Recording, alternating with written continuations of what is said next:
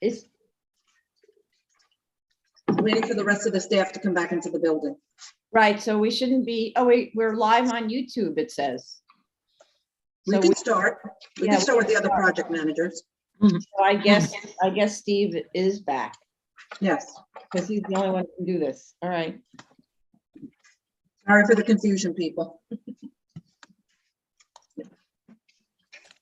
I was told it was going to be next week. Okay. Sorry, because we're being recorded and we're live on YouTube. There was confusion for the public who might have joined in already. There was a fire drill at our offices and we weren't sure we'd be able to start on time. So Yeah, it was an emergency evacuation drill, not a regular fire.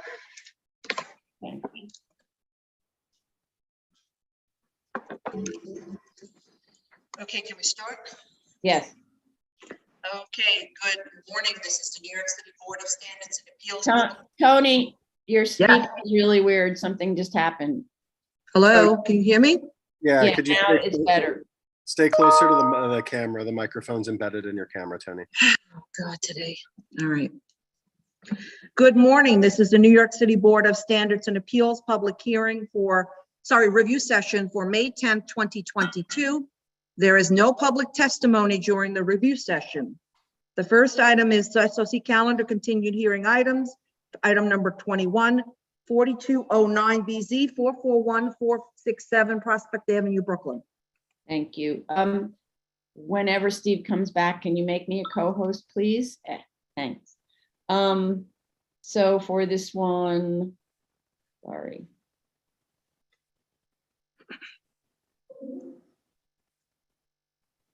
Okay, we had asked them to notify neighbors of this hearing, which they did do. We have proof of notice of hearing for this hearing. On the noise monitoring question, there's a very helpful description of what the on-site engineer does. They actually have, as it turns out, an engineer on site. Oops, I'm sorry. I didn't have my video on. Didn't realize, sorry. Thank you for reminding me. There's a helpful description of what the on-site engineer does to monitor equipment generated noise levels that exceed 80 decibels that could be incorporated into the resolution. I'd like to understand though where that level is taken, where the sound levels are taken at the equipment itself, inside the working area or outside on the roof.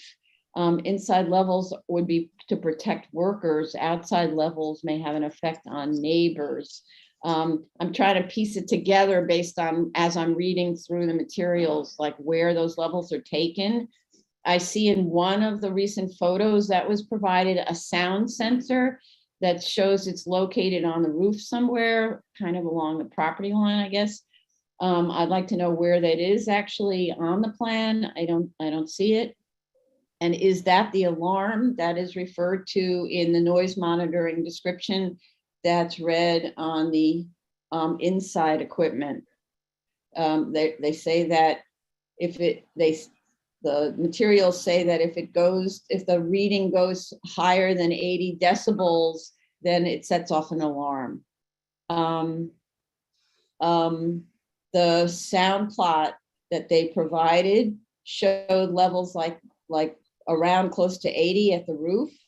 I'd like to understand if this is attenuated in any way, that by the time it reaches the open windows of the residence at 2 a.m., where apparently this facility operates at 2 in the morning, if it reaches the open windows of residents at 2 a.m., is it attenuated enough by distance or otherwise by something that it reaches 45 or 42 dBA, which is the noise code.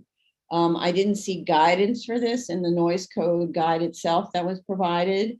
They provided like a standard DEP noise guide.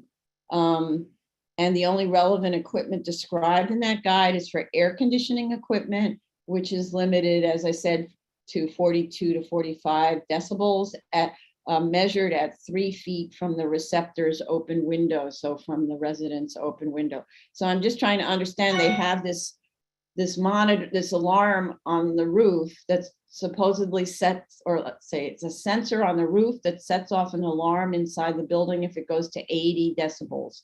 But it seems to be when they were measuring it in the just below 80 decibel level. So is that sort of the magic number where when you measure 3 feet from an open window of those houses behind, it steps down to 42 or 45 decibels? So I'd like the engineer to explain that.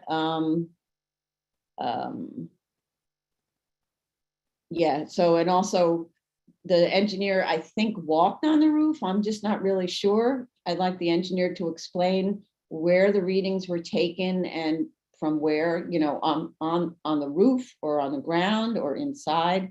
For example, there's also readings in the parking area that would presumably be attenuated by the acoustical wall. And so I'm just trying to understand a little better. I understand this was prepared in-house, not by outside engineers who would do a much fancier job. I'm not asking them to do a fancy job. It's just to answer those kinds of questions. I thought the submission on the 8-foot high acoustical wall that was installed pursuant to the 2009 approval was helpful in understanding the scope and intensity of review by the commission at that time. And I'd like to add that clearly this board scrutiny of such concerns has been consistent with that of the prior board scrutiny, because they obviously got those kinds of tests. View 15 and 25 of the recent set of photos shows an open chain link fence along that same residential property line where a portion of it has the acoustical wall. And that chain link fence does not have the acoustical barrier that's described in the 2009 report. That area appears to be residential rear yards. The report recommended only a 30 feet of acoustical barrier next to the residential apartment building areaway. So it seems like the owner complied with the instructions on that acoustical report, but I didn't understand, was nothing recommended adjacent to those other rear yards. Drawing 8, and I think maybe the reason was drawing A2 that was recently submitted, and then I looked back at the originally approved drawings, actually showed that area behind the rear yard as having an 8-foot high concrete block wall, an existing 8-foot high concrete block wall. So they wouldn't have recommended an acoustical wall because there was an 8-foot high concrete wall. So now I'm confused because it's not that, it's chain link.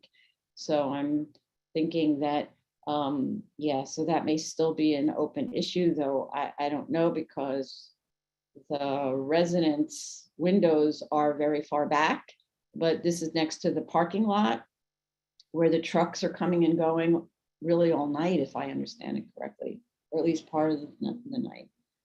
There's also a lumen plot diagram that may be showing lighting levels spreading onto residential property lines, but I'm not really sure.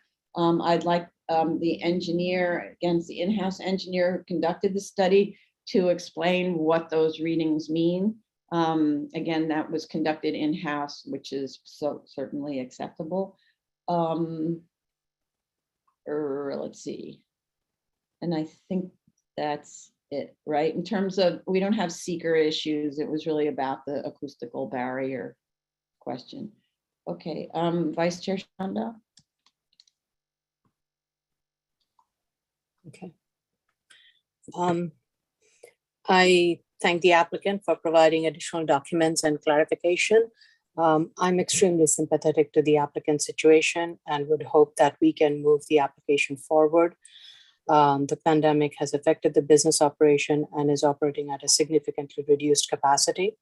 The facility serves a business need that has been greatly affected by the pandemic, and it is therefore affecting this current, the subject business that we are reviewing. So I want to be mindful about in reviewing the case and that it complies with the prior grant. And most importantly, after 3 board hearings and notification, we have not heard anything from either the community board or from its neighbors. So I feel that the applicant has been responsive to the board's prior grant, and we have not heard anything because it's working. So with that said, I think we should proceed with making sure the applicant, all the prior conditions are again are continued with this extension. I would also suggest that a couple of additional comments be incorporated, as one suggested by Chair, the sound monitoring that is done by engineer, that be incorporated into the resolution and be part of the condition. And also with regards to the noise, there was a memorandum that was distributed to the truck drivers to address the noise control. And this is in the prior board resolution.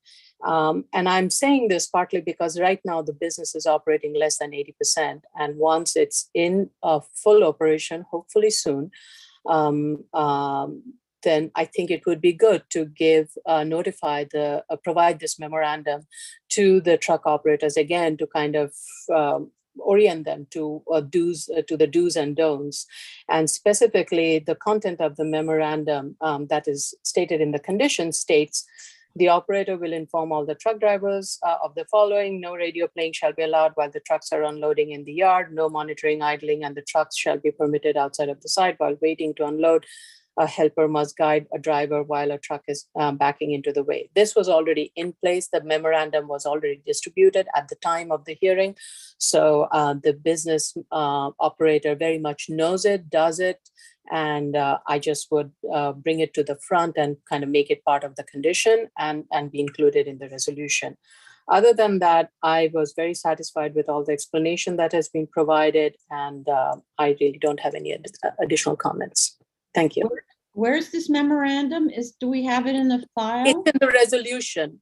When you look at the last grants resolution, in that the board refers to the resolution, refers to the memorandum and says that the applicant has already distributed this memorandum, which states the following. So all I'm saying is just make that part of the condition, and that would be, it has been put into practice. So it's nothing new we are asking the applicant to do.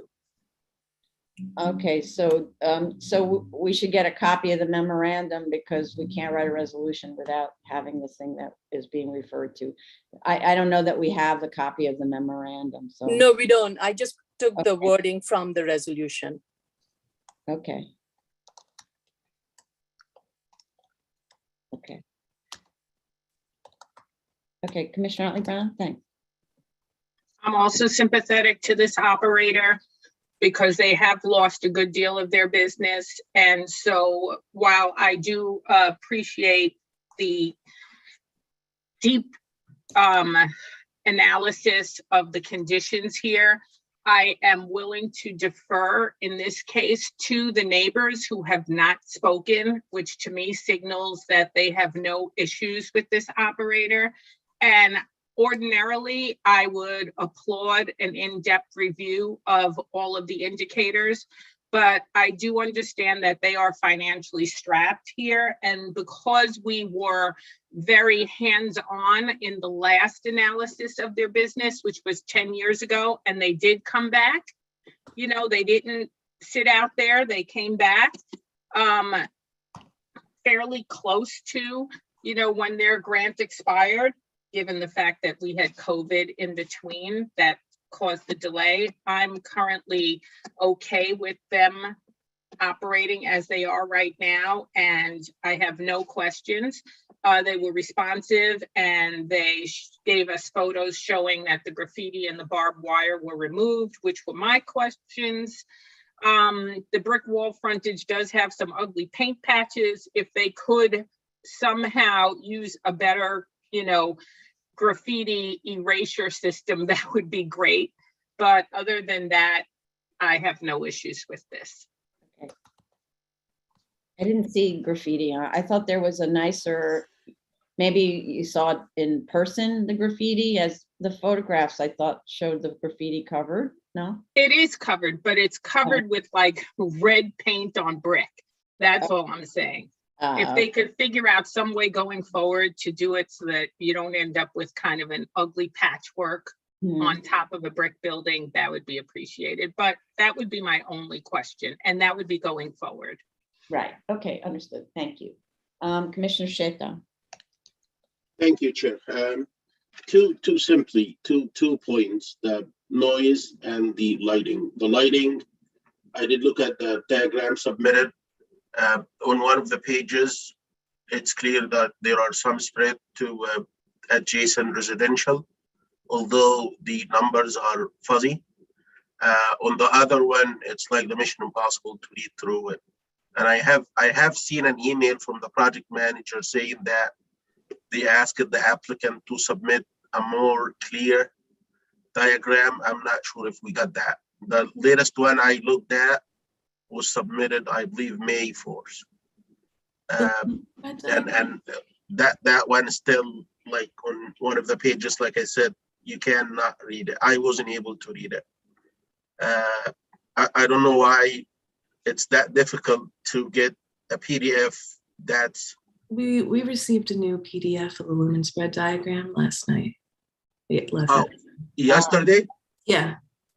Oh, I didn't see that. Sorry, my bad. Well, wait a second, was it sent to the commissioners? It was sent through submit. Right, can you forward it to us? Because we don't necessarily. I haven't seen something that was coming to submit. Jillian, can you forward us what you're talking about? Yeah, I'm gonna send it now. Thank you. Okay, so I'll take a look at that one, like on the fly. The other point is the noise, and I hate to say this. I'm sympathetic with any business, whether regardless it's suffering or it's not suffering. Our job is not to give these people hard time. Our job is to help these people resolve their issues and move forward. And this is the attitude from myself, at least, since I joined the MET in 2017. But when an analysis comes from an engineer for a sound monitor, simple as that, when for every single drive-through, we have that sound emitting equipment, and then they measure 2 feet away. And there is a rule of thumb in sound propagation that every doubling distance, the noise level drops by 6 decibels, meaning that if you're measuring at 2 feet, you're measuring X. At 4 feet, it's going to be X minus 6. And then at 8 feet, it's going to be X minus 6 minus another 6, and so on. In this case, number one, there is no analysis done whatsoever. Wait. I did hear. Sorry, I just need to interrupt. So, Yes. Because of why this is the way it is, okay? We received in-house requests that the applicant or the owner is not in a position to hire sound or lighting engineers. So we said to them, please just use whatever kind of a thing you might have on your phone or whatever to go measure these things and report out on it. So these were not conducted by a sound or a lighting engineer. It's an in-house engineer who I guess is responsible for the safety of the equipment. Yes. Who went on the roof and took readings and didn't do any calculations because that person isn't an expert in either lighting or sound. Okay, just to give the person a break under our direction. And I see no shame Okay. if any other applicant doesn't have an engineer. If I'm one of the commissioners and I go there and I have the application on my phone, I see no shame that I could grab my phone and just measure and report the measurements to the board. There is no, I just said, our job is to help these people. But I'm hearing the extensive analysis, that kind of, there is no analysis done whatsoever, period. All what happened is a sound monitor is stuck to a fence on the roof or to a parapet wall on the roof that measures, and it gives an alarm when it hits 80 decibels. That's all. And I'm satisfied with that. That could be okay, provided. Two very simple things. Number one, the distance between that monitor and the closest window. Yes. number two, what are the bases for that magic number, 80 decibels? The distance is gonna help us take the 80 and go like doubling, and every time deduct 6 decibels, and at the window, just predict how much decibels are there. If it's around ambient, that's fine, we're good. If it's not, then we could look into complaints and like the position of the neighbors. But silence never been a consent. Silence could mean that the neighbors next door are not just available. They don't have time to come to the board or to report. Can I just break in really quickly? Because this is not a neighborhood of people who are not politically empowered. The people in this neighborhood are very politically empowered and very politically active. And so I think that you can say that neighbors not responding often means that neighbors don't feel empowered, but you can't paint the city with such a broad brush. This is not that neighborhood. This is a neighborhood where neighbors came out en masse about a hospital expansion just a few blocks north of here, en masse, over and over, mobilized and sued the hospital over an expansion. So this is a neighborhood of people who are extremely politically aware and extremely politically active. Okay. So, you know, this is why I was willing to say in this instance where there was an absence of political, neighborhood objection and comments, that it probably is not disturbing them. I Thank just you, want to Commissioner. interrupt. Are you done, Commissioner? Yeah. So let's Yeah, finish. Chair, please. Yeah, This yeah, is that's like fine. in the last month, this is like that 4th time I get interrupted, and I'm really getting sick of that.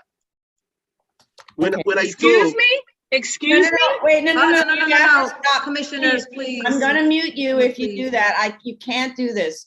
Please, Commissioner Please. Sheta, continue, and then we're gonna go to Commissioner Shabeta. Please, thank you. please. So what I'm saying is, there is no plan submitted to show where the, why should I dig? That's what I did. I have to go to Google and look at the views, watch the colors for the buildings. And then I have to go to this.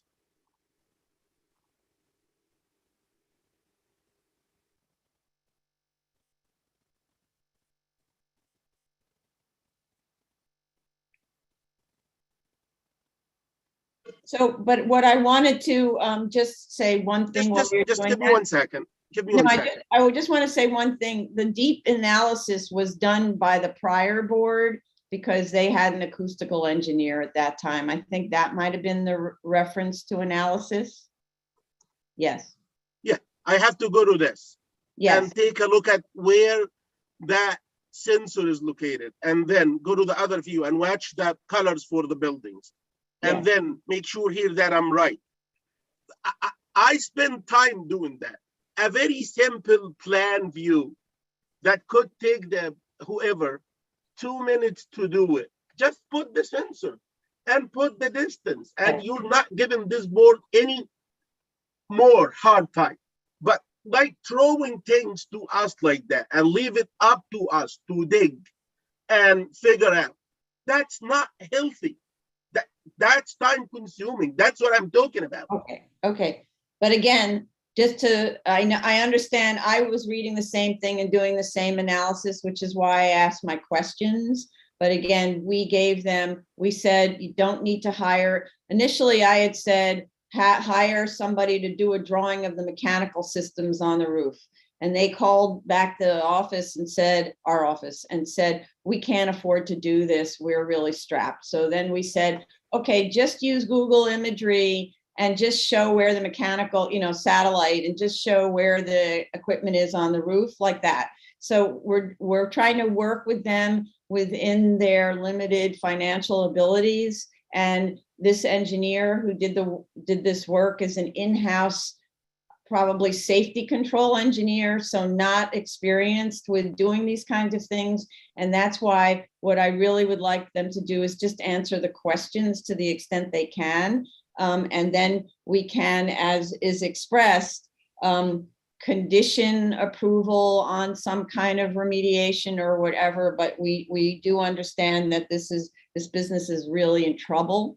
And so, and frankly, to not treat this in-house engineer who did a favor, it's for, in a sense of favor, because that's not the kind of thing this engineer is supposed to be doing, to provide us with these readings, right?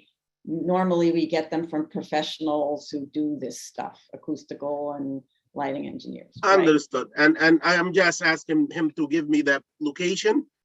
And Yeah. with the location, I'll do the analysis on the fly and figure out whether the sound level at the window would be okay or not. Right, exactly. That's what we're talking about. Okay, thank you. Commissioner Shabeta, thank you for your patience. Thank you, Chair. So I too am sympathetic to this applicant. And I think it's telling that we only got a sole objection that was filed. The only request, Joseph Borelli, it was updated, I believe yesterday. The letter was signed on the 5th of this month. So I would only ask the applicant to speak to it.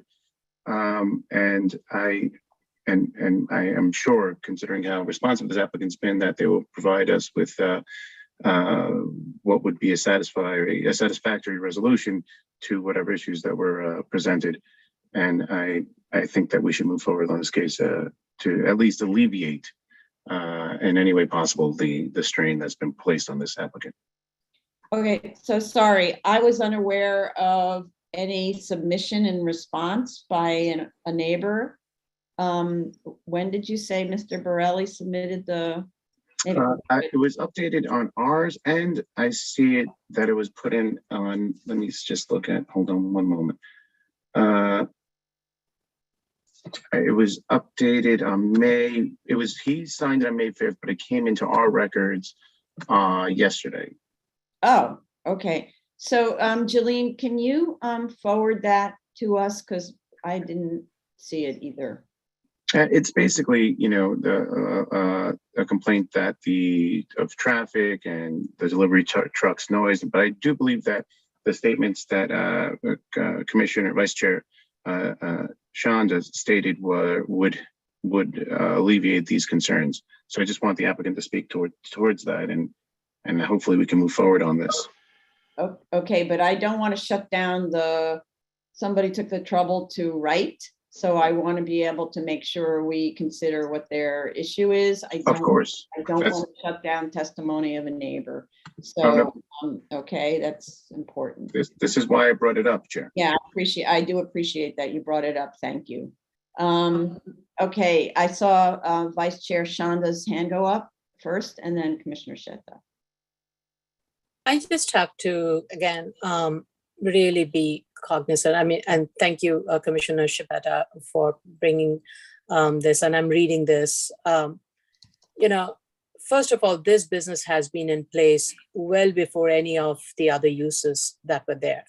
The business is operating at less than 80% capacity, and it is a 24/7 operation. There is no secret about the operation. It is a known entity that has been there even before many of the people moved in there. So the operation that is there, yes, it is going to operate 24/7, and it is going to generate truck traffic.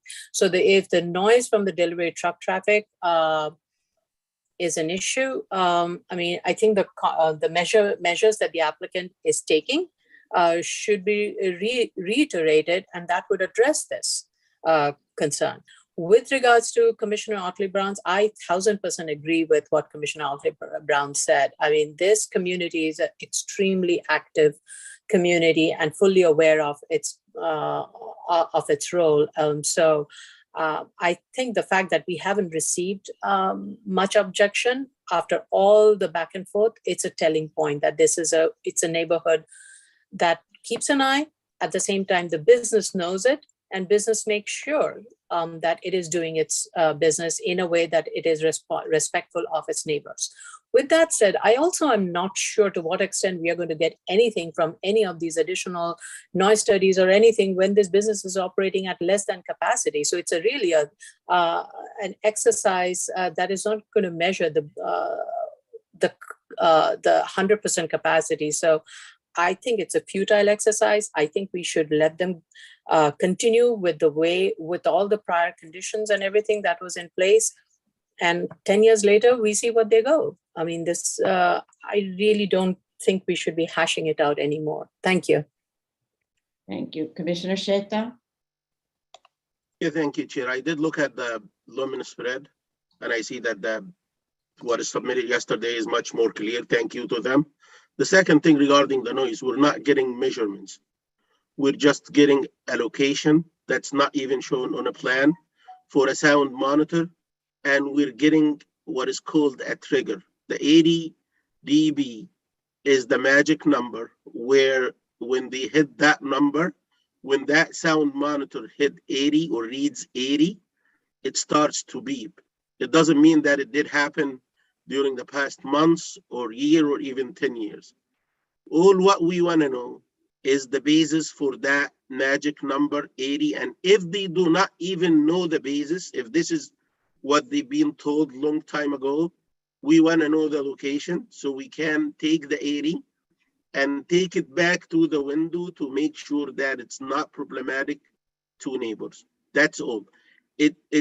Maybe it didn't happen during the past 10 years, but because of the deterioration in the equipment, because of other things, it might happen next month or next year.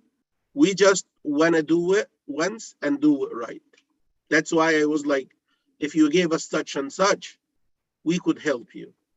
I'm not reluctant to help any of the applicants, but just give me the data. And that's what we asked for during the past hearing.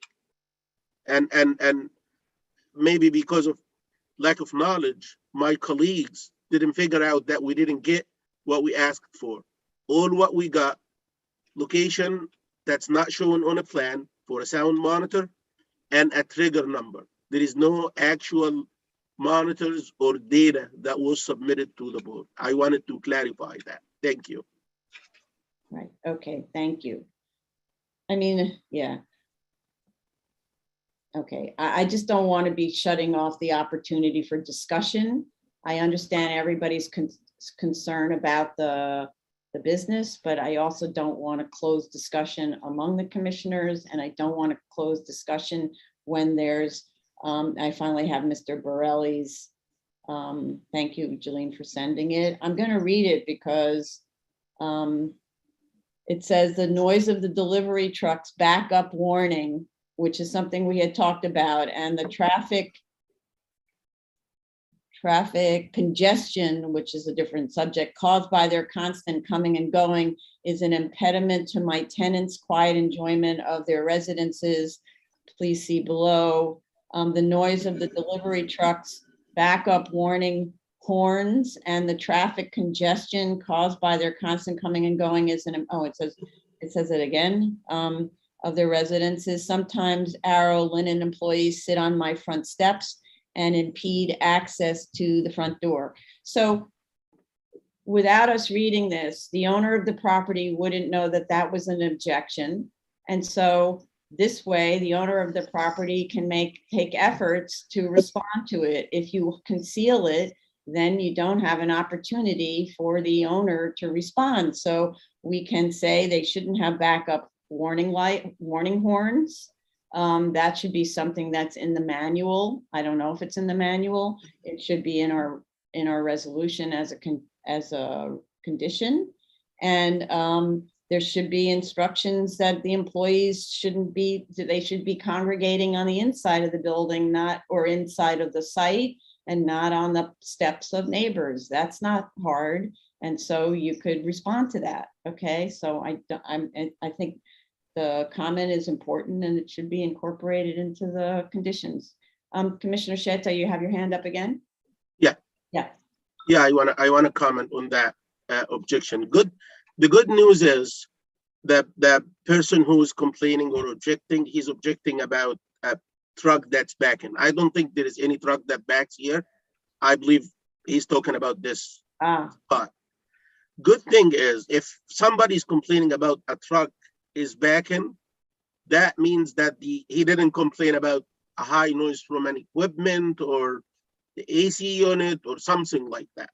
So that gives an indication that the equipment on the roof, yes, and this makes sense because it, like you said, that the facility is operating at probably less than 80% capacity. So it's not anticipated that the equipment up there would be a problem to these guys.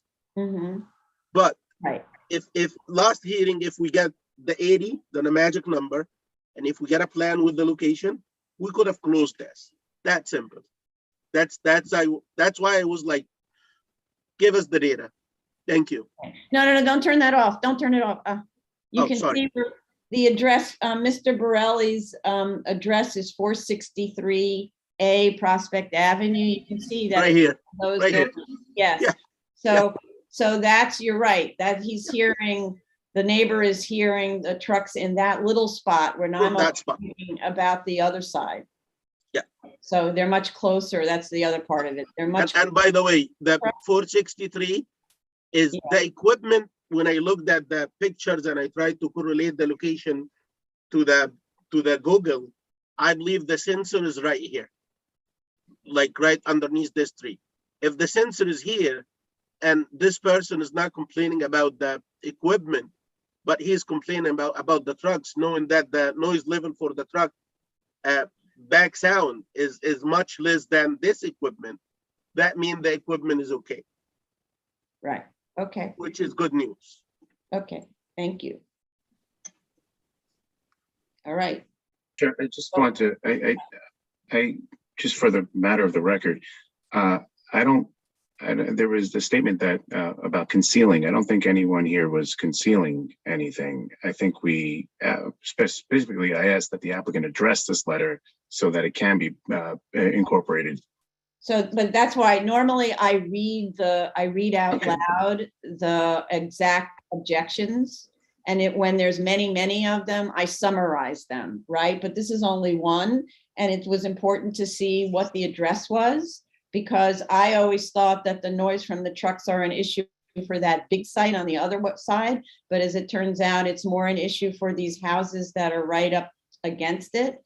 But the solution is pretty easy, it seems. Have the memorandum not allow the trucks to use their backup warning. I don't know how you turn those things off, but to turn those things off. Or maybe, I don't know if there's even a regulation about backup warning trucks. So, So, Madam Chair, the memorandum that was published, that was distributed last time around, the wording from the BSA resolution says, no motor idling of any trucks shall be permitted outside of the site while waiting to unload. A helper must guide a driver while a truck is backing into its bay. That would address the beeping noise that comes from backing up. Okay. And no radio playing shall be allowed while the trucks are unloading in yards. I think because they are at such a low capacity, they probably don't even have enough people to help with all of the movements and other things. So that could be attributing to this issue, but it's a memorandum that can be redistributed and everybody again reoriented.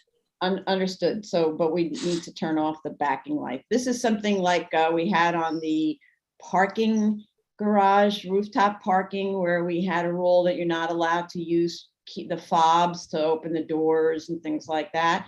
So we can introduce more of those things. So I would like the applicant to dig up the memorandum and send it to us. It's probably somewhere accessible.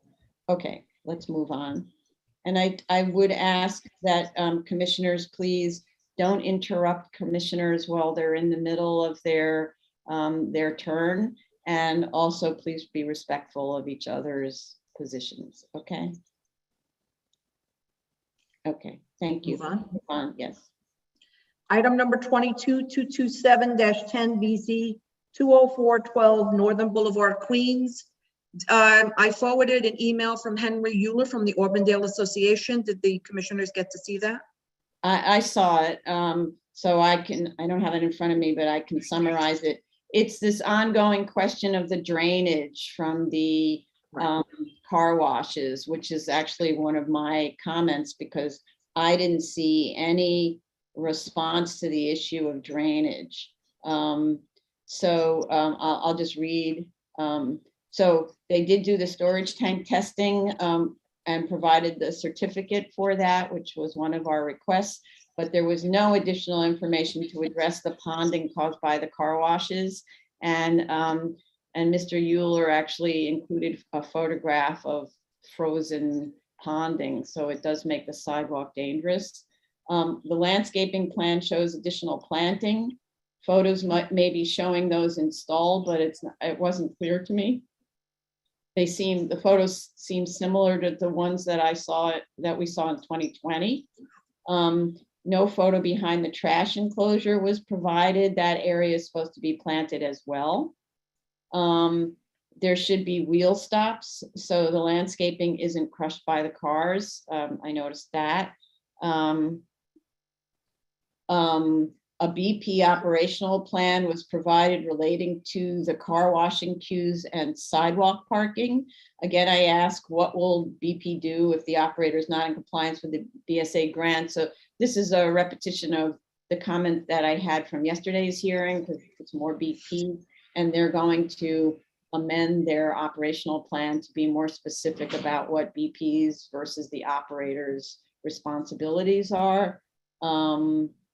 And those were my comments. I'm sorry, before you, just FYI, I did email that to the applicant this morning, Mr. Euler's letter, so they're aware of his comments. Thank you.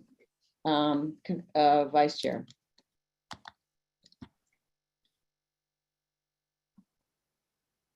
Sorry, I'm having a technical difficulty here. I'm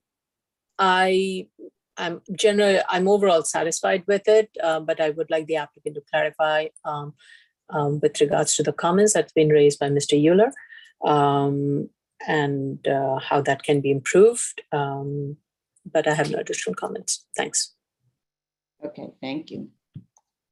Commissioner Ali Brown? No additional comments. Okay. Commissioner Sheta? Thank you, Chair. I believe they responded, some sort of response included in the cover letter to the drainage issue. Oh, they did? I did read something of that kind. They said BP will repair grades / asphalt pavement in the vicinity of the drains. So I believe that the issue last time was ponding, like around the ground drains or the floor drains that are existing already. But my issue, I was the one who raised the issue regarding the drainage. If you allow me to,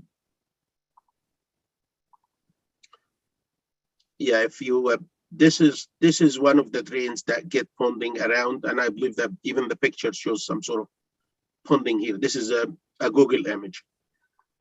But if you look at the grades, even beyond that drain, it slopes towards the street.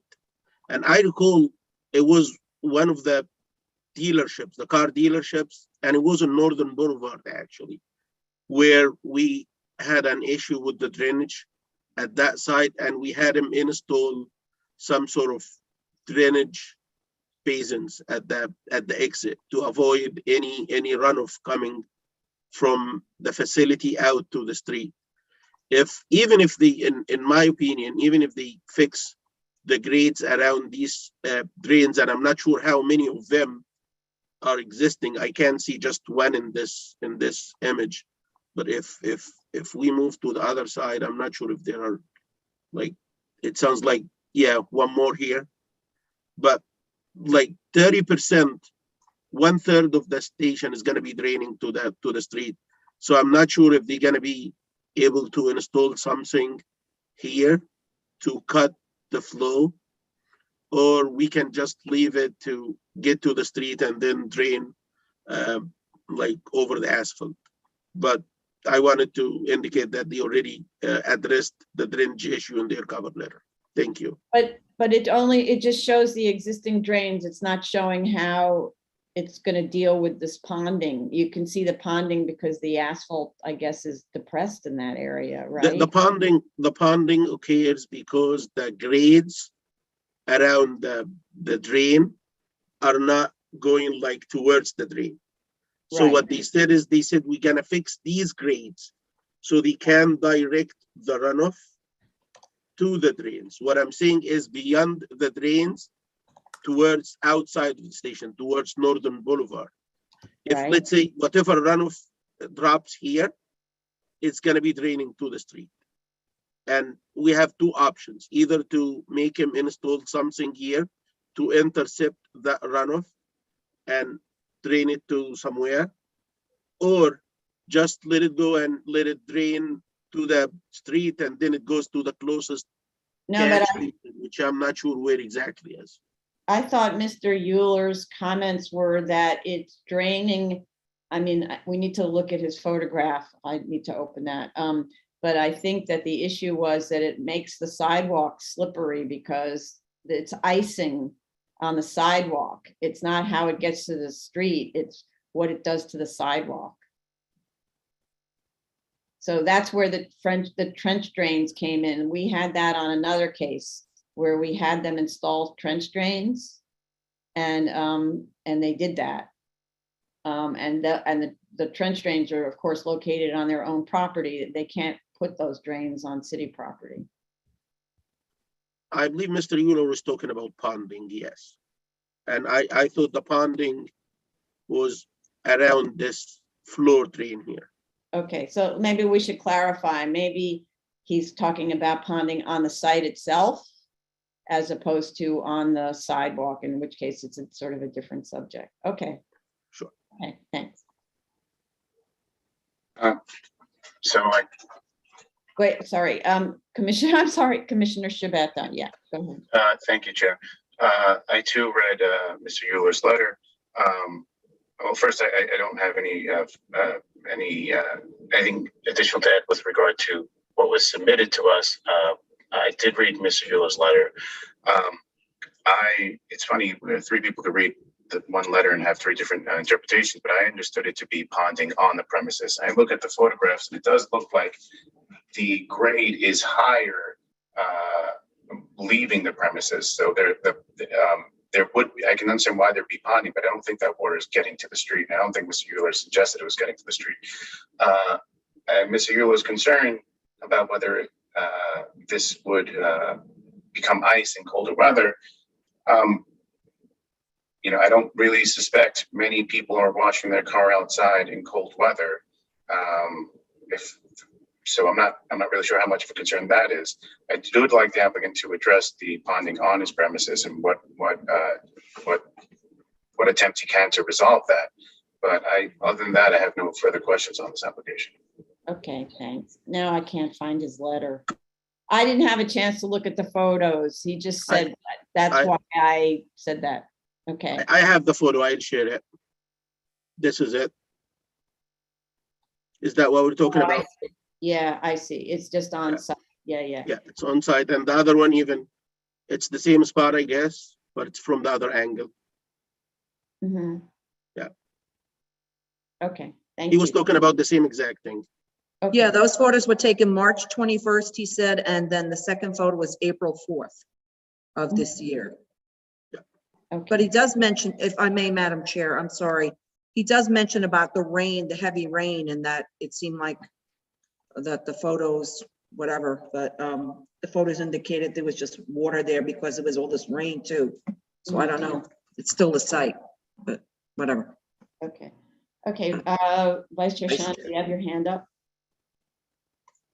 Yeah, I was just going to say, when I read the letter, Mr. Euler's letter, I thought he was referring to the ponding on the side and not any spillage onto any to the sidewalk. It's just that one drain is catching both the runoffs from the car washes, and that's where the ponding is occurring, which is probably because of the way it's dipping and maybe it's not flowing adequately.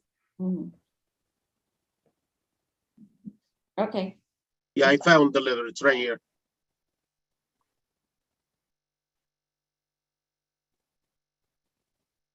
Right. Okay. Right. Okay. Yeah, he's talking about something on site. Mm-hmm.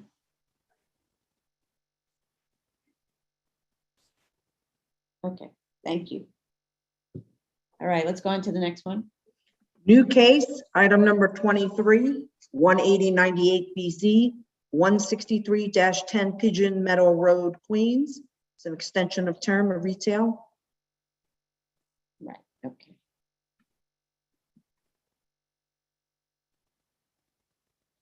We have proof of service of initial application and of notice of hearing to officials. The community board hasn't yet held their hearing, or I think they will tonight or did last night, something.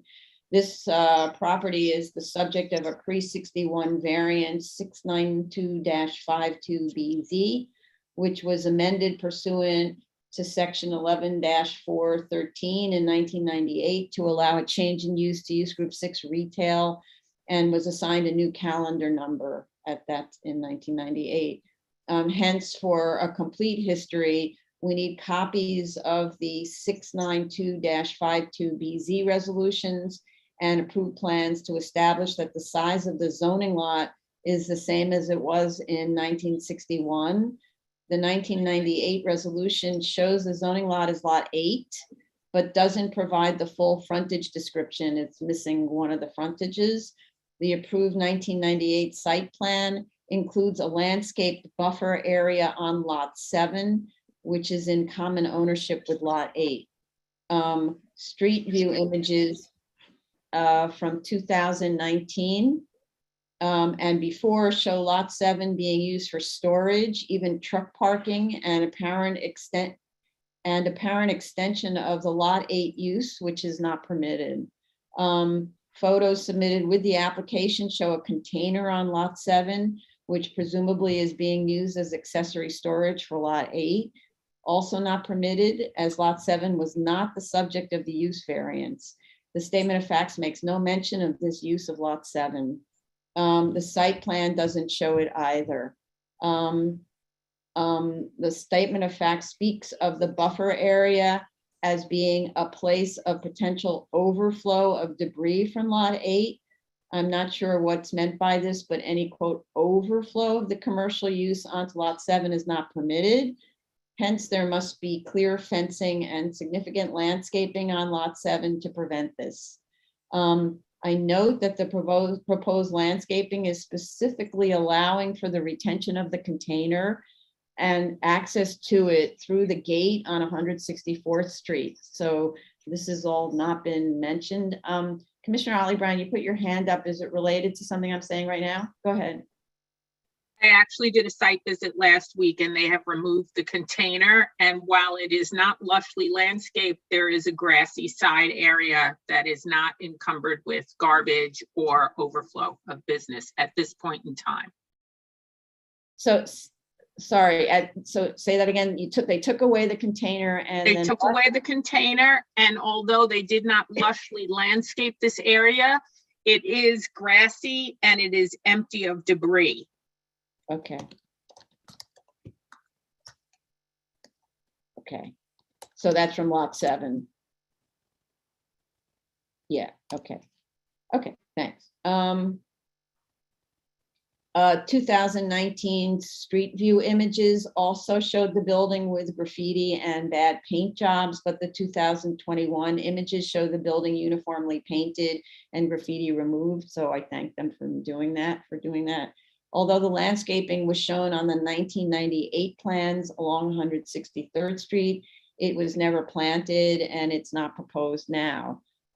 Fencing around the 163rd place frontage, or it's actually 163rd place, not street, 163rd place frontage of lot 7 is in need of repair, as is the fencing around the AC air conditioning units that are adjacent to the trash enclosure.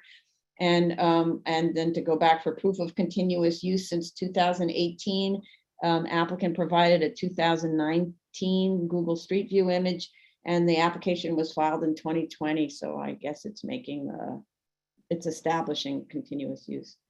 Okay, yeah, Vice Chair Shanda. Thank you, Commissioner Otley Brown, for the update with regards to site visit. I wasn't able to make it. Based on the photos that's been provided, it seems the site is in good condition and it has been improved than it was previously based on Google Street View.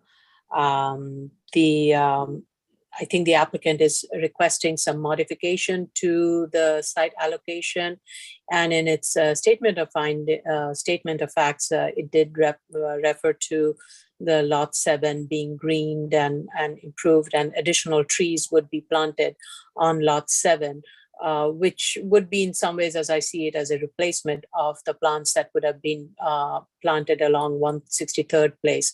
I think the request of the changes that the applicant is proposing with regards to the improvements is better. It makes more sense to have more trees on lot 7 because that is the buffer between the residential use and the proposed use, as opposed to it being located on 163rd Place, which would be backing up against a masonry wall. And the relocation of the dumpster and the mechanical system away from the residential and closer to Pigeon Meadow against the masonry wall seems reasonable. It makes sense. I do have a couple of recommendations, and one would be the applicant is also proposing to there is a car vacuum and a tire dispenser, and the applicant is proposing to keep that function. I do not have an issue with that being those two services being retained on the site, given its location. It's far away from all the residential uses and it's against the masonry wall along 163rd Place. It will not be a noise generator to any of the abutting uses, as there is nothing abutting it. And my only recommendation would be to kind of provide another parking area designated for vehicles to park there to use the car vacuum and the tire dispenser. And another recommendation would be for the applicant to reach out to the Parks Department to see if any additional street tree can be planted along the 163rd Place, because that's a pretty long frontage. And I think you could at least put one tree, if not two.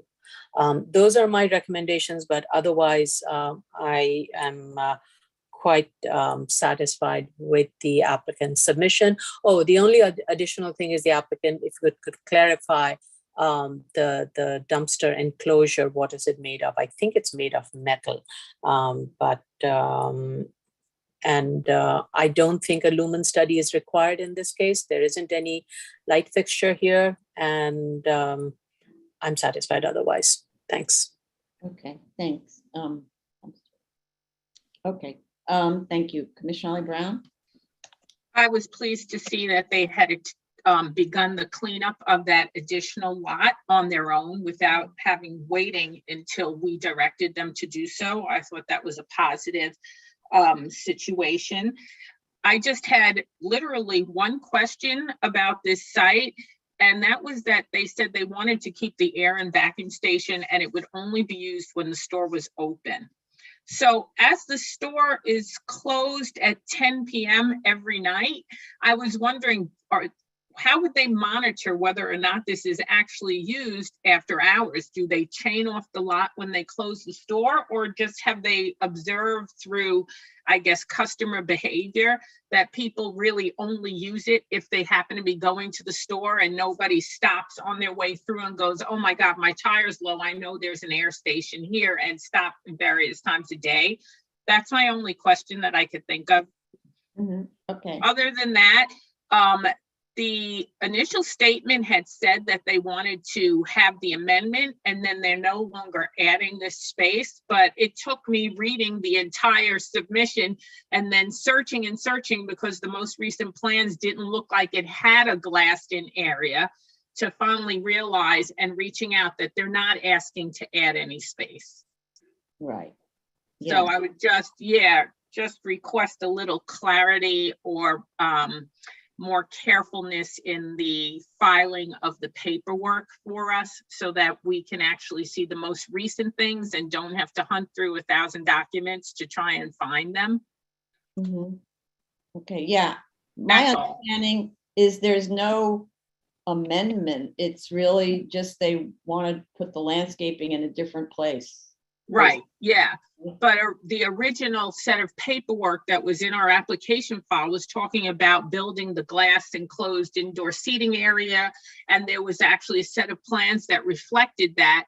And then there was another set of plans that showed that it wasn't in there. And then I had to find the other statement to see that they were not adding the space, but the other statement didn't even clearly say we're no longer adding the space. It took me reaching out to say, hey, what's going on? You know, there's two sets of plans basically, and nothing's mentioning that they're not building this extra space. It's just showing that they're not building the extra space. Okay, right, understood.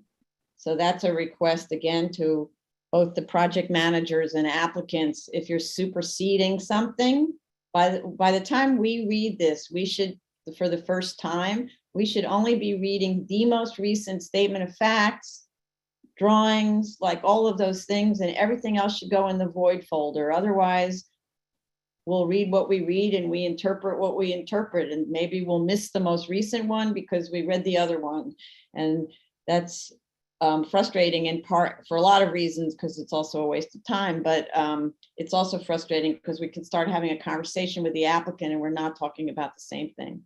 So, okay, I'm just looking, I don't even find the interior floor plans of the little building. On the last submission, there's no. So drawing. There is. Yeah. No, there is. Okay, I see. It's just coffee counter and it's just still a convenience store, basically. Right, okay. A3. Yeah, okay. All right, who were we up to? Commissioner Sheta. Thank you, Chair. Yeah, I agree that the site is not in need for a luminous spread. It's been shielded from surrounding properties, 2 streets, and then there is like the adjacent lot to the south is acting like a buffer from the other residential on south. So I believe luminous spread is not needed. I'm okay with keeping the vacuum, provided that for the vacuum in the air, they control the operation of it, meaning that after they close, they want to make sure that nobody's going to be using it. And I believe this could be achieved by Commissioner Vice Chair, I'm sorry, Vice Chair, Commissioner Sheta, you're breaking up. You're breaking up, and you know what the problem really with it is? We may be able to sort of understand it, but then this gets transcribed automatically by YouTube, and it won't understand all the static. So try it again closer to your mic. Sorry about that. Yeah. You okay? Yeah, I am. Yeah, thank you. Yeah, what I'm saying is they want to make sure, is that okay? Yes. Yeah, they want to make sure that they control the operation of the air and the vacuum by, I would suggest they install a switch to both, like right before they leave, they disconnect the power to both of them. So that's how I believe they can make sure that they are not going to be used after they close. Mm-hmm. Nothing else from me other than that. Thank you. Mm-hmm. I don't know. Are those air pumps? They work with I mean, I don't know how they work. Do they work with electric? The air pump, the vacuum, obviously, but the air pump also? Yes. Okay. All right. Thanks. All right, Commissioner Shabeta. Thank you, Chair. I have no further questions on this. I was satisfied with the application. Okay, thank you.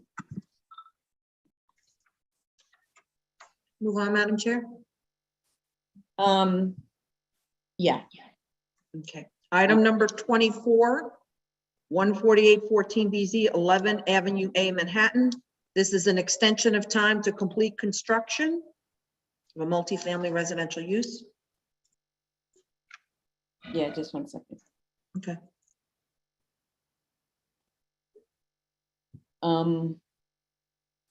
Sorry. There are no notice requirements for extension of time. According to the applicant, work has been delayed due to negotiations with neighbors, which I understand it's always like that when you have to get a project started, and COVID delay related issues.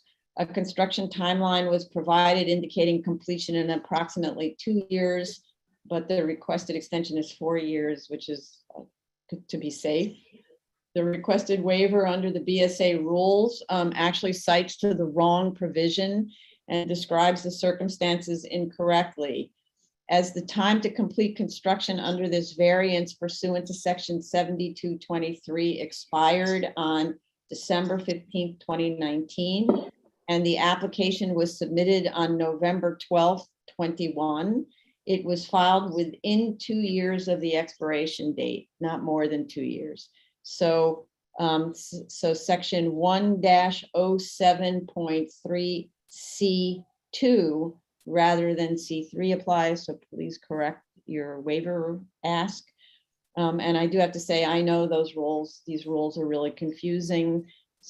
I have to read them over every single time I look at an application. We've discussed amongst the staff and council how to improve the rules, which will require an official rulemaking, which is a laborious, long process. So anyway, okay, those are my comments. Vice Chair Shanda? I have no additional comments. I'm okay with this application. Okay. Commissioner Otley Brown? I'm okay with the application. Okay. Commissioner Sheta? Thank you, Chair. I'm satisfied with the application. Okay, Commissioner Chibetto? Thank you, Chair. I'm also satisfied with this application. Okay, thank you.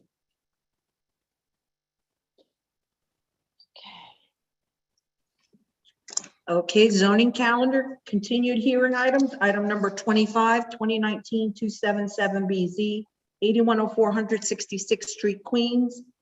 This is the to permit the construction of a 3-story plus cellar house of worship. Second scrolling.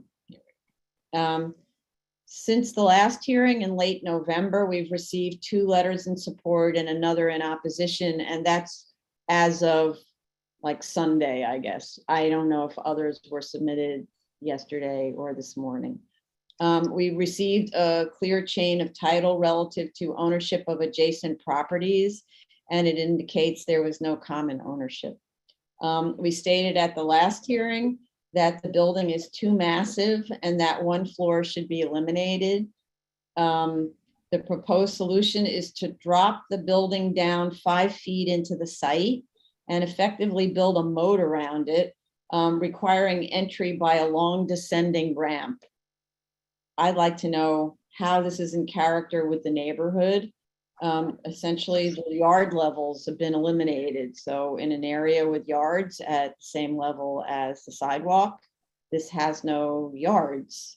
Sadly, the zoning resolution is silent as to this point in its direction on the level of yards, stating only that they cannot be higher than street level or grade level. I guess it assumes no one would drop a yard lower than grade level.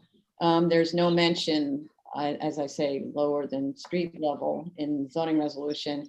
But as proposed, these are really our pits or area ways. The neighborhood character study may support the reduced yard distances from the property line to the building. I think it does support that, but goes nowhere in establishing the appropriateness of a moat around a building. The building is effectively the same height as it was in the previous proposal, except that it now sits in a depression. However, because the zoning resolution measures height from the front yard line, the height is now compliant with the maximum height of 25 feet. The full lot size cellar continues to eliminate the possibility of planting around the perimeter, and the moat now requires that the area that might have been planted is filled with a long ramp and multiple stairways. So basically concrete or something like that all the way around. The mikvah and kitchen are still there, although the kitchen area has been reduced in favor of a significantly larger mikvah. I'm not persuaded that the congregation couldn't adjust staggering the hours of usage of the classrooms with prayer services given the size of the congregation, or especially, as was discussed at the last hearing, that the mikvah which we rarely see in synagogues, including the similarly sized synagogue to be reviewed in the next case, is an essential element. I did a little research on the availability of mikvahs in the area, and actually there's even a website that's the equivalent of like mikvah.com or mikvahinyourarea.com. And I found at least 5 mikvahs within a 5 to 10 minute drive of the subject site. So the statement of facts that they're far away from the subject seems to be incorrect. This is new construction. So the statement of facts uses the word adaptive reuse of the cellar. It's not adaptive reuse. It would be a redesign, that's what was proposed, of the cellar that would replace the generous area of the mikvah with classrooms and library, which I again I penciled out, and almost the entirety of the top floor fits in that area.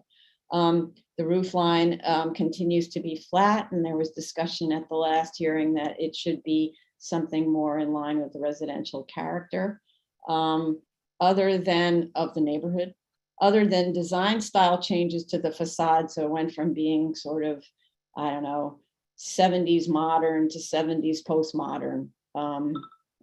That's basically what was done. So other than the design changes to the facade, there's been no change to the project. The neighborhood character study I found unhelpful, being only a set of height comparison maps. Where is the rendering that shows the proposed condition in context, which, by the way, would show the heads of congregants passing into the depths because of the moat. I have to say that with respect to dropping this structure, which is a house of worship, into the ground, below ground, I might have been more sympathetic to a design like this if I thought there was a real design concept behind it rather than it being merely expedient. There are houses of worship around the world where the ancient building has sunken below street level and is approached by a gradual descending formal stair. But this isn't it. I just find this is an affront to the neighborhood. And by way of an example, there are houses of worship in Venice and in Mexico City where the building has sunken, the ancient church has sunken below the street level, and you descend through these really nice stairs and it becomes an event, but that's not what this is. And then there's something that's called stucco veneer. And as far as I can tell, stucco veneer is the same as ephes by another name, so it can't be ephes. And those are my comments. Vice Chair Shonda. I'm just going through my comments. I was somewhat disappointed with the submission, partly because the solution that the applicant found was, as you mentioned, lowering the building and creating a moat-like condition and removing any possibility of kind of softening the frontages with any landscaping. But I also think it sets, if we were to proceed, it kind of sets a precedent. It may encourage other place of worship to come and propose something similar in nature in residential uses. So we have to be very careful in evaluating this in terms of the neighborhood context as to how this fits into the neighborhood, this kind of treatment, and especially it's a corner lot, so it would be exposed on two sides from the street level.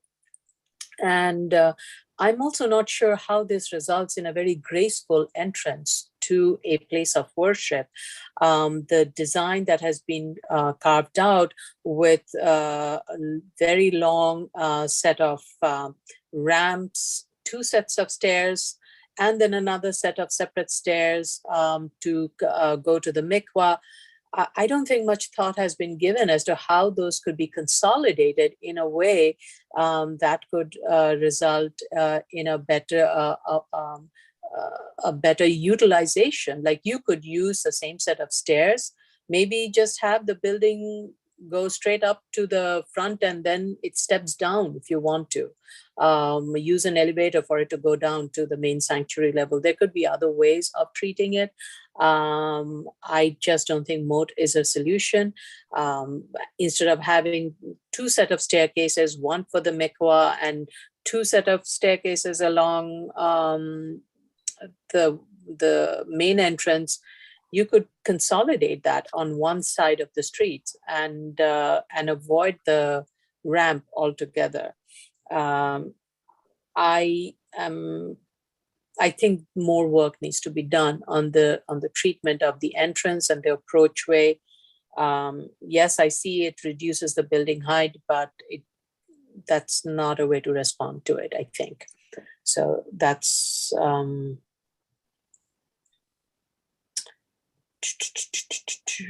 yes, those are my comments. Okay, thank you. Yeah. Yeah, I wanted to actually share, maybe I'll send it to Chase to show a picture of this church in Mexico City, where there's a very wide, like it's sort of the entire block is steps down. So there's a gradual descent, but then there's a large plaza in front of it. Whereas if you go down these steps, you'll kind of smash up against the building. So there won't be any gradual arrival. I don't even know if it would comply with code in that case, but okay, thank you. I just want to add one thing with regards to the programmatic need. I think except for the mikvah, the kind of programmatic elements that the applicant has stated is pretty similar to some of the places of worship we have seen on small sites. So I think the applicant can address this, and I think mikvah is aggravating the need for the height. So maybe there is a way to address both of them. Thanks. Well, we suggested at the last hearing to eliminate the mikvah and move classroom space down into that area which is taken by the mikvah. And the answer was we need the mikvah. So we didn't get anywhere. So, okay, Commissioner Ali Brown. So my initial impression of this site was that it was very large and bulky and institutional looking, even though, I mean, it was clear they took some time in their design. It just looked like it didn't fit into the neighborhood. And so when we all requested that they somehow reduce the bulk and the height, sinking the building down did not address the institutional look of the building and the bulk. It just made it a little lower, but didn't soften it in respect to all the other homes in the neighborhood. So that comment still stands for me. It still looks bulky and institutional. Other than that, I do have an issue about the number of congregants. It's really, I don't know why, but it may be the way in which it's been presented.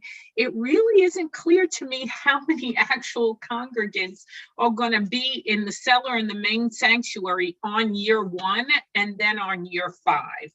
Because originally they say there are 50 adults and 50 male adults, 20 female adults, so that's 70. But yet they say they're going to be in year 1, 123 congregants in the cellar and the main sanctuary. And in 5 years, there will be 238 congregants in the cellar main sanctuary. Then in another part, it says the main sanctuary will have a combined 85 congregants in the first year, increasing to a combined 140 congregants in the 5th year. So I don't know if it's that I'm just misreading it or not, but I'm not seeing the necessary need for all of the seating yet. So that's still my issue. And then when I looked at the neighborhood study, it does show that there are community facilities larger than the subject, but they are at least 2 to 3 blocks away. So it isn't in this general area. So I just wanted to point that out as well. Mm-hmm. Thank you. Sorry. No. Okay. Commissioner Sheta. Thank you, Chair. I agree with my colleagues that a lot of work needs to be done. I'm not the expert when it comes to architectural, but I believe that like that layout for the basement is kind of, for me, it's kind of weird. Why would somebody walk from the street all the way to the end of the lot to get to the entrance? I'm not sure why is that. If the building is mirrored, they could just enter at the street, and they could make like the front yard portion, make it like at the street level, and then get to the building. I'm not sure if the basement as it's configured right now meets the definition of the basement. Again, this is a zoning thing. If you look at the grades all around, you have roughly at least 5 foot wide corridor all around, and the basement is not, like, half of the height of the basement is not below that. So I'm not sure if this is a real basement. Other than that, like I said, I will defer to my colleagues. Thank you. When you say basement, you mean cellar, more than 50% below grade? Is that what you mean? There are 2 floors. One of them is called cellar, which occupies the entire footprint of the lot. Okay. I'm talking about the level above that. Okay, thanks. Yeah. Okay. That's a good point. Right. It may not be a basement. Yeah, okay. I see what you mean. Because the basement, the level of the basement may be more than half the height of that floor below grade. Yeah. Yeah, okay. Hold on 1 second. Okay, thanks. Commissioner Shabeta. Thank you, Chair. I was expecting a very different submission from the applicant, who the applicant counsel is usually very responsive and does address our comments directly. I was surprised to see this was the proposal. I just want to note that there is a great deal of community opposition here, and I did note what Commissioner Holly Brown noted in the discrepancy between how many the changing number of members in this community. So I asked the applicant to please provide plans that reasonably address the needs of your members, but keep in mind the community, because what this is here is certainly, it seems to me and to my colleagues, it's an affront to the community character. So I asked them to, there's 5 commissioners basically all saying the same things. Please let us be heard. Thank you. That's helpful. Thank you. Okay. Yes, please. Okay, let's go on to the next one. Thank you. New cases, item number 26, 2020-64BZ, 8594 64th Road, Queens. This is a variance for a house of worship. Okay, we have proof of service of initial application to officials and of notice of hearing to officials and neighbors. I didn't see a community board recommendation. I don't know what the status of that is. We have 2 letters in support and 38 letters in opposition. So again, controversial. Am I reading the wrong one? I thought there were a lot more than that. Oh, no. So it's like a petition. I'm sorry, it's a petition. Yeah. No, so yeah, so and also you have to read them because some of them take up several pages. So even though the page count might be 48, it's actually 38 when you read them and count. Those opposition letters are citing traffic, parking, congestion, noise, and inappropriate to the neighborhood character based on mass. Community concern must be responded to by the applicant. According to the statement of facts, the congregation is already operating out of the rabbi's home at 85-66 67th Road, which is just 2 blocks away from the subject site. So I would like the applicant to provide information about the number of congregants there and the traffic and congestion issues. Based upon the statement of facts, it appears that on an average Sabbath, there are 27 congregants. So that might indicate some amount of congestion if, obviously not on the Sabbath, but on another day during the week. There might be actual traffic that appears. And also we're talking about pedestrian impacts, which is something that the neighbors commented about. Neighbors and applicant refer to similar of houses of worship in the area. I'd like the applicant to provide information about the traffic, parking, and congestion related to those locations. The statement of fact states that most, but not all congregants will live in walking distance to the proposed project. I'd like to know what the estimate is on the number that will drive to services and events. Because for instance, the people who are not in walking distance, how are they getting there? On days that are not the Sabbath, then how will they get to the events, and what's the number? What's the estimated number? There is an objection by the community to the height and massing of the building, but I have to note for the benefit of the community members listening that no floor area or height waiver is being requested. The only requested waivers from this board are side, rear, front yards, and lot coverage. And before I continue, I note there's one person with his hand up who's in the waiting room. We're still in a review session, and so we won't take testimony until we go to public hearing. So at that point, all of the cases will be heard. The applicants will speak about their cases, and after each case, we will be inviting the public to speak on that case. So please put your hand down until we're ready for you. Thank you. Given the impact on immediately adjacent residential neighbors, I think the second floor should be set back from the rear and the side. The frontage study figure ground, the frontage study / figure ground study shows how massive in plan this proposed project is relative to the tax block, where all of the houses on this tax block have deep front and rear yards.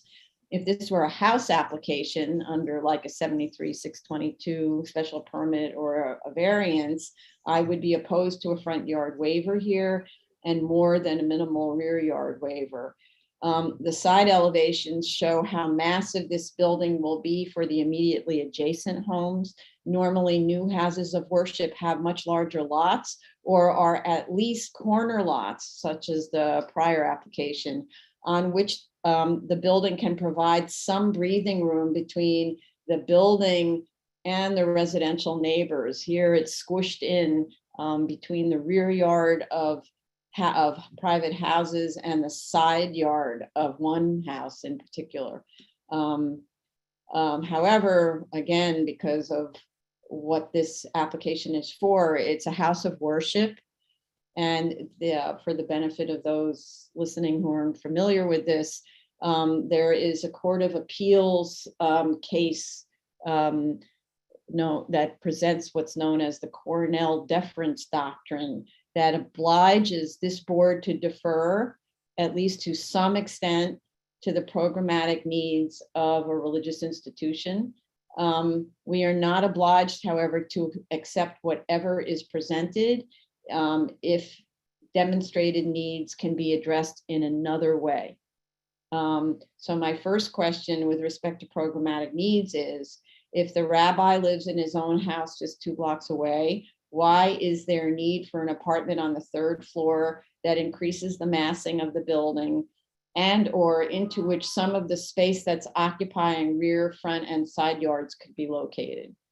The as of right, I'm just going through some of my other comments. The as of right is incorrect in that it doesn't apply the 1st story 23-foot high permitted obstruction for houses of worship in the 30-foot required rear yard. And though, of course, that's a great imposition on neighbors, that's something that's allowed as of right. But also, I note the height of the proposed building at the rear is actually higher than that. It's 28.3 feet above curb. And so it's not even holding within that maximum height that would be an as of right height. Also, I'd like to know what is the nature of the rabbi's apartment? Is it use group 2 in a use group 4 zoning district? Or is it a living accommodation in a community facility? Whichever it is, different bulk regulations apply to it, and they need to be included in the zoning analysis. And for reference, the applicant should see sections 24-61 and 24-65 and whatever else might apply. They need to also show site improvements, fencing, landscaping to act as a buffer to neighbors, and show all the materials of the facade. And with respect to seeker, we have LPC, what do you call it? What's it called? Archaeological sign off. Okay, Vice Chair Shanda. Okay, so I have a lengthy set of comments. The as of right development needs to be revised. It is not maximizing the below grade development footprint as it has been done for the proposed plan. The cellar plan can be built to the lot line or similar to the proposed to achieve a multipurpose room and more of the programmatic elements located in the cellar. Also, as you mentioned, it is not optimizing the permitted obstruction of the up to the height of 23 feet per zoning resolution section 2433. With regards to the proposed, I also have a similar question. I mean, with regards to the programmatic elements, apart from the rabbi's quarters, I think the programmatic elements are similar to some of these smaller places of worship that we have seen. In this case, it's the rabbi's unit. And I also have the similar question as you do, is why is a rabbi's unit needed on this side when the rabbi currently resides 2 blocks away from this site? So I do not understand the programmatic need for that. Much of my comments are related to the neighborhood character.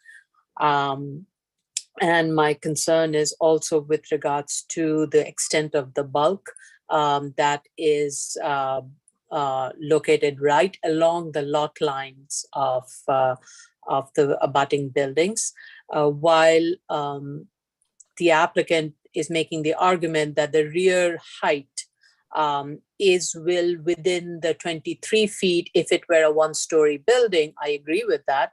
So it's a visual cue that one is taking, that it is well below 23, but for the fact that it's a 2-story building inside. Okay, if that's the case, I will accept it, but I don't think you need to have that much of encroachment onto the rear yard as the applicant has proposed. Simply put, is if you look at this proposed plan and look at the staircase in the rear on the second floor, the staircase in the rear seems to be going up from the second floor and also down. But when you go to the roof plan, the staircase does not have an access on the 3rd floor. So that it must be a drafting error. So that tells me, since it's a drafting error, the staircase is only supposed, the rear staircase is only supposed to lead down from the 2nd floor where the women's congregation is. So then that bulk of that staircase can be reduced significantly. It does not have to rise all the way up to the roof of the 3rd floor. And what that does also, it further separates the 3rd floor roof away, moves it away from the residential rear lot line and provides an element of privacy.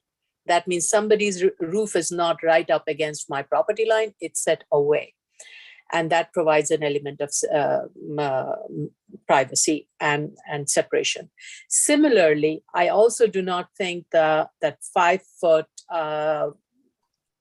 roof line that is proposed along the side on the 3rd floor is needed at all. And this is assuming if you had to replace the rabbi space and reduce it and provide some classroom spaces, something like that. I'm just saying there are ways of making the massing much less than what it is, which is built to the lot line along the side and the rear. And one would be eliminating the side roof line along the entire length, and also pushing the bulk of the staircase away from the rear lot line as much as possible. I also, I mean, in this case, the side slopes from front to rear yard. So the applicant is taking advantage of that slope condition and is building at grade at the front, and then the building kind of recedes in the back. So which is fine. It is taking advantage of that, and therefore the height in the rear appears less tall compared to the buildings abutting it and the rear and the side. But I think the side lot condition has to be explained, because just the retaining wall as shown is not adequate. The retaining wall has to be much taller to provide a visual barrier, and possibly it could act also as a noise buffer and such. I also have a question with regards to how the front, I'm looking at the site plan. Can you just stop for a second on the retaining wall? I don't understand. What do you mean the retaining wall needs to be higher? Retaining wall is a retaining. I'm sorry, I meant, so if I'm looking at P8, P8 has a dashed line which shows the line of the retaining wall behind, which is just kind of taking the it's just taking the slope condition. There should be a wall above that. That should be uniform. That should be at least 8 foot or 6 foot high. So I use the word retaining wall, but just the height of the retaining wall as shown, there should be another wall or fence treatment that is opaque, that rises above the height of the retaining wall as shown. Sorry, I'm confused again, because the building is shown built to the rear lot line, so you wouldn't have another wall. There is a portion of the side yard that is exposed to the rear lot line, the 9 foot. Okay, so you're talking about at that one little spot there that's just. I'm talking about the entire length of the side yard, and also carrying it forward for the remaining portion of the 9 foot of the side yard that is facing the rear, that is exposed in the rear. So have a wall that is uniform, that is 6 to 8 foot high, that runs along the side and wraps around for that remaining portion of the exposed side yard. Oh, okay. It also is a security thing, because that way nobody falls from the higher height onto the side, nothing come. Right. So yeah, I think by law they have to have a fence. So it's not an option just to leave that alone, because you'll plunge to your death. well, then it should be just a fence. It should be something that's more in character with the neighborhood. Right. Right. Okay. Okay. So should I continue, Madam Chair? Yeah. Okay, so just going back to the site plan on P1, the applicant should show the existing mature tree that is right in front of the site. I hope they're not planning to tear that. And I am seeing some green space that is proposed outside on the sidewalk.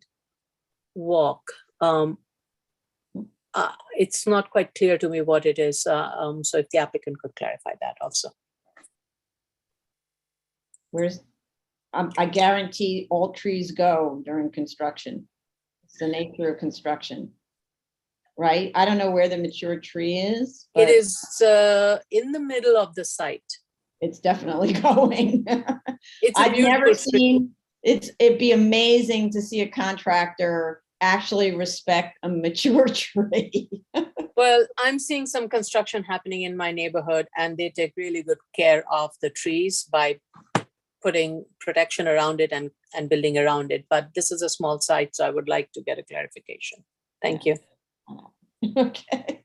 No, one of the reasons I say it is this construction on my corner, beautiful street trees. The first activity of the construction crew was to basically run down the trees. And their attitude is, Parks Department, they'll come later and put it back.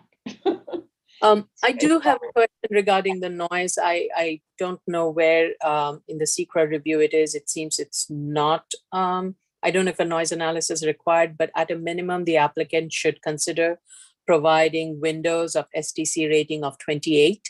That's a pretty standard double glazed windows. And no window should be permitted along the rear and along the northern side lot line. No window, not even fixed windows should be permitted. I just want to be very clear up front on that. And the applicant has provided the ownership. Has not provided a chain of ownership title.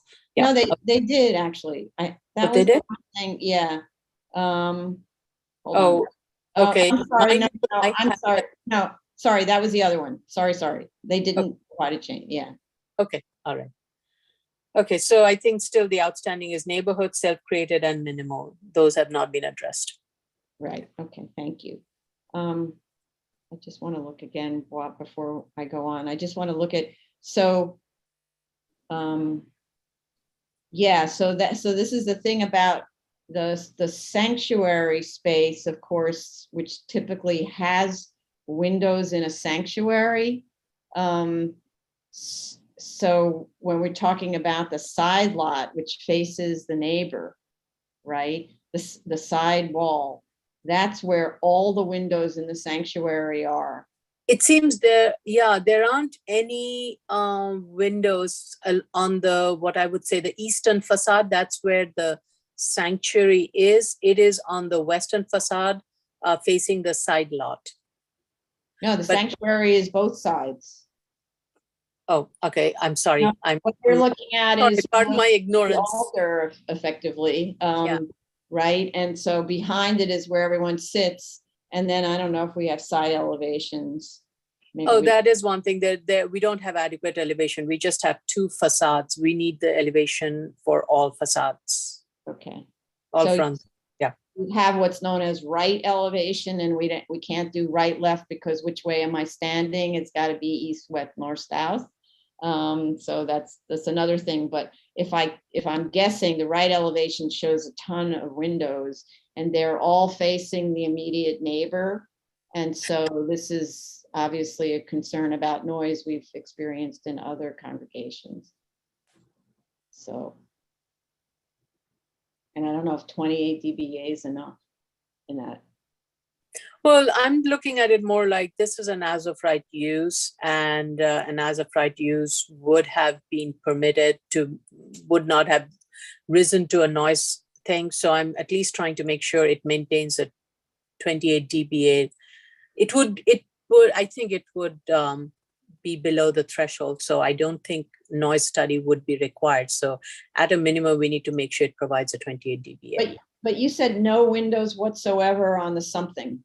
Right. So the east elevation is where the building is sitting right on the property line. There shouldn't be any windows on the east facing on the eastern side. And same thing with the south side, which is also on the rear lot line. So on the east and the south lot lines, there shouldn't be any windows because the building is sitting right on the property line. Mm-hmm. But which is assuming that they build to the property lines as opposed to. As proposed currently. Yes, okay. Okay, thank you. All right, Commissioner Ollie Brown? So I agree that the as of right should be revised to include a full lot size cellar and a single floor extension to the rear lot line. And that should be their baseline through which they conduct their analysis of why that would not satisfy the programmatic needs. And then I still feel after reading the whole application that it's still, the size of the congregation is still vague and not really hammered down here. We don't see anywhere how large the current congregation is. It just basically starts talking about these are the congregants who go to weekly prayer. These are the congregants who go to Sabbath, but we don't know how much of the overall group is actually present in these different worship times or within the schedule. And also, being that we don't have the initial size of the current congregation, it's hard to pin down what the projected growth will be within the first 5 years. And then also, when they talk about their schedule, it would be really helpful if they could provide a room utilization chart that actually corresponds to their conversation to walk us through it. So to be honest, I'm not there yet at all with any of the findings. Yeah, okay, thank you. Okay, Commissioner Shetta. Thank you, Chair. I'm not going to be repetitive. I agree with what's being said, especially regarding two things. Number one, the relation between, they indicated in their statement of facts that back in 2015, the congregation started, and the size back then was like 27 men and women.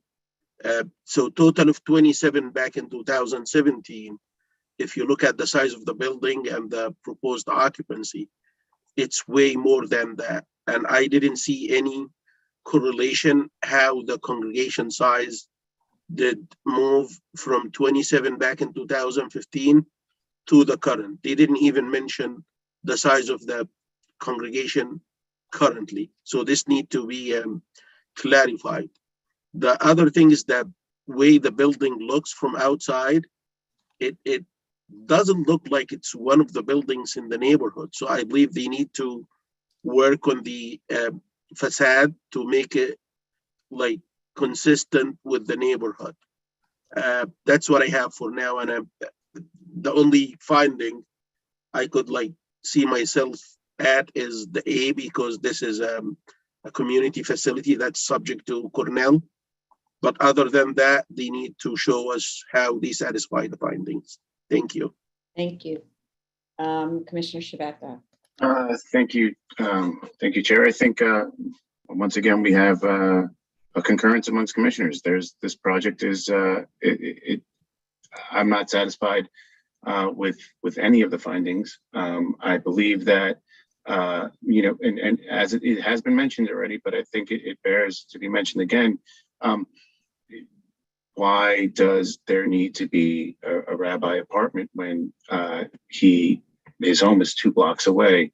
And the rabbi apartment also brings up the issue of, if this whole congregation was working in the rabbi, was meeting in the rabbi's apartment, how is it that now we have such a much larger amount of people? And where are these numbers coming from?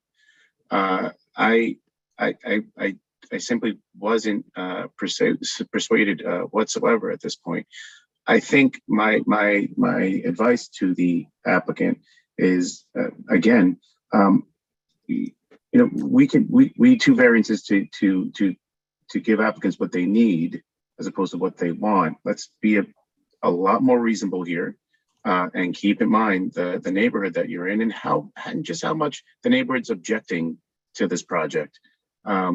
It's not going to work without even if we were to grant this application as is, it wouldn't work with the neighborhood feeling this way about it. So there needs to be some compromises on the part of the applicant. Thank you. And I just want to add again, I see a hand up in the waiting area. This is a review session, and this is only for commissioner and staff to speak to each other. And so the public won't be invited to speak until we go to the hearing. And the way the hearing works is we'll go through each of the applications that are on our calendar. We will hear the applicants present their testimony, and then after that, we hear the public respond to the testimony, one at a time, one application at a time. So please put your hand down until we go into the hearing and the application is called and the public is invited to participate, okay? But we do appreciate your participation. Okay, we can go to the next. Okay, the final case is item number 27, 2020-69 BZ, 44 New Lots Avenue, Brooklyn. Okay. We have proof of service of initial application to officials and of notice of hearing to officials and neighbors. I didn't find a community board recommendation. I know the project manager asked for it in the notice of comments, but I don't think we received it. This has been a very difficult application to review both for staff and commissioners. Staff eventually decided to put it on for hearing to move it along, even if the materials are incomplete or inadequate. It seems the main holdup is compliance with seeker, but it's also that the materials were extremely bumpy. The project manager's folder entitled "One Read First" tells the story of the application and how there's been effort to move it through our process. The applicant here is not a regular before the BSA, so is unaccustomed to our formats and standards. The application says this is a legalization of residential use at the second floor with photos to support somehow or other, but the statement of fact states the apartments are vacant. And from what I understand from site visits is it's clearly under construction. So it's not actually a legalization. It seems that there's opportunity to modify this. This is a very strange M11 location, M11 zoning district location, a single small trapezoidal block surrounded on all sides by R6, R7A, and R7D residential zoning districts and commercial overlay districts fronting new lots and Hedgeman Avenue and a city park. Adjacent uses on the M11 block are mixed-use retail residential and an office building, according to their certificates of occupancy. So since this M11 kind of little bit of a district seemed like such an oddity to me, I had to satisfy my curiosity with research and also to correct the applicant's statements about the site's history, which are entirely incorrect. And I understand the applicant's not an experienced BSA applicant. The applicant also appears not to really understand how zoning districts are created. So I'm going to clarify for the record. I first want to clarify that the adjacent properties on the subject block 3860 between Christopher and Mother Gaston streets are also in the M11 without any residential overlay, which is contrary to the statement by the applicant in the uniqueness study and statement of findings. So the entire block is in the M11 and there is nothing special applying to the adjacent buildings. According to the pre-2017 zoning maps, this block was part of a larger swath of M11 zoning district that traveled along the Long Island Railroad tracks and took in a multi-block triangular piece that included the subject block. According to the September 7th, 17 zoning map, the subject block was supposed to have been included in the rezoning of the area between New Lots and Hedgeman Avenue from Mother Gaston Boulevard to Powell Street, rezoned from an M11 to an R7A. However, the map is shown, quote, corrected, it has a little correction caret, without this subject block included as part of the rezoning. That corrected map is dated November 2nd, 2017. For whatever reason, and I have my guesses, but whatever, for whatever reason, the city council removed the subject block from the rezoning effort. And from what I can glean from the transcripts, which I also read, but not in great detail, that may have been in part a concern about too much density in the neighborhood caused by the R7A and R7D rezoning. The city planning report assigned an E designation to this lot, which I assume, but so this is a question actually for our seeker officer, Tracy Benke, I have to assume does not apply to this lot because it never became the subject of the rezoning. So please check that. The E designation is for all of the air quality, noise, hazmat. Of course, there's no ground disturbance of any kind here, so that leaves out hazmat, I assume, but let's just to move on with this. The uniqueness study describes a history of woe vis-a-vis ownership, but that isn't actually what shows up on ACRIS, the Department of Finance's website, where you can see all the recorded deeds and mortgages and everything. There are sales and mortgages and no foreclosures. There was a tax lien sale, which is not the sale of a property. It's the sale of the taxes due, which I know Commissioner Ali Brown's an expert on the subject. But it just means the tax lien itself was sold to a bank, and then the bank has essentially a mortgage on the property, and the property owner pays the bank for the lien. But it shows that the tax lien was satisfied, so nothing bad happened, right? Which is not to say, however, that the property has been easy to manage, just that there are no foreclosures. I'm not saying it's easy to manage properties like this. Of course, there are challenges.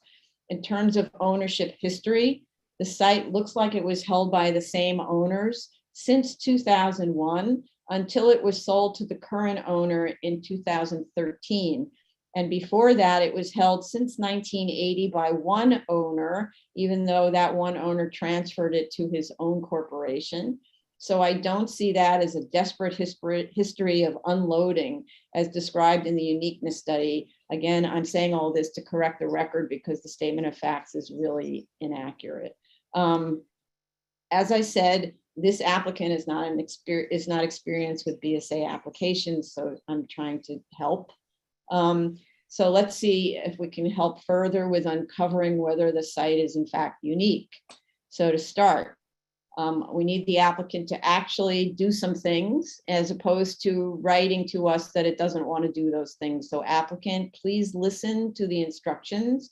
They are designed to help you make your case, okay? We need a 1,000-foot radius study to show what other properties there are in the study area. Those properties should be in the M11 zoning district. Those are the only ones that are relevant to your application. So when you make your 1,000-foot radius, you will find not a lot of properties in an M11 because there's not much M11 left in this area, right? I didn't find a land use study at all in the materials, though I saw some back and forth about that in the emails between the project manager and the applicant, but I actually didn't find the study. We should share with the applicant a copy of a typical radius study. And I believe all that information is available for free from Zola, the city planning website. So you can actually find out what's what by using an online free database. We need also a history of use.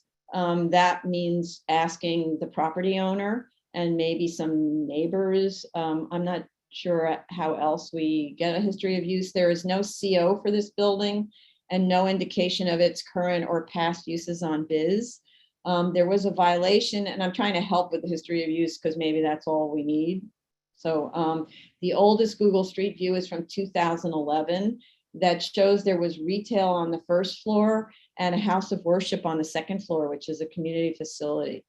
The 1940 tax photo, which you can find online, the tax photos are also available for free, shows the second floor was occupied by the James Power Democratic Club, which is a non-commercial club, also a community facility.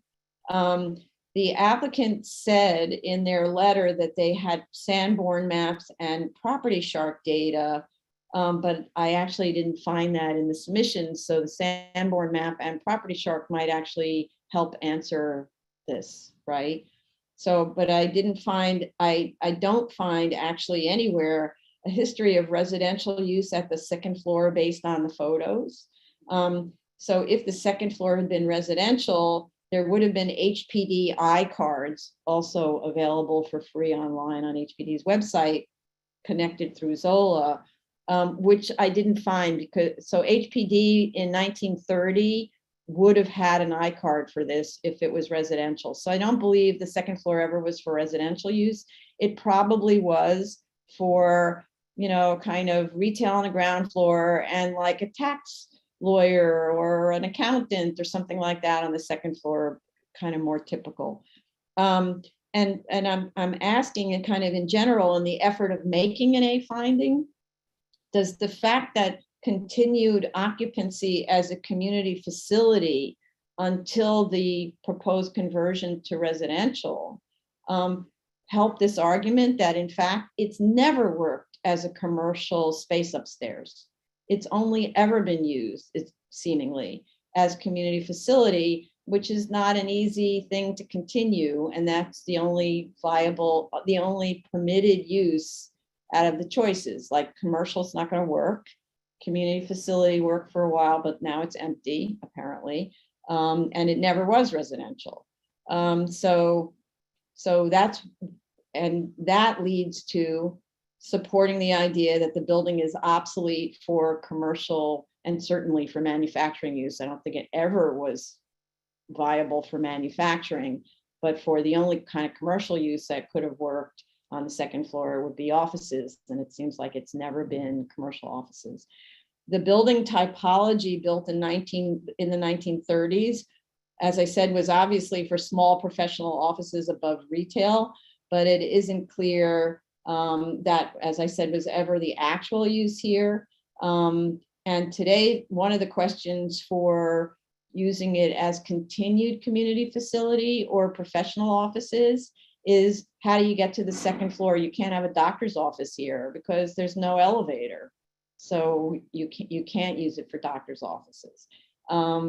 So I'll let Commissioner Otley Brown take the B finding and add her thoughts to how you establish this.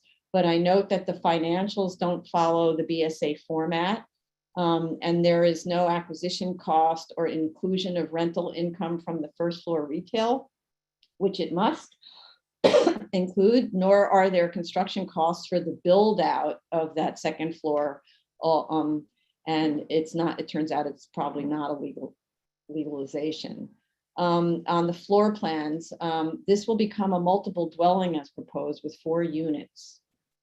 I'm not convinced this complies with the multiple dwelling law because you need 2 means of valid egress.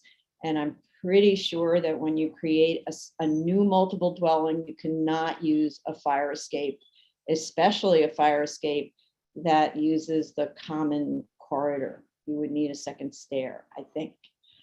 So the architect needs to review the drawings to demonstrate compliance with all relevant regulations, including minimum room and window sizes and egress of both the building code and the multiple dwelling law.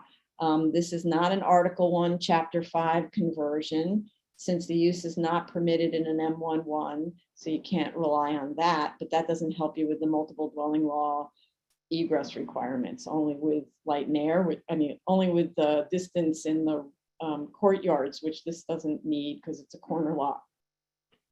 I also don't know what the building code ADA accessibility requirements are for the creation of 4 dwelling units on the second floor. And I'm thinking the unit count actually may need to be reduced to comply with both accessibility requirements and to avoid the multiple dwelling law. So if you only had 2 units, for example, it's not a multiple dwelling.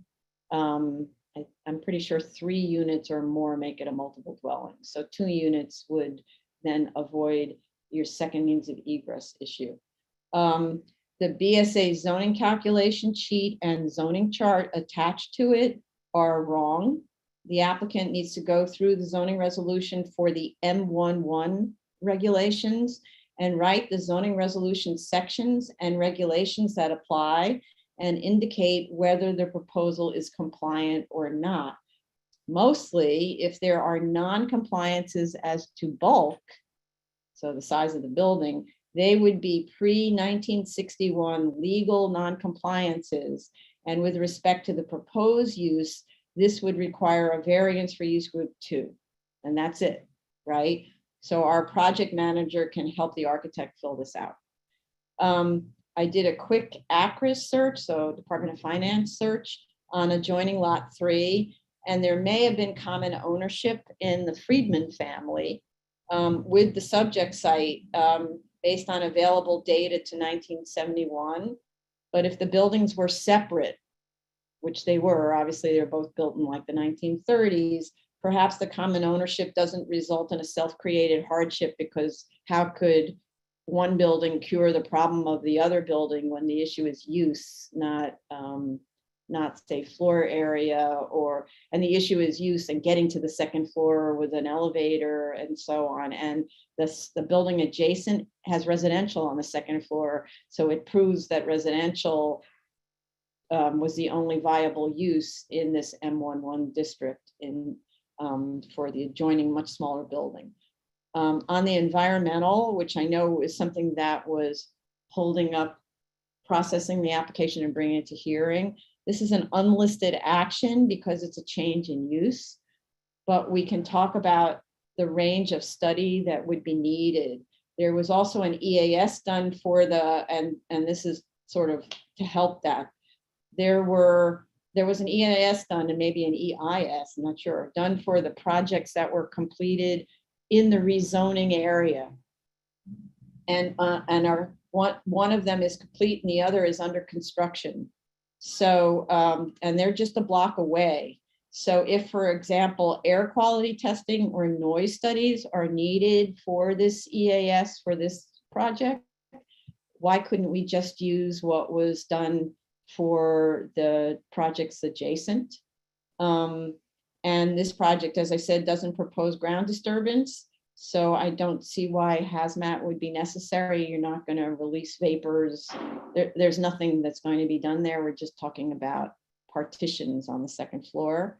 So I'm thinking that perhaps staff can walk the applicant through a short form EAF and rely on the EAS that was done for, I forget, it's called I forget what the name of the rezoning district, the rezoning was, but for that rezoning area. Yeah, okay, those are my comments. And so this is an effort to really walk the applicant through how to do this. Otherwise, we're never going to be able to finish this project review, okay? So, Vice Chair Shanda. Thank you. Just adding to some of the information that you requested, the applicant just needs to revise a little bit of this proposed plan to provide more dimension, provide the ground floor plan. And they're included in the existing set, but it needs to be part of the complete approved set. So it should include the ground floor plan, roof plan, elevations, etc. With regards to the uniqueness, I agree that this is it's an obsolescence use, case of an obsolescent building. The applicant had stated that in 1961, the site was occupied by MUs on the ground floor with accessory office use on the second floor. And after that, I believe the second floor has been used for various kinds of community facilities, spaces, up to a point. I think given the size of this, it's only 2,590 square foot of a footprint on the on a second floor without any elevator access does make it not a desirable space for any commercial or community facility use, such as daycare or medical services. So definitely the obsolescence is the hardship here, and I'm okay with the uniqueness. I don't know if the applicant needs to do 1,000 foot, maybe a 400 foot should be sufficient in this case. Study. It's kind of like whatever we normally do. Because I don't think you even see a single M11. If you stay with 400 feet, there's no M11. So I think 1,000 brings in M11, and all you have to do is look at, this is really just turning the Zola uses on, right? And it'll show you what else is residential and what's commercial at an M1 and the sizes of the lots. It doesn't take long. So I think we just give them a typical, one of these typical studies, but not the whole thing. Sometimes we get these stack of maps, which I think serve no purpose. We could just use one map and pointing out which are the sites in the study area, and information about what they learn on the Zola. That's all. Okay. But anyway, go ahead. The financial, I would like to, it needs to be formatted to BSA standard, but I can just empirically, I can understand the difficulty in meeting, having a reasonable return when you have a second floor that's been empty, and the maintenance cost has been escalating. So I understand that, but the applicant needs to kind of factually show that. With regards to the neighborhood, I'm sorry. I don't think this change would have any impact whatsoever. The self-created, I think the argument presented in finding D, I mean, in the applicant statement, the argument that has been presented in finding D should be actually part of finding A. And finding D, as you mentioned, is more towards common ownership, so that we should provide a sample of how that is presented. But I think the ask is minimal. I don't have an issue with the ask. It's just putting the documents together. I have a theory as to why I think that block may have been left out of the rezoning, because that particular block, there are just altogether 4 sites, and there's one site that is a very active commercial use, and that actually occupies almost 80% of the block. So maybe it was to make sure that that block does not become a non-conforming use. It's quite interesting. I could forward to you the transcripts. I kept. Oh them. Yeah, I would like to. Yeah. I did not get the chance to review it. Yes, I would like to read the transcript. Yes. And you have to read between the lines, because obviously, but Yeah, so that'll help you. I just didn't want to discuss it on here, No. because they know why they decided, and somebody Yeah. else listening probably knows Sure. more than we do. So, and again, I see someone's hand up in the waiting area. This is a review session, and only the commissioners and staff speak about it. When we open the hearing up, we will invite members of the public to speak in turn related to each application. Okay, thank you. All right, Commissioner Otley-Brown. So I agree with everything that was said prior to me. The major problem with this application, and it does run through the financial statement that they give, is that all of the evidence is conclusory. So there is nothing submitted that backs up any of the statements they say. And so that's why I had problems with the uniqueness finding, as well as the all of the other findings. So for the return, the financial statement is basically a bunch of conclusory statements about just generalized statements that they just throw out there. And if you don't question it, you can see, you could come to the conclusion that they have that it's not going to work.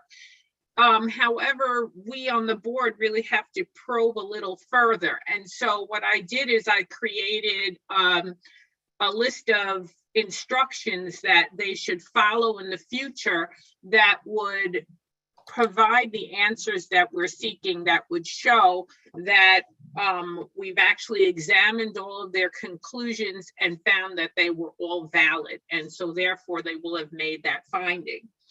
I could just generally state them right now for the record, if you would like me to. Sure. Yes, do that for the record, and then you'll also can give it to the project manager, who can share it with the applicant. But definitely for the record, it's helpful, maybe even for the people who are listening, what the process is. So what your financials in general are supposed to do is compare a complete as of right project on that site, which is that zoning lot, and take that and compare it to a proposed project on that zoning lot that takes into account everything that is actually going on in that zoning lot in terms of what would be done to develop the project, as well as the income that actually could be gleaned from the project. And then once you actually do a comparison of both, then you can make the statement whether or not there is actually a financial hardship to the as of right that the proposed resolves. And so the way in which you do that is you, well, I'll just go through the steps. Step one, you value the existing site, in this case, as if it is a depreciated, functionally obsolete industrial commercial building based on either building sales of similar types of buildings in similar condition or vacant land sales plus a depreciated building. But the depreciated building value has to be done in a systematic way by first calculating replacement cost new, and then calculating the depreciation based on the actual age, effective age, and condition of the building using a depreciation table. We accept the ORPS tables, which is the Office of Real Property Services, which is the state Department of Taxation and Finance. Then your second step would be to add in the construction costs to renovate the second floor for commercial use for the as of right, explain what's being done and how much are the itemized costs per square foot for that scenario. And then you do the same thing for the proposed. You add the construction costs to renovate the second floor for your proposed residential use. You explain what is being done to the property and how much the itemized costs are per square foot. At that point, you set aside your development costs and you work on the income generation of both the as of right project and also your proposed project. And you do that in the as of right by using comparables to estimate income for the first floor, even though you're not doing anything to renovate that first floor, as well as for the second floor as of right use. You then do the same thing for the proposed. You use comparables to estimate the income for the first floor use, as well as the second floor proposed use. Then your next step would be to do an income and expense analysis for both of the as of right scenario and the proposed scenario, drilling down to the net operating income for both of them. And then at that point, you capitalize the net operating income for the as of right and the proposed to calculate a property value for each. And in so doing, you justify the capitalization rate used for each scenario. And you can do that by presenting backup like realty rates or your own individual calculation of risk, which some financial analysts actually give us as well. At that point, you compare the development costs for the as of right and then the project value for the as of right to show whether or not that's actually considered a feasible project. Does it actually meet the goal of the capitalization rate, which is the rate of return for the project? And if not, then you compare the development costs and the project value of the proposed to see whether or not that meets the capitalization targets or the rate of return for the proposed development. And that's what you present to us. So I just want to clarify the first sentence you said that you compare the project value versus development costs for the proposed, and then you said the proposed again. Oh, I meant for the as of right the Right. first time, and then you determine whether or not you meet the target capitalization rate, which is the rate of return for the project. And then you do the same thing for the proposed. Right. Okay. And we have, you know, I could make these steps available to the applicant, but we also have examples of financial reports that have been submitted on other cases that have been approved that they can also look at for references and guidance. Right. Which we'll make sure to share with them. Right. Okay. Thank Right. you. So, and I just wanted to say that I personally do not feel that the applicant has met the findings yet, simply because they do not have any backup proof for anything that they have stated in their application. Okay, that's all. Thank you very much. Okay, Commissioner Sheta? Thank you, Chair. I believe that that application is just need to be entirely redone.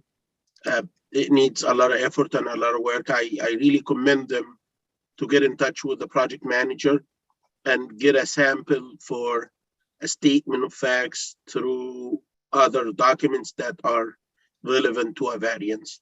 I did feel that the applicant, this is his first time to write a statement of facts arguing about a variance case. So I really suggest that they do that. On the findings, I can say that I have a position on the A nor the B, because the argument made wasn't that decisive, wasn't even clear. On the C, if A and B are okay, I don't think granting residential on the second floor would be an impact to the neighborhood character, and the size of the variance. I believe this is one of the cases that the answer is either yes or no.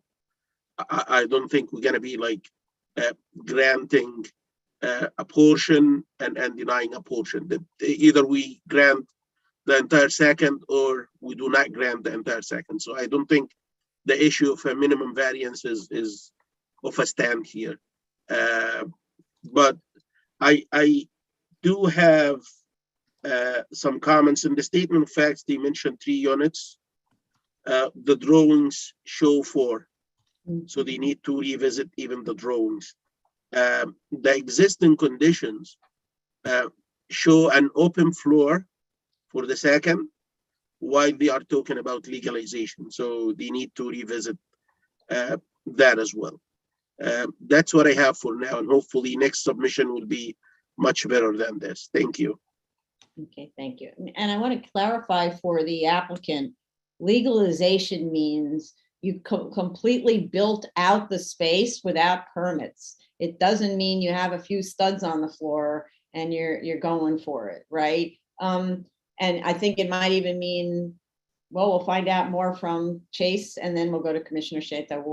Sorry, go ahead. I just wanted to state that with respect to the legalization, the Department of Building Records for this application and work state that there are no existing residential units. It's an existing commercial building. It does not appear to be a legalization from Department of Buildings filings on this application. Right. Okay.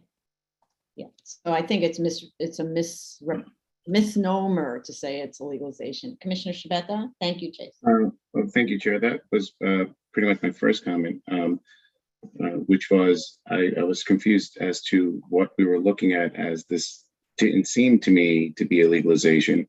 That being said, I do agree with the comments made by the other commissioners. I say this with great caution. I believe, instinctually, I believe that there is an A and a B and a C and likely an E finding. But I can't say that without any record to support it. And unfortunately, at this time, the applicant hasn't provided us with that record. I want to thank Commissioner Otley Brown for laying out how to do the B finding. And I hope that the applicant can review that and provide us with something in short time that would satisfy our record. And I also want to get a little bit more actual information. I asked that the applicant have to-date information as to the status today of that building. I think that's our starting point, and that's going to be our threshold question. So we need to get an answer to that. Okay. And status today, photos of the interior would help. Sure. I don't know if I can ask him to take pictures of it today, but I would love that on the next submission, but I would like a statement as to what is actually the status of this lot. Okay. And nothing further. Thank you. Go ahead, Tracy.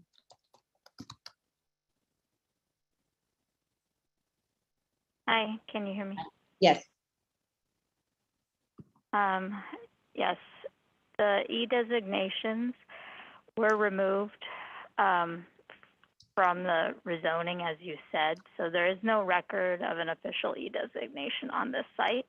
However, I did consult the EAS for the rezoning that showed prior to this lot being removed, there was some analysis done, and I can tell what requirements would have been made for air quality and noise for this site if it was left in the rezoning. However, for hazmat, it was just a blanket, some sort of protocol would be needed to determine what is needed on this site. So for that instance, we might need some sort of indoor testing. So it's not built, correct? So. But so that was for a complete tear down, you know, you probably saw that in the EAS. The other two blocks are brand new buildings, you know, they raised the entire site and are building new buildings. So the hazmat and air quality stuff was because there's presumably ground disturbance in an M11, right? So here you're leaving the building alone. And so I'm not really sure why you would have to do air quality on an existing, really on an existing building where the only disturbance is the dust from sheetrock, you know, that kind of thing. I mean, there is precedent, but if the board feels that since there's no in-ground disturbance, then that would be accounted for in the EAS. Okay, I mean, sometimes, you know, for schools, we ask for air quality, but often, like for instance, schools that are moving into an existing office building, we get air quality. Right. Obviously, because we're worried about children, that's the first part of it.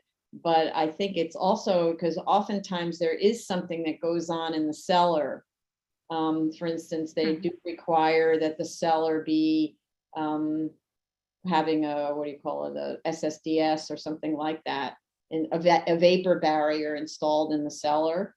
I don't know whether there was any kind of study that was concerned about contamination from these 1930s buildings.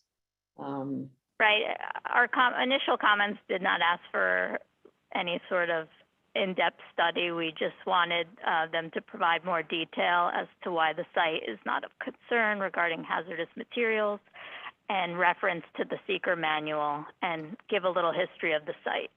So. Yeah, okay. Yeah. But and we'll maybe continue to work with that. Okay, so maybe in terms of this, and I see the vice chair's hand up, so when we get these reports from the environmental consultants, they always have really detailed histories. Maybe we could help the applicant with where you go for the data, because I was trying to do the research myself just from the tax photos. But I didn't have access to the Sanborn maps, for example. Apparently they do. I don't know what else the environmental consultants use for access to historical data that would help with the history of use, right? So if you could help with that, that would be great. Okay, so Vice Chair, go ahead. I think, Madam Chair, you answered that question. I had a similar comment. The hazmat and all of that may have been would have been required in the previous analysis because it was considered a full tear down. With regards to the prior use, typically for phase one, Sanborn map is definitely one of them that is used for phase one analysis. And so maybe that would be a simple way to go about it. And that's what I recall from my days at HPD when we used to do phase one analysis. That was like the first thing that we used to go to. Right. And Bromley maps also. Right, and Bromley maps, yeah. Oh, and for the applicant's benefit, it's either, I think you might need to have a subscription to the Sanborn map in order to get those online, but you can also go to the public library. And they have Bromley maps, which are thrilling, actually. I love to look at those things. So, yeah, okay. where was I? I think we talked to everybody. Okay, good. Good. Mhm. Okay, this concludes the public review session for May 10th, 2022. Okay, since it's 12:30, which is essentially lunchtime, should we just take the 30-minute break now? Yes. So 30-minute break, and we'll be back at 1 o'clock for the public hearing, at which point we'll go through all of the applications and hear from the applicants and also from the public one by one. So back at 1 o'clock. Thank you, everyone, for your patience and participation.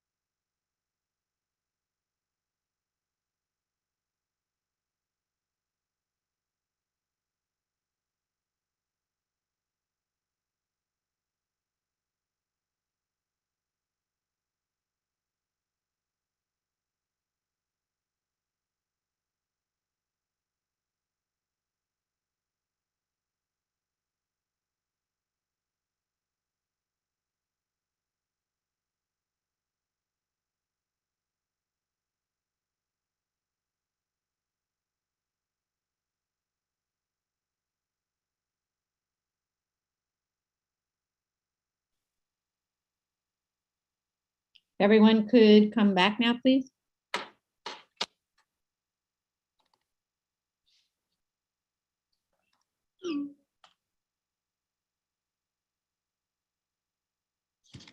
Oh.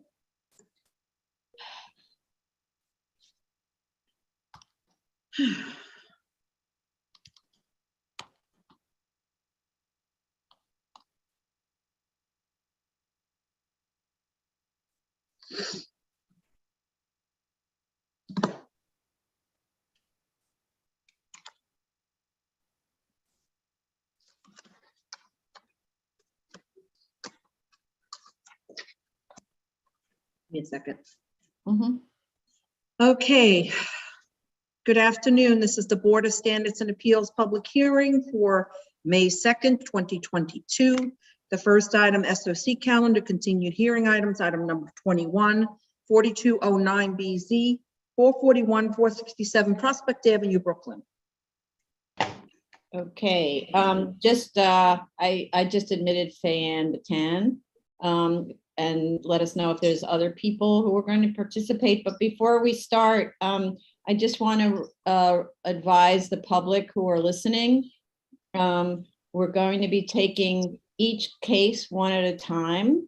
And at the end of the applicant, such as the person who's appeared right now, Ms. Batan, as soon as the applicant and the applicant's team has finished their presentation and the commissioners have asked their questions, then we go to the public for that application and we hear from the public, and it goes on and on like that, application by application. Okay, so your patience is appreciated. Okay, go ahead, Tony. Ms. Batan, is there anyone appearing with you? Yes, it'd be John Magliocco. He's in the waiting room. Yeah, I see him. By any chance is the site engineer? Yes, he's with John at the moment. Okay. Mr. Magliocco, are you able to accept panelists so that we can, and then video? Yes, you are. Good. Mr. John- Magliocco, Oh, Mr. sorry. Magliocco, can you hear me? Yes, yeah, you hear me? Okay, do you have another party with you? I have my engineer with me, yes. Can you state his name can he state his name for the record, please? Robert Boyle? Robert Boyle? Boyle. Correct. Okay, all right. So is that it, Ms. Batan? Yes. that's Okay, it. everyone raise your right hands. Do you affirm to tell the truth, the whole truth, and nothing but the truth in your testimony before this board and to respond honestly to board member questions? I do. I do.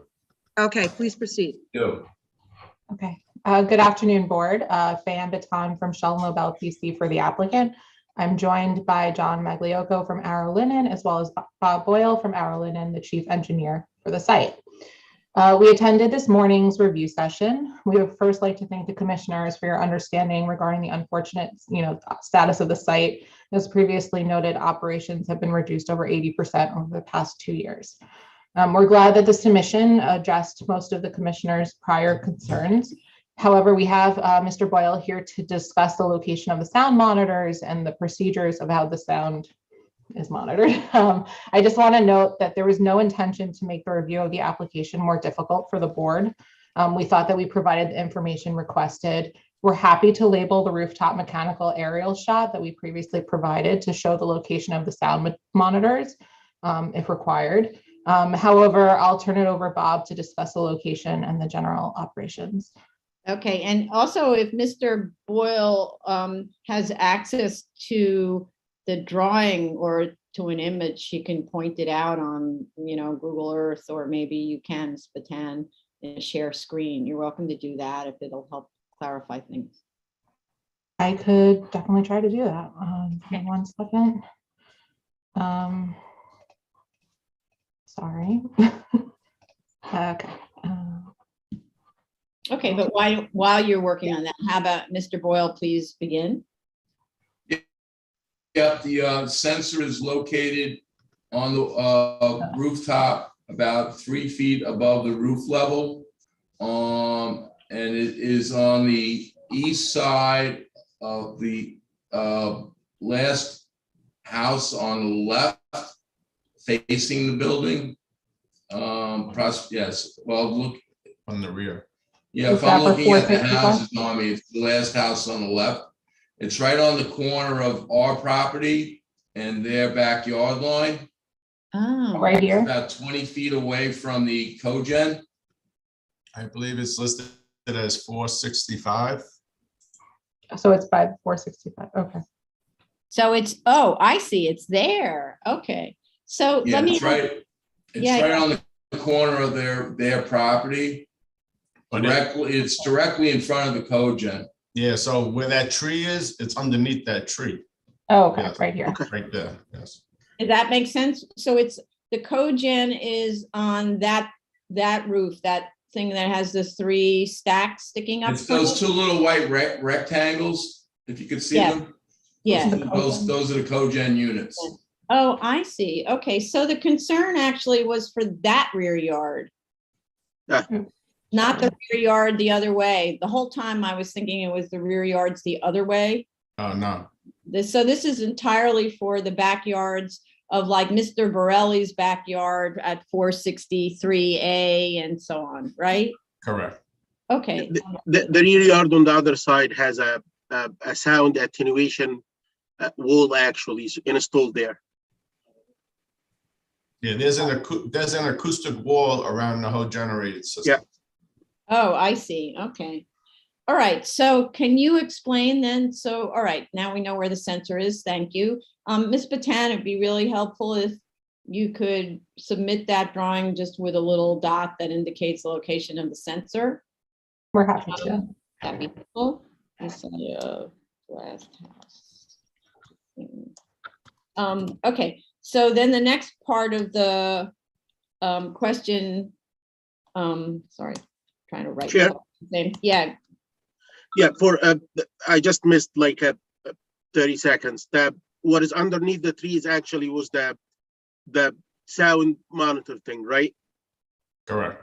yes. Okay, and you control the trigger, meaning that you can adjust it to 80 or 60 or 90, right? The decibel alarm? The decibel level at No, which it sounds. I don't know if there's an adjustment on it. There's kind of it starts off in the yellow range, then it'll creep up into green, then orange, then red. And it'll let the standing engineer know if we've exceeded the level. Okay, but did it like sound the alarm during the past? It'll sound an alarm inside the engineer's office. That's it. Yes, but that means that it exceeded the 80 level, right? Yes. He's asking, has it ever? Oh, no, I've never seen it. Yes, Oh. what I'm asking is, have you ever seen the alarm like sounding? Because it did exceed the 80 decibels level. No, I have not. Okay, I give you a heads up to save you time. If the location is where you indicated, from that location to the adjacent residence, the distance, I tried to figure out how much distance, and I believe it's 80 something feet. No, if you go to the other plan, actually, that would be more helpful. Yeah, I just wanted to see how the acoustical fence is right over here. Oh, yeah, okay. And then Yeah. this, I believe this is the sound monitor, right? That's correct, yes. Yeah, Okay. okay. Yeah, but can you go back to the plan view? Yes, I can do that. Sorry, I'm just trying to find there were 3 submissions made in the past week, so I just want to double check. Apologies. But while you do that, my question is this: so when Mr. Boyle, when you went onto, I'm assuming you went onto the roof with your sound meter, Yes. correct? So when Right. you're taking those reader readings, they were in the 77. Yes, all in the 70s. Okay, so though you're not hitting the 80, you're getting close. So that's why the next question, Commissioner Shetta, is like doing the math, like how much the sound reduces by the time it hits the window that it's facing. That, I think that's what he's gonna. Yes, that's what I'm Okay. getting at, Chair. Yes, correct. Yeah. And I was like under the impression that they were far away from the 80. So I was suggesting if they can even lower the trigger to make sure that when it travels, it mitigates down, it attenuates down naturally because of the travel distance to a reasonable level when it hits the window. But if they are measuring 77, I believe by the time it goes through the window, it's gonna be close to the 40-ish. If this is not bothering the neighbors, and I believe this is the case because they complained about the sounding of the horn of the trucks back in the yard, not actually the equipment, I'm okay with it. We could leave it there. But if it's a problem, then they're gonna need to mitigate that. Just wanted to put this on the record. But just, I don't know whether you got the sound step down figured out, but 45 dBA is code. So, You see this tree here, the tree where that sound alarm is underneath? yes, To the edge of the property, the building itself. yeah, This is roughly 80 foot. okay, Let's say we have an imaginary source at the tree. So if you travel like 4 feet, you go down 6 decibels, and then 16, and then 32, and then 60. By the time you travel 64, you're already at the building. So it's like 3-4 reductions at max. If it's 4 reductions, that means you drop from the 80 to you drop 24, let's say even 30. So it's 50 by the window. So it's a borderline. It might be annoying to the neighbors, it might not. But what I'm saying is we want to preserve the right for the board. If complaints in the future arise, they will need to install something. If nobody like complain about it, I'm fine with it. okay. I think I just want to add, sorry, Chair. Thank you, Commissioner Shetta. I think I just want to add that we had provided the sheet of all of the units. And I don't remember, the cogenerator is not in use right now. Bob, is this something, or John, is this something that would be replaced if you use it again? We would replace them with new units. Right, and it's something I think is more sound efficient, like new units. So these are currently off, they're not in use right now. Right. But when you went up, because then there's also ambient noise, and of course you can't know when you're walking around with a sound meter whether you're measuring ambient noise or the noise from the exhausts or whatever. But when you're walking around, was the cogen on?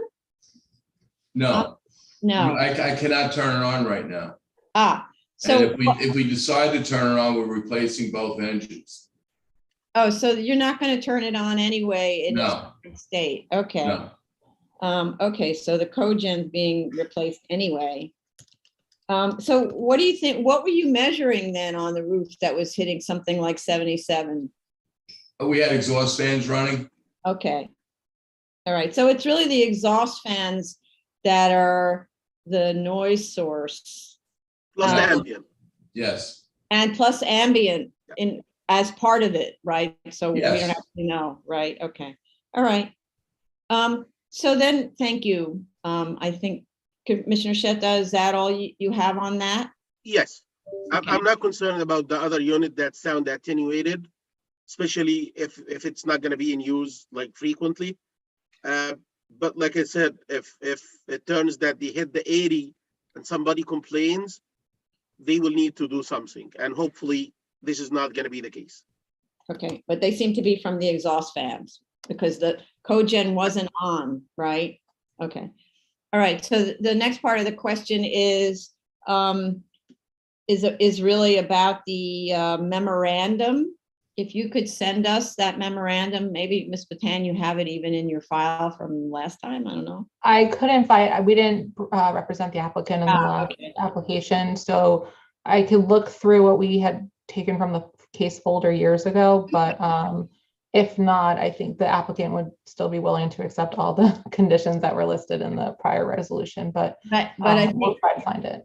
But I mean, the whole idea was that you would in fact create, did you understand that, Mr. Magliocco, that you would create a truck driver's manual so that they would know not to put on the backup sounds and et cetera, the other things that are in that list of conditions from the prior resolution, and that would be something you would be instructing your drivers to follow, right? We've been practicing pretty much not playing the radio, not idling the trucks.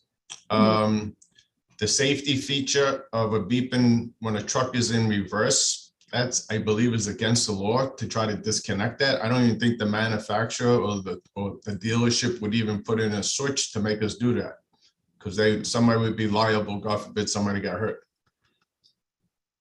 So then what do we do about that?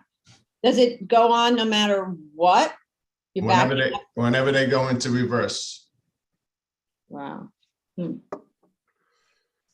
I mean, even city trucks, like the sanitation trucks, everybody has that.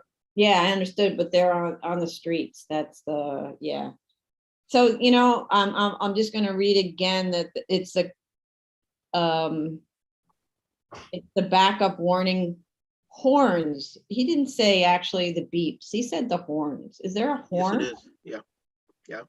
It's a horn. Well, it's more, I don't know. You hear it in the street when a truck's going in reverse. I don't know if you call that a horn. I thought it's a beep. Doesn't it go beep, beep, beep, beep? Correct. Yeah. Huh. It's not the truck horn, Chair.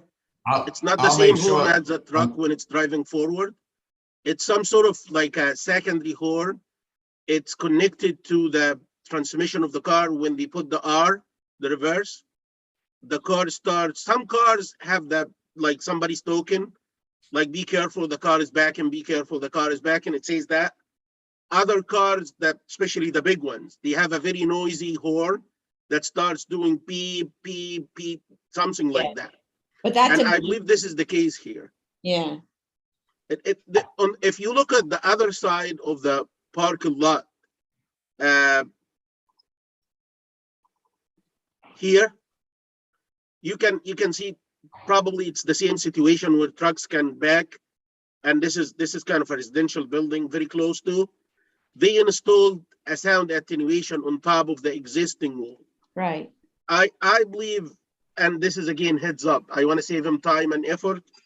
If they do believe that they need to install a piece of wall here on top of that existing fence, I believe that would be very helpful as well. Especially if you look at there, the travel direction is perpendicular to the wall. In here, it's kind of parallel. So I believe that extent and the height of the wall would be even less. And that could save the headache for the complaints and like mitigate the issue for the neighbors. Okay, so given that that's a fortune to put that wall in, what I would like to suggest is, because economies are such in this case, that we could put in a condition that there be in future, when possible, an acoustical material installed on that fence. So, you know, we see these acoustical blankets, essentially. It's a thing called an acoustifence, which is hung on the existing fence. It's a kind of a textile. And you know, well, maybe what the problem is here is that the wall is low.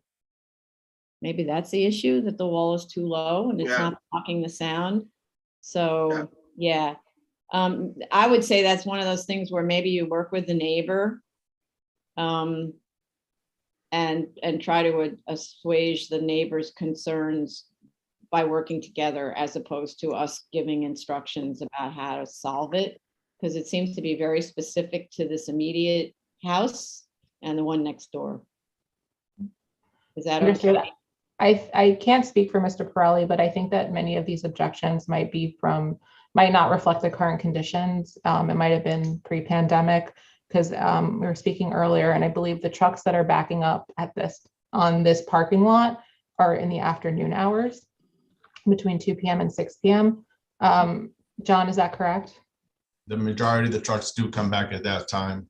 The only other time is when they are loading the truck, and that would be around 10, 11 o'clock, but I can make it where the trucks are already there prior to that time, because those are the trucks that would come to our Garden City facility to process the work from there. Mhm. I think, so this is my milk and cookies speech, where you have an existing neighbor who's expressed concern about this. And this is an opportunity for that neighbor to talk to you, that you reach out and you say, because, you know, this was written on May 5th, so it's not an old letter. I suggest that you reach out directly to the immediate neighbor and Mr. Borelli, who's at whatever address that was, 263, I think, 263A. 463A, yeah. Yeah, and just have a conversation with him about how you could address this. Okay, so, and then the other part of his comments were that workers are hanging out on the stoops. So if you could have some kind of a workforce conversation where you tell everybody, please don't hang out on the stoops of neighbors. Okay. That's fine. Okay. What else? So we got the lighting diagram. Did you have a question, Commissioner Sheta, about the lighting diagram? Or you're okay? I'm just going back through my notes. No? Okay. All right, so let's go then to the, oh, and, okay, let's just go to, oh, I have one question. On the large part of the parking lot where you did install that major acoustical wall and there's the chain link there, was there a wall there at some point that came down, or it just never was a wall? It was never a wall. It was always a chain link fence. Ah, okay. And you haven't had problems with the neighbors to that rear? None at all. Okay. All right. So then let's go to the public.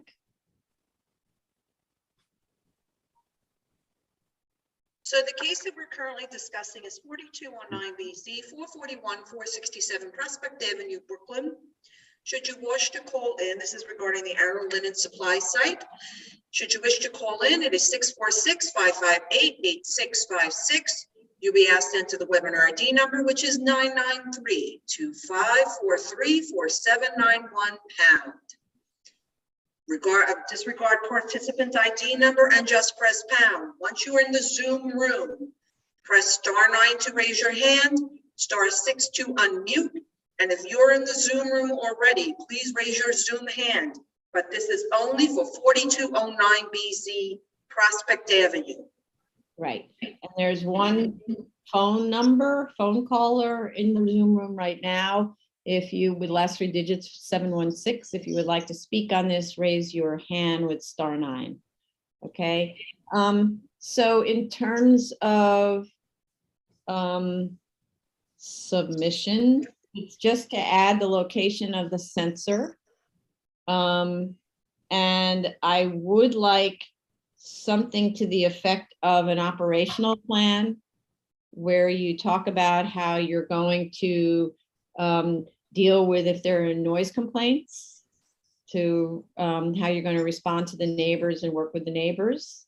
And also, yeah, and also managing the trucks, because with using that same kind of a memorandum. So maybe it would be an operational plan where you just essentially repeat the conditions that we had in the resolution. Mhm. Is Okay. that right? Yeah. Okay. So how much time to, I don't see anybody calling in on this. How much time to respond? I mean, we could do it within a day or two. Okay. So this week, we're fine. So 1 week to respond. Okay. 1 week. Okay. I'm waiting to see if anyone's raising their hand. There's one, Vice Chair, go ahead. No, I was just going to make a recommendation. Maybe we consider closing it. Yes. Yes. So I was trying to closing. Okay. So I just want to see if there's anything else that we needed. Okay, all right. Just so- for, Madam Chair, I'm sorry, Yeah. for clarification. Do you want Ms. Baton to get that memo, the previous memo Yeah. of understanding? If we can, or whatever that was called, Or memorandum. we can I don't all, know what not it a was. memo of understanding, I'm sorry, a memo. Right. If we could get a copy, Carlo has his hand up. Go ahead, Carlo. No, I'm sorry. I was just gonna, I thought that it was understood that they're going to be providing like an updated operational plan Yeah. slash a new memorandum addressing whatever the concerns are, and that the operators are going to be contacting or working with the hours to try to address the trucks. So I just didn't know if we needed to order the case file and That's go what I was through just that. asking, Right. yeah. No, it was kind of like if you had a copy of the existing memorandum, you could refer to it. It's just easier because it's already written, right? But if you don't have a copy, then to produce something, I'm just calling it an operational plan because I don't know what a memorandum is. So, so an operational plan, and then that would be something that would be handed out to, or say staff would be made aware of in some way where it has to do with behavior of staff. And otherwise it's a representation by the owner that those are the things that are going to be done on the site, with the site, right? We'll first try to find if we have it, or John, if you have it from the prior submission, but if not, we'll put together based on the prior conditions and what we've discussed throughout these hearings. Perfect, wonderful. Okay, thank you. All right then, so I'd like to make a motion to close. Chair Perlmutter, Aye. Vice Chair Chanda, Aye. Commissioner Otley Brown, Aye. Commissioner Sheta. Aye. Commissioner Shabeta. Aye. Okay, Okay, thank you. Thank you so much. Thank you very much. Thank you. Thank Thank you you. for your work and cooperation. Appreciate it. Thank you. item number, excuse me, item number 22-227-10BZ, 204-12 Northern Boulevard, Queens. Okay, letting in Mr. Stewart, Ms. Fullader, and I don't know who else. Is Jim Perry part of this too? I don't know. Is Jim Perry part of this? Yes. Okay.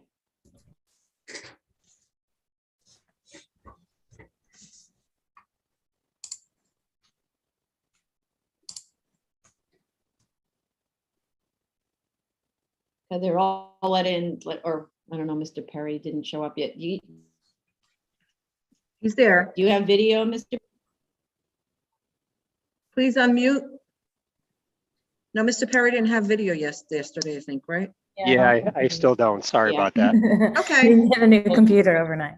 Okay, raise your right hands. Do you affirm to tell the truth, the whole truth, and nothing but the truth in your testimony before this board and to respond to city board member questions? I do. I do. I do. Okay, Ms. Folder, go. Thank you so much. Elise Fullader from Eric Palatnik PC. I have with me Jim Perry from BP and Andrew Stewart from High Point.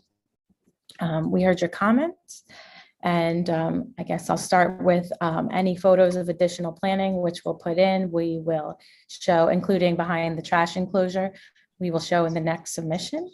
And then next is, the BP operational plan per we discussed yesterday. We will update it to explain further how BP operates and pays for various improvements. And then we spoke with BP maintenance regarding the drainage, and Andy will speak further on that, as well as speaking about the wheel stops. Yes, hi. So regarding the drainage. State your name for the record. Sorry? Sorry, state your name for the record. Transcribe. Oh, Andy Stewart, High Point Engineering. Thank you. So regarding the drainage, so they did do some asphalt regrading work at the drains out there as per the community board's letter. You saw, I think, the photos of it back in March. They were doing the work. It's directed, the drainage for the car wash is directed to those two drains. It does not run off site. The grades of the site are such that at the property line, they direct flow into the site. And then it would basically be a peak at the property line. So flow for the site would be directed inward. Anything in the right of way would be exclusive to the right of way. So it's not draining off site. As for the ponding issue they talk about, in the photos that they provided, there is, they shows the drain flowing to those drains, but it's active. The photo shows active car washing. This car is there being washed. So it's not so much an issue that it's showing ponding, it's showing the flow from the stations being used to those drains. So once it's, once they're not in use, there wouldn't be ponding on site. Everything would flow to those drains. If we need, further evidence of that, we can provide it to you, but that's how they're set up currently. As for the wheel stops, we don't feel a wheel stop would be needed only because there's already a 6-inch concrete curb landscape area. Typically, we wouldn't put a wheel stop because the curb would act as the barrier to that area. So we don't feel like a wheel stop in addition to the curb would be needed. So the reason you put wheel stops in front of landscaping is because the car wheel drives right up to the wheel stop, hence the wheel stop, right? And then it has an overhang of however many feet for the engine and et cetera of the car. And it's that portion of the car that ends up hanging over the planting and killing the planting. So that's the reason you put a wheel stop. We always ask for a wheel stop when it's head-in parking that heads right into the landscaped area. Otherwise, the heat of the car kills the plant, et cetera, et cetera. So they're not hard to put in. They're not expensive. Please put in wheel stops. But it is an expense, an additional expense that, we've seen plenty of stations that don't have wheel stops at landscape areas. Mr. Stewart, all of the places where we have in the BSA, where we have planting, all of them have wheel stops in front of the planting areas to protect the vegetation. It's an established need. The fact that you don't do it, we also talked about how sometimes you don't do things for aesthetic reasons, right? The expense of a wheel stop is minimal. So put in the wheel stop, okay? Look into it. Put in the wheel stop. I got it, so. Mr. Stewart, Yes, regarding the drainage, I'm okay with peaking at the property line. We're talking about the property line at Northern, right? correct. Yeah, the front property line. So yes. peaking would be okay, but I'm not sure whether the grades on site from the location of that floor drain to the property line would allow peaking without like having a significant bump at the entrance at the curb cut. So to make sure that this is the case after you do the grading or regrading, if I say, just if you have a fire hose on site, just open that hose at the like very inside. Yes. And show us that the flow, the sheet flow on Right. the pavement is coming to the drain. You can make that much better than a photo would be a video. Yeah. It's coming to the drain, and I'm okay with it, like going to the property line and then going back to the drain. So, but not like going from inside to outside. Right, understood. And do that on both sides, one to the right and one to the left, by the two like floor drains. Okay. Yeah, Thank you. we'll get some videos of that. Sure, not a problem. Thank you so much. Thank you. Okay, thank you. All right then, I think that's probably it, right? Oh, the photos behind the trash enclosure, please.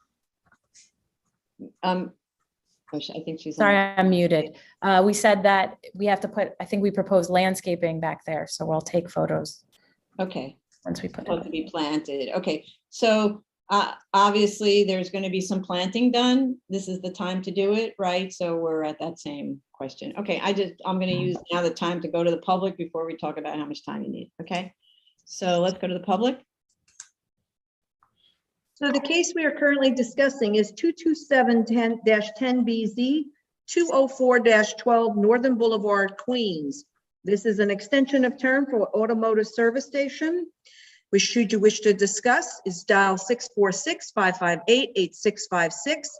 You'll be asked to enter the webinar ID number, which is 993-2543-4791 #. Then press pound in the second prompt. Press *9 to raise your hand, *6 to unmute to speak. And if you are in the Zoom room already, raise your Zoom hand. But once again, this is only for 227-10BZ, Northern Boulevard. Okay, all right, so how much time do you need? My guess would be 3 months just to install everything, so we could come back to you and it'd be done. Okay, so it's part of the 3 months group, 3 months, okay. Okay, all right, let's just give it a little time for anybody who might call in, because we did actually have some testimony. There's one person who's a phone call in the Zoom room, last 3 digits. Oh, somebody raised their hand, so I'm going to allow it. It's probably Mr. Euler. Mr. Euler. Yeah, so I admitted him, and please state your name.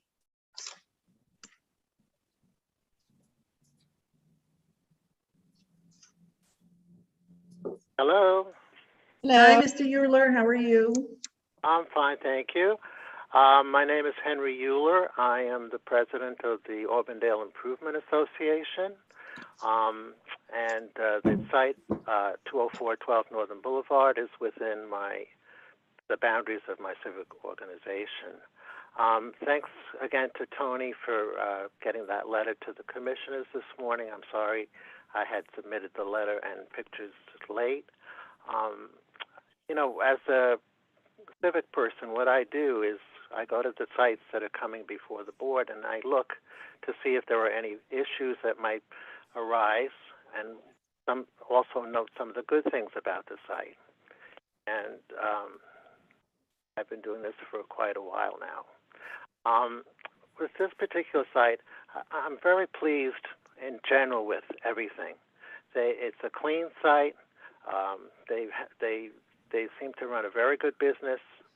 One of the previous operators years ago, when the variance was approved before, kept wrecks on the site. It was a mess.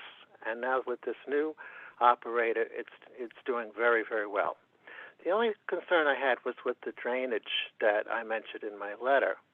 And Commissioner Shabeta was correct. It did not go onto the sidewalk or into Northern Boulevard, the water and the suds that come down. However, I thought that I couldn't quite understand that they had installed one of the washing machines first. The one closest to Northern Boulevard was done first. And there are 2 drains there, and it works very well with the drainage there. The second washing station was installed a little bit later, and I was surprised that they didn't put a drain in at the top there at the time to absorb the water and all the suds. And that's why I was surprised when they were doing construction that they didn't put a new drain in when they did the construction in March of this year. So in April, I had come by the station to look to see what was happening, and I saw cars being washed, and I still see the suds and the water coming down to the 2 drains below.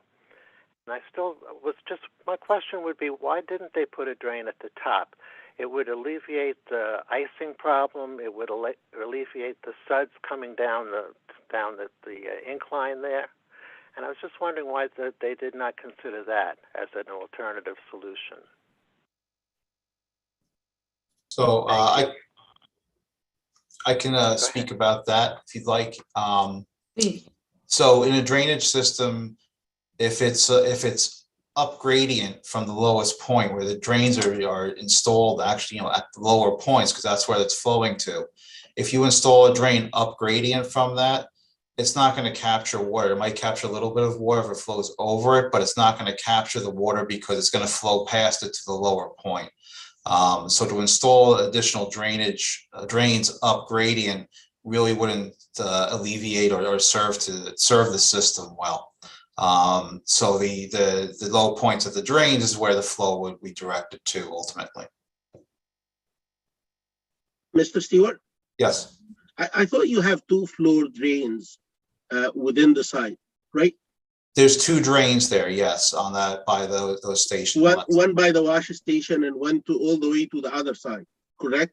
There's actually two by this washing stations there. There's two drains. I can pull up, if I can share my screen for a moment, I can pull up the photos that, that Mr. Euler provided and show. Let me just see if I can pull it up. It is this one. That's not the right one. I apologize.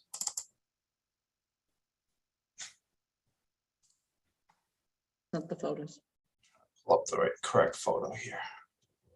This one.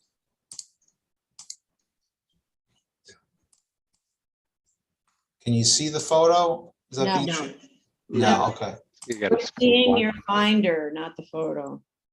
Yeah, sorry. We saw the photo for a little second. Oh, I'm sorry. Okay. Can you see it? Not No. yet. I believe it's in the background. You have to share that window. Okay.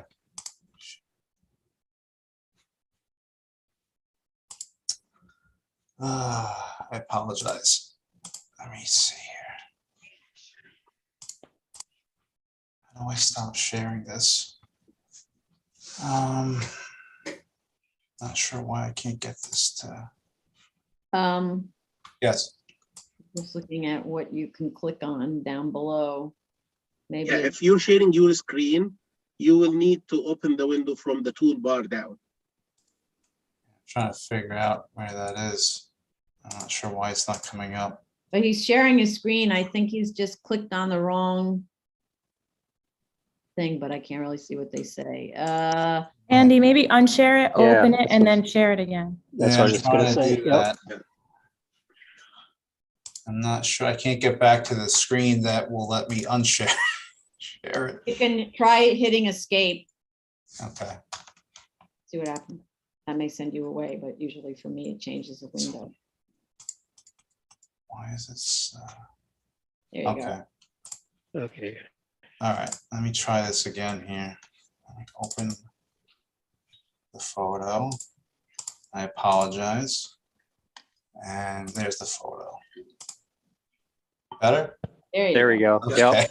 So there's the one drain here, and then there's actually a drain here. You can see it. Yeah, I see. So they got the two here, and then yes, there's one on the other side of The the other side, canopy. okay. And this is, you can see the flow being directed right into that drain here. So, and then this flow would be captured over here as needed. Mhm. Okay. I don't know. Is there anything more to be done on this subject? I don't I know. don't think so. They have two drains. I believe they should be enough. If the grades are like made right, they should be, that existing drain should be enough. Yeah, and we'll get you those, the videos as you requested as well, so. Okay. Good. Thank you. That's good. Thank you. All right. Thank you very much, Mr. Euler, for your testimony and your letter. I don't see anyone else in the waiting room with their hands up. So I think that we could just get those submissions. We could close this and then just get the submissions. So how much time do you need to, oh, you told us already, 3 months. Okay.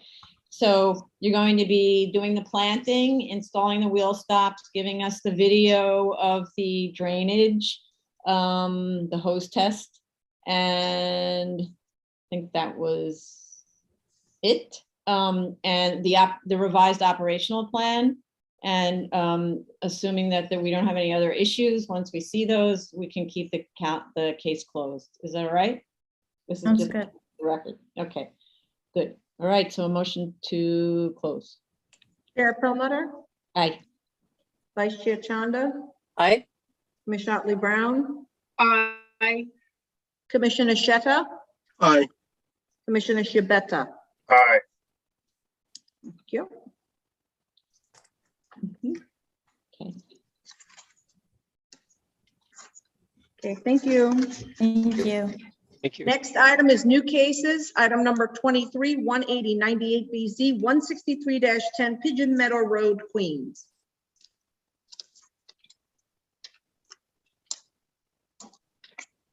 Okay, Jay Goldstein. Okay, allowing Mr. Goldstein in. Do you have anyone else attending? Good afternoon. How are you? Hi. You by yourself, Jay? Yeah. Raise your right hand. Do you affirm to tell the truth, the whole truth, and nothing but the truth in your testimony before this board and to respond honestly to board member questions? I do. Proceed. Good afternoon, Jay Goldstein for the applicant. We attended the review session and we appreciate the board's comments. I'd like to answer some of them briefly. We had the community board meeting last night where they voted unanimously to approve.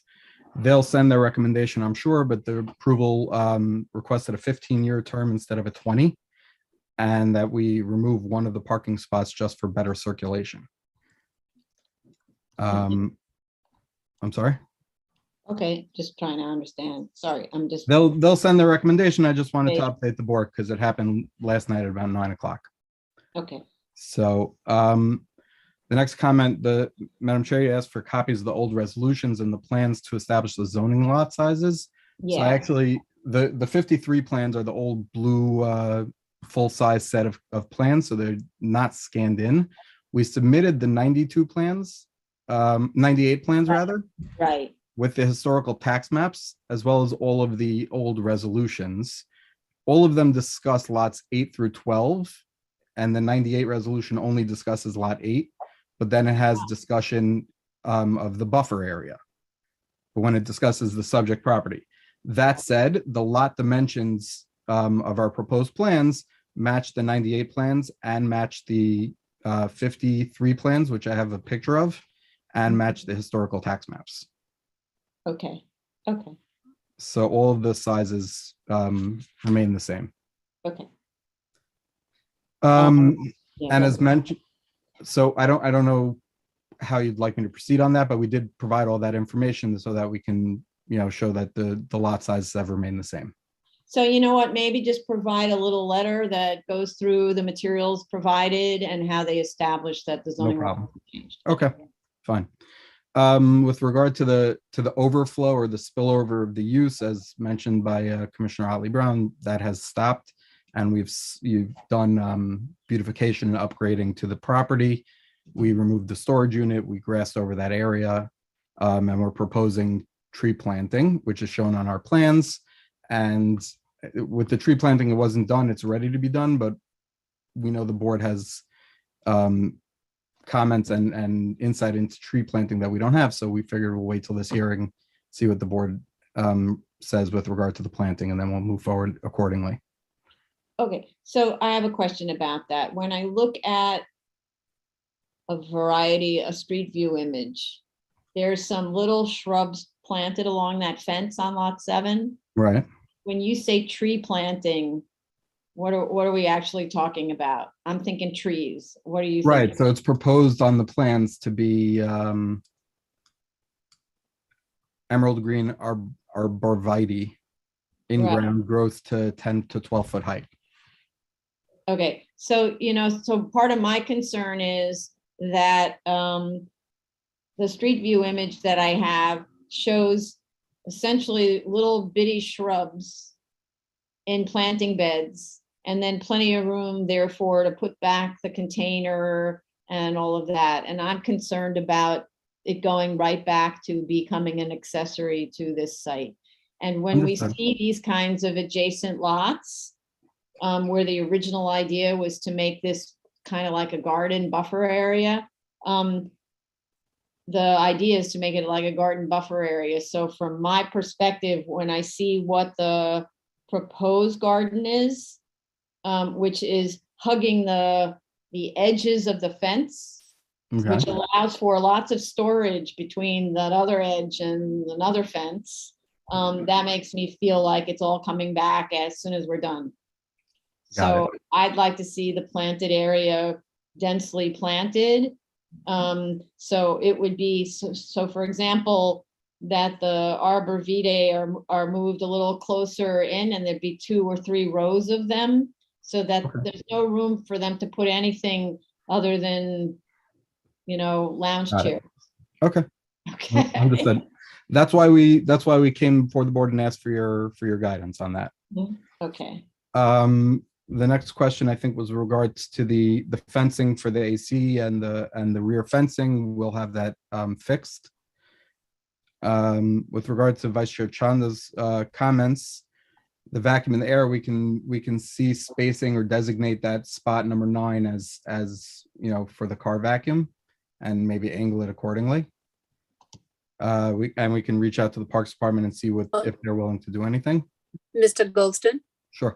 If you're going to designate parking space 9 as the space for car vac, maybe move the air and the car vac machines closer to that. And you don't even. Yeah, I'm gonna try and space. I also said to maybe Yeah. space 9. Right. Yeah, we'll explore that. No problem. Yeah. Sorry, both of you are speaking at the same time, so the transcript doesn't hear you. Can you say that one more time? What's your proposal about space 9? The recommendation from the vice chair was to perhaps designate a space for the vacuum and the car and the air dispenser. So we will explore either moving the vacuum and the air dispenser or rotating that space so that it's closer to the air dispenser and the car vacuum, so that it's more in line. Okay, good, thank you. And with regard to the air to the air dispenser and the vacuum, there are shutoff switches in the building for both of them, and that's how we would control that it's only used during hours. Okay. So we can have a condition that these are turned off. Okay. Yeah. And then finally, Commissioner Otley-Brown, I think finally, but Commissioner Otley-Brown, I apologize if there was confusion. My response to notice of comments discusses that we removed any request for enlarging the building. Unfortunately, with the way we submit nowadays, we can't void ourselves. So I apologize if there was confusion. That's interesting. You can't void yourself. Is there anything, this is so interesting. I didn't actually know this. This is something to talk about with Carlo, actually, where at the very least you indicate on the. So we do on the submission notice, we indicate what's being voided. You do. So historically, when we were doing it in person, we used to have a void stamp. Yeah. We can't do the void stamp anymore. So now we just indicate on the submission note what's being voided. Bummer. Okay, all right. This is good to know. Thank you. So we'll pay attention to this and try to figure out a better way. Okay, thank you. Appreciate that. So I think that was all of the comments from the members of the board. I believe so. Yes. So it's another one of those things where I don't think that we have, other than the landscaping, right, and the location and how you're dealing with that designated site. I don't think we have any the designated parking spot. Those are the only issues, right? Everybody agree with that? Okay. So then, so this could be another one of those things where we say you need to plant now because this is the time. And then I'm not going to say what we're going to do because we're going to go to the public. And then I'll say what we're going to do. Okay. Okay, so let's go to the public.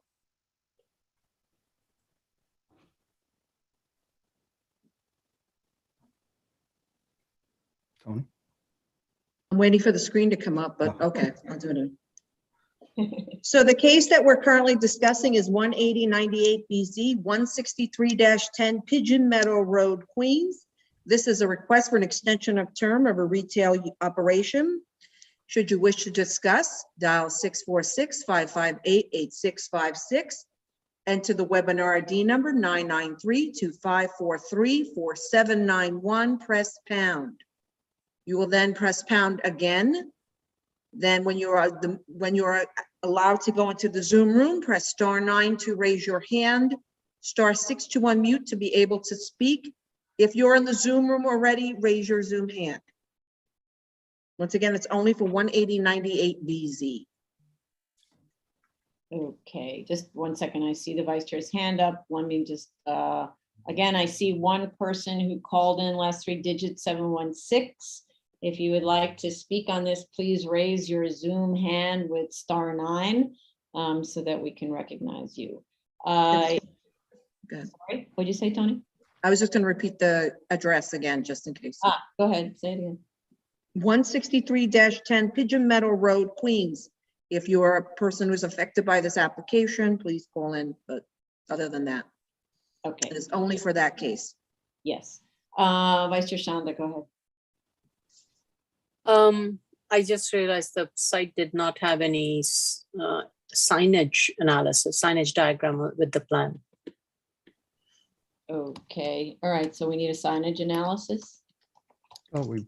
Did it have analysis? I'm not, Maybe on the, let me just check the, It's on the plan, I think, isn't it, Jay? no, it's not on the plan. No. 1 second, I'm checking. Number this is.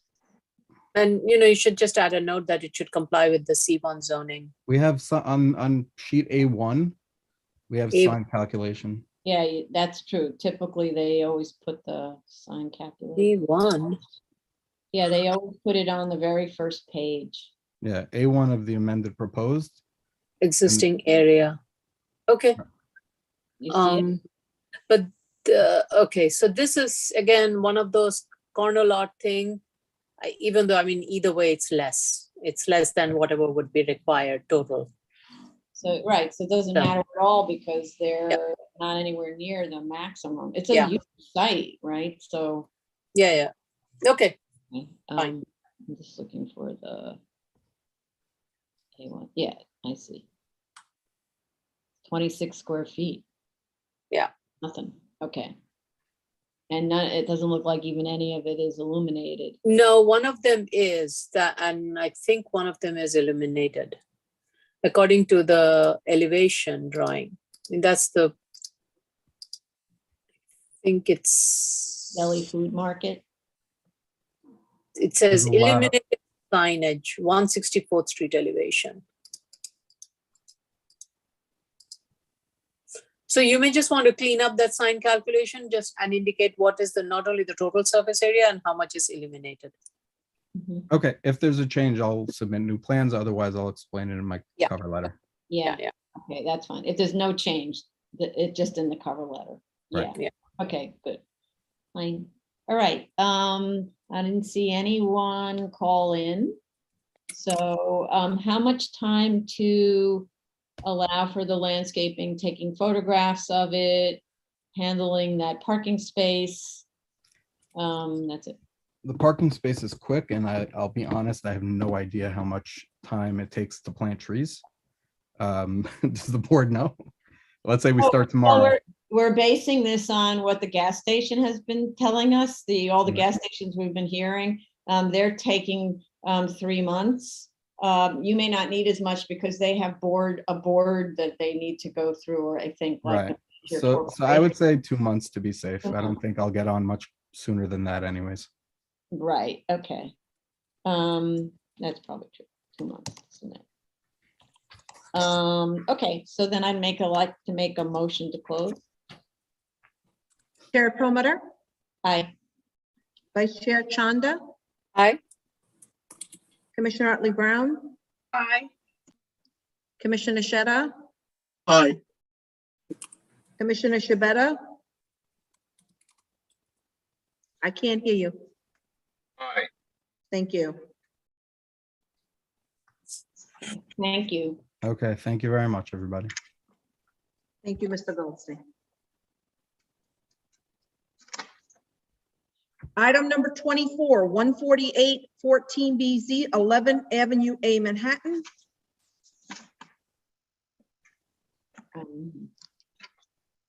I see Alexia's hand up. Okay. This is Alexis. Mhm.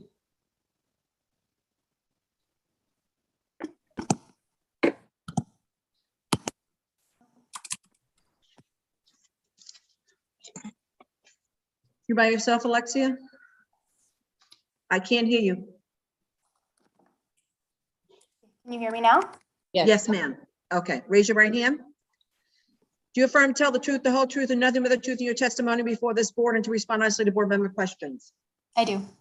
Okay, proceed. Hello, good afternoon, Madam Chair and Commissioners. My name is Alexia Landisman from Sheldon LaBelle on behalf of the applicant. We attended the executive session this morning, and we are happy to correct the waiver rules in the statement and submit that by the end of this week. I ask that we be put on the decision calendar sooner rather than later. That's all. Okay, in terms of the sooner rather than later time, what's the current situation with your construction? You haven't You haven't really started construction. We You have, haven't we started- have not started. No, not yet. Okay, and is it this application that's holding up the start, or? I'm trying to put this in perspective about the vote date. No, I think that this is, I mean, I just think that we would like to just get started on it soon. I know that the permits are looking to get filed soon, so I think this would actually help. Permits being filed, you mean they're applying for permits? That's correct. Okay, okay. Careful, right? Okay. All right, thank you. Let's go to the public. Sure. The current case that we are discussing is 148 14BZ 11 Avenue A, Manhattan. This is an extension of time to complete construction of a multifamily residential use.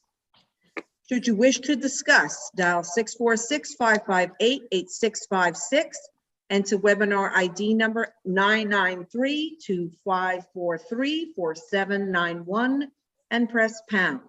You will then press pound at the next prompt. Once you're in the Zoom room, press *9 to raise your hand, *6 to unmute to be able to speak. And if you're in the Zoom room already, raise your Zoom hand. And once again, is only for 148 14BZ 11 Avenue A. This is an extension of time, so public isn't notified. The general public isn't notified, so actually no one is, right? No notice requirement. So I'm always surprised whether if we have testimony on these, but I need to allow time. Okay. Just let's give it a 10 more seconds. And I'm doing this because there is a time delay between the YouTube video and what we're actually saying in real life time. Right. Okay. All right, I don't see anyone calling in on this, so I'd like to make a motion to close, and I'm noting 1 week to submit, and we'll see how we do for the next calendar. It might be the one right after that for the decision, okay? Yes, thank you very much. Thank you. Chair Perlmutter? Aye. Vice Chair Chanda? Aye. Commissioner Otley Brown? Could you do a little louder? I'm sorry. Oh, that was even less loud. That was silent. All right, that's better. I'll take it. I can hear you. Better. I'm gonna. Thank note you, for the Commissioner. record- I'm gonna know for the record that she said aye, just. in Aye, case the yeah. transcript doesn't pick it up. Got to raise that volume a little bit. Yeah. Commissioner Sheta? Aye. Commissioner Shabeta? You have Say to do that again? again. Aye. Thank you. Thank you, sir. There's a little bit of a time delay between you turning your speaker on and it hearing you. So give it a count of 4. No, I don't think that's what it is on this. But thanks for the advice. Okay, yeah, I think it's something going on like that with everybody. I don't know. Okay, let's try the next one. Thank you. Thank you. Thank you, Ms. Landsman. Have a good night. Zoning calendar, continued hearing items. Item number 25, 2019-277BZ 8104 166th Street, Queens.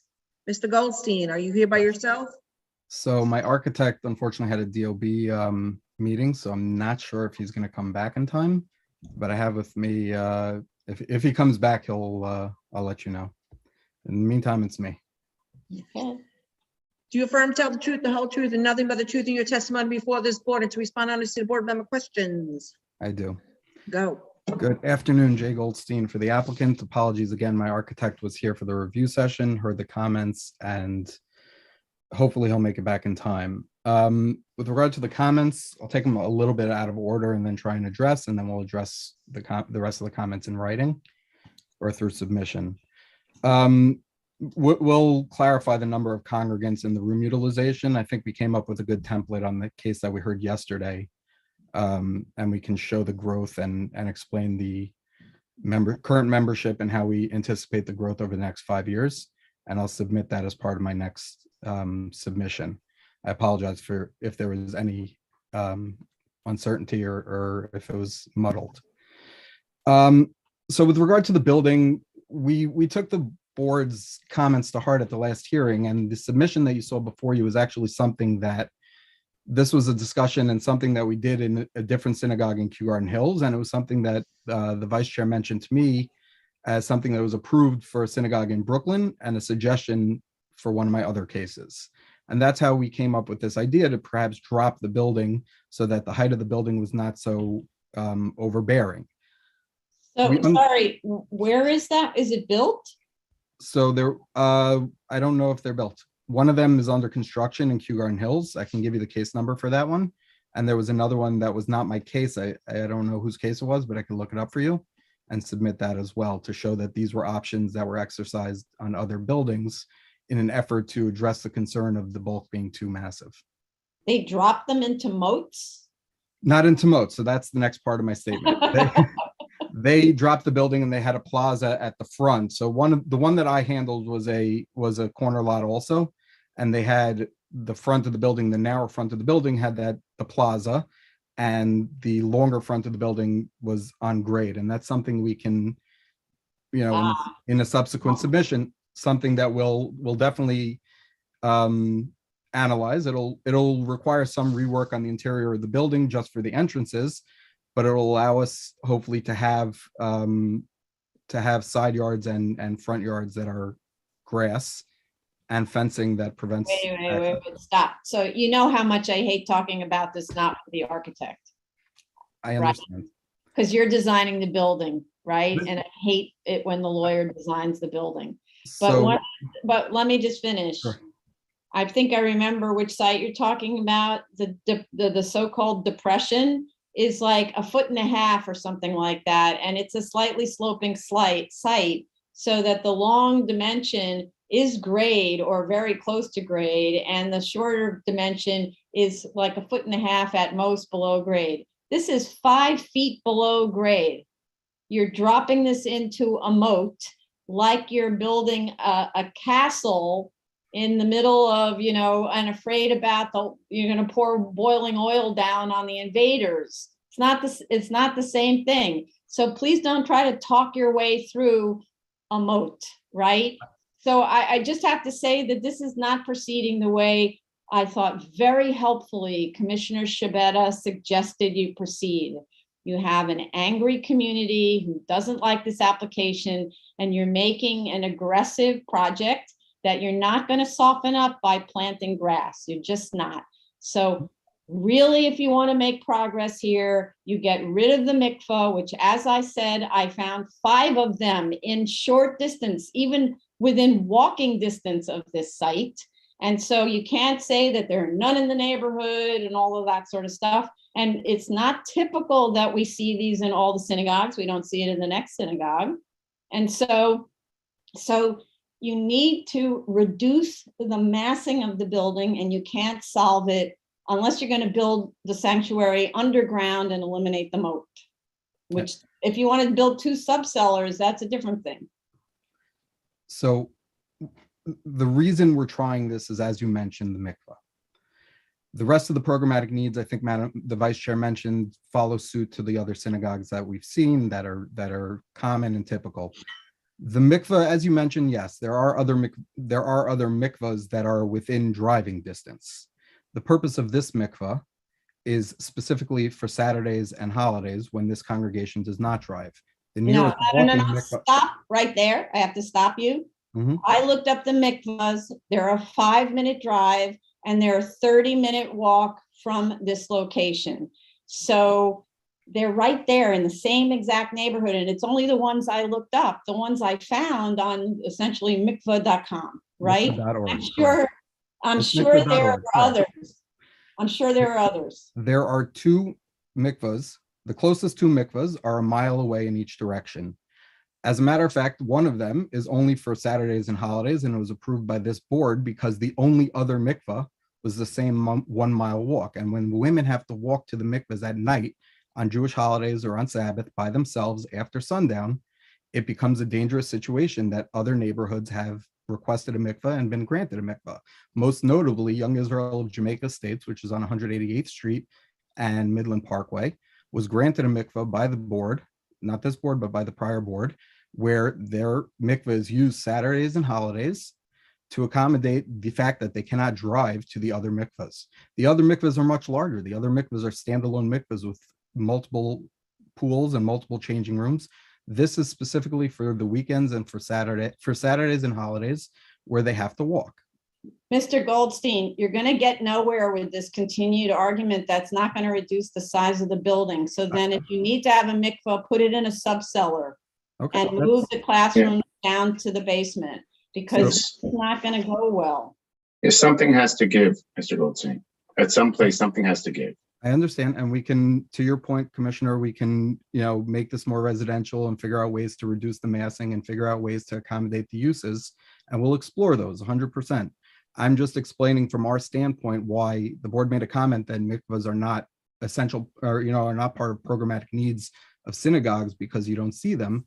The board has seen them in other cases, and the board should recognize, I hope, that there is a need when it's used for Saturdays and holidays when we can't drive and it's a 30-minute walk, there's a safety concern, and that's why they're spending the money to do this. Mikvahs are very expensive. So I will look at you. I do appreciate your comment, and I will explore the building and ways to reduce it. Maybe a subcellar, we'll explore it.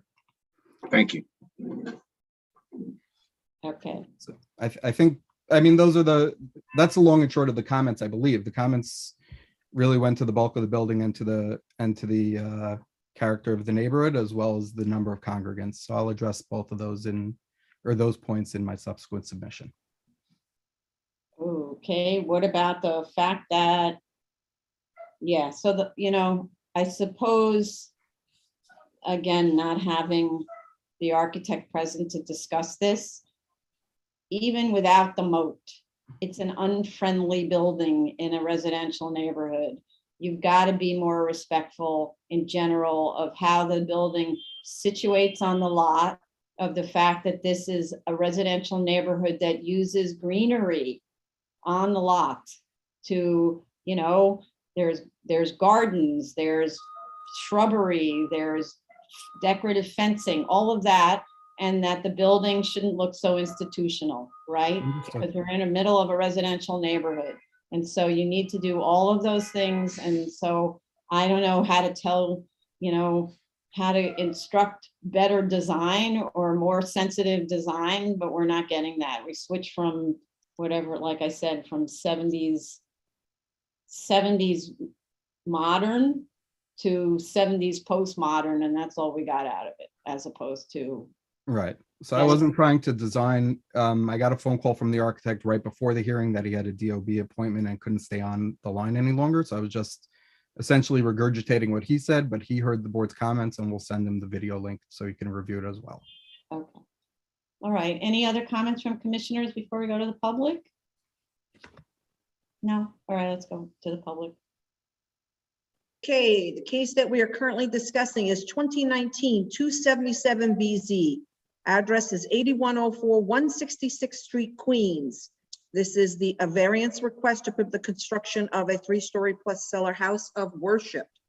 Should you wish to discuss, dial 646-558-8656 and to the webinar ID number 993-2543-4791 and press pound. Press pound at the next prompt. Once you're in the Zoom room, press *9 to raise your hand. Press *6 to unmute to be able to speak. And if you're in the Zoom room already, press your Zoom hand. This is only for 219-277BZ, 8104 166th Street, Queens.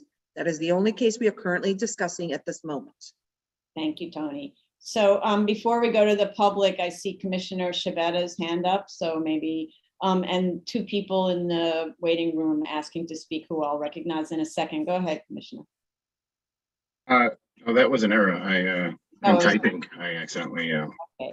All right. So I see 3 people's hands up at the moment. And we're going to start with Jackie Forrestal, unless somebody else just got let in. State your name and you need to unmute yourself. There you go. Good afternoon. My name is Jackie Forrestal, and I represent the Hillcrest Estates Civic Association as their corresponding secretary. We thank all of you commissioners for your comments this morning. and for your recognition that the size and bulk of the proposed community center house of worship is excessive. I'm afraid that I have questions which have been unanswered in previous hearings at the community board. We have repeatedly asked about water runoff. Now that there's a 5-foot deep moat proposed, this question becomes more important. The cellar level creates impermeable ground. When it rains or snows into the moat, how will water be drained? Also, since there are showers, kitchen, bathrooms proposed to be at a depth of 18.5 feet in the cellar, will water and waste have to be pumped up to the height of the sewer connection? Will a generator be necessary if there is a power outage? Will there be noise generated by such a generator? Also, will there be noise from the rooftop mechanical equipment? Some research into other variances for houses of worship with mikvahs shows that they all seem to have a CEQA step. This one does not. Is CEQA required for a mikvah? In the BSA's. I'm sorry, a what? CEQA. How could you spell that? CEQR. Okay. Seeker. Oh, seek, as in Seeker. city environmental. Environmental quality review, yes. Somebody's clicking. What is that? Yeah, please, everyone else mute. A secra stamp on the mikvah. So All of the other, I'm sorry to interrupt. All of the other mikvahs I've researched at the BSA seem to have this secra application.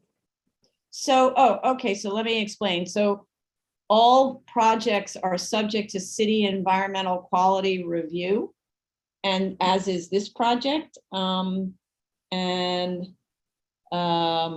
Not sure what the status of it is, but yeah, it's gone through seeker review. We say seeker, and all the issues have been closed. But the seeker materials are available for your inspection probably at the community board that's supposed to have received a copy, otherwise through our office. Thank you. Okay. They usually have a number. This one doesn't seem to have a number.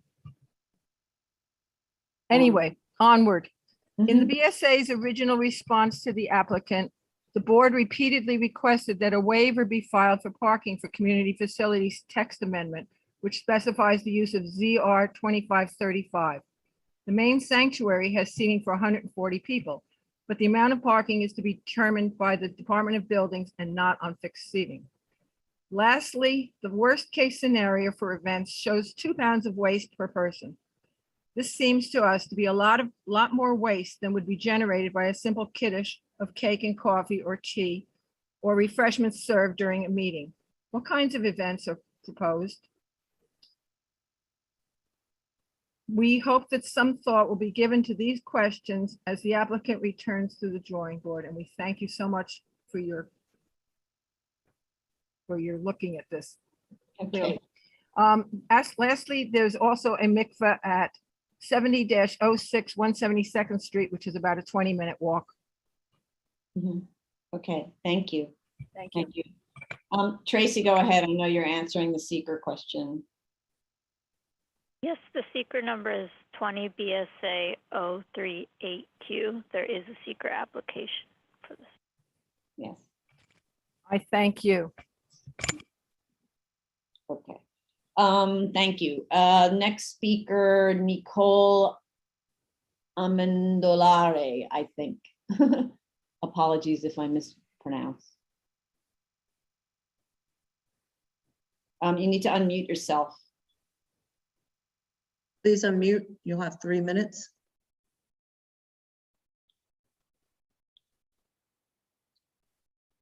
Ms. Amendolare, please unmute yourself.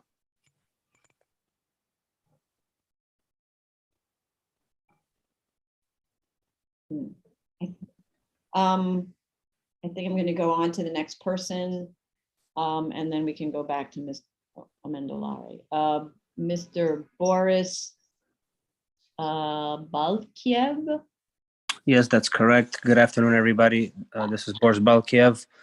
I'm just stating my support for the expansion of the synagogue because, you know, as a father with 2 daughters, it's clearly unfair that, in such a small space, we're kind of getting a hard time about expanding because right now I can't even have my daughters go to services, and it's a little bit not fair, I think. And the synagogue is a big part of our lives, something that we go to every day. And we're just simply trying to only build a place where we can make our kids to become better people, to live more fulfilling, meaningful lives, and most importantly, stay out of trouble.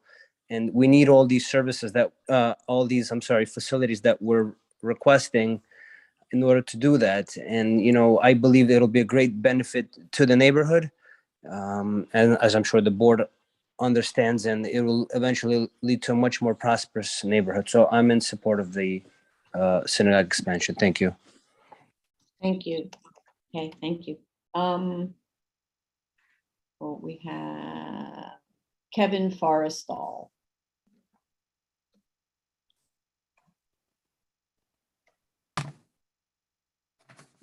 Good afternoon. I'm Kevin Forrestal. I'm president of the Hillcrest Estate Civic Association.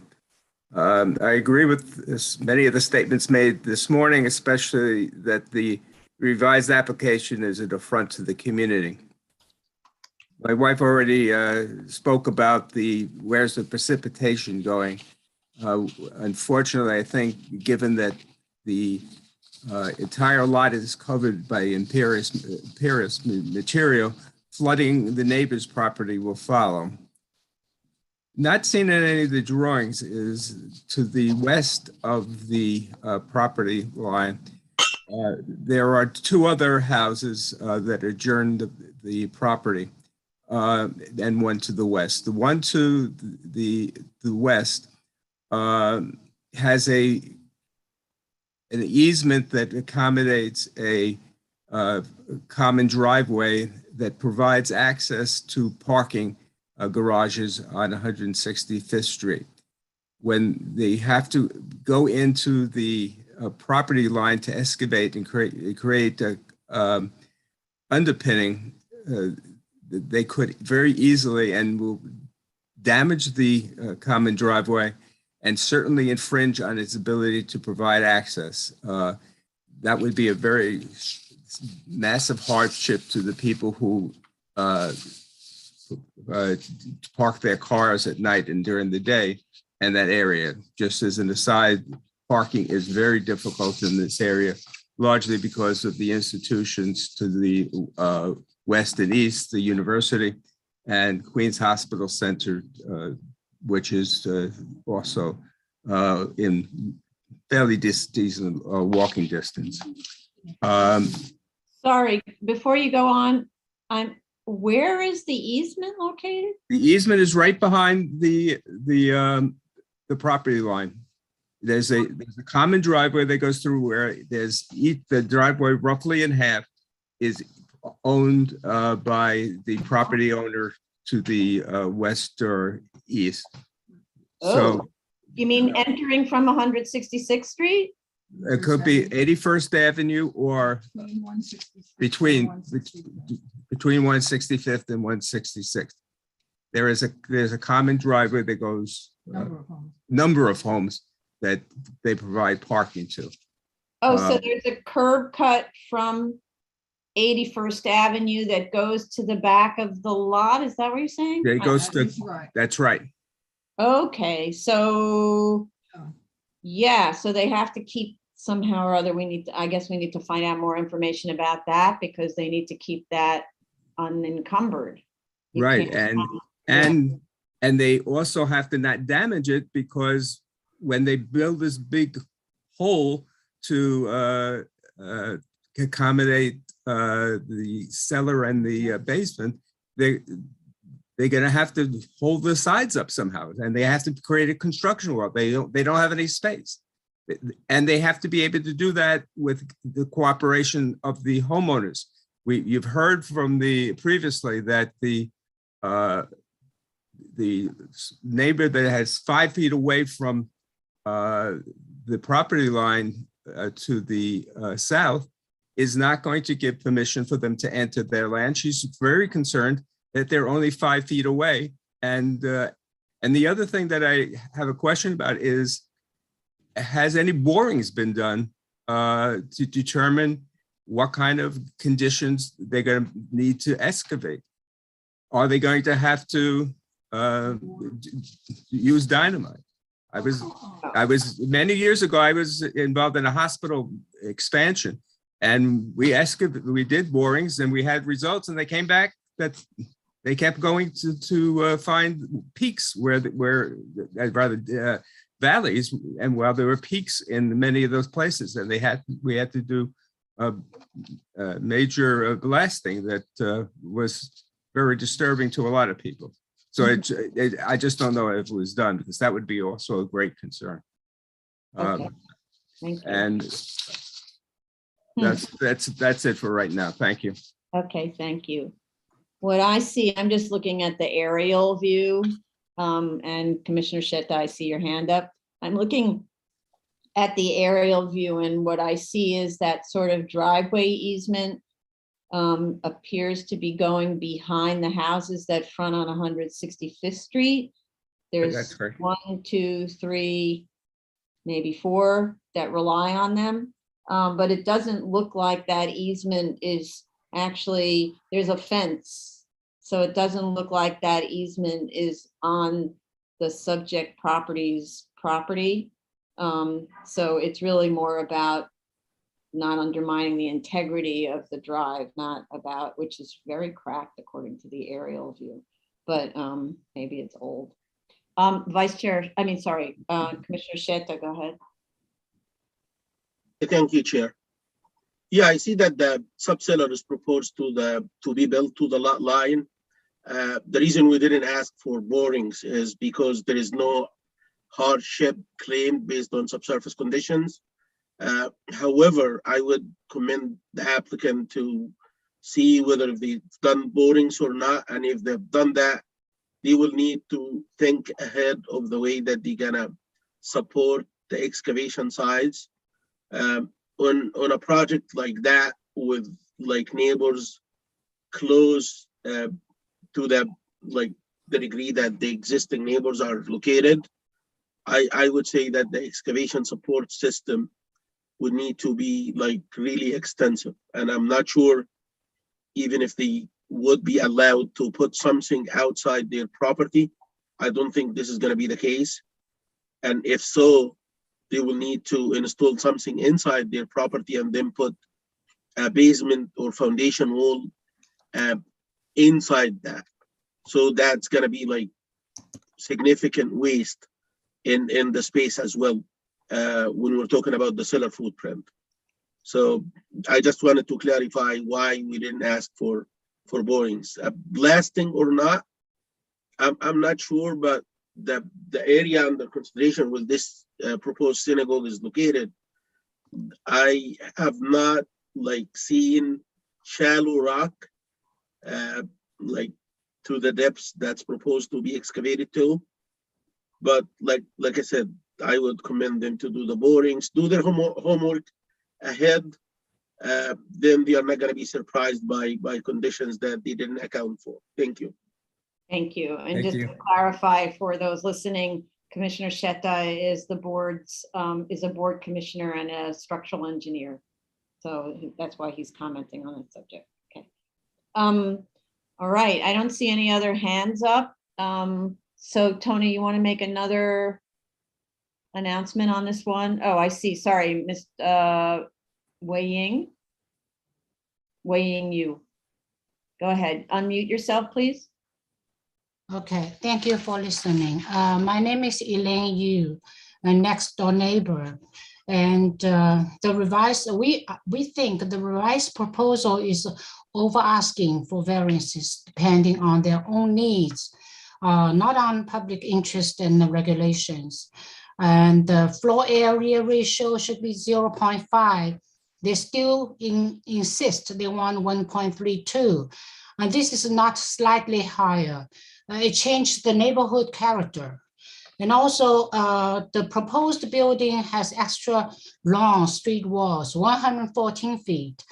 Department of Building already required 11 feet, and they want 5 feet and 8 feet. And the existing nearby buildings with 5 feet side yards, they mentioned in the document, they all have much shorter street walls, not long street walls. And the cellar and basement depth below ground level would be like 18.5 foot. If they dig 18.5 feet deep and 5 feet only from my house foundation is very dangerous.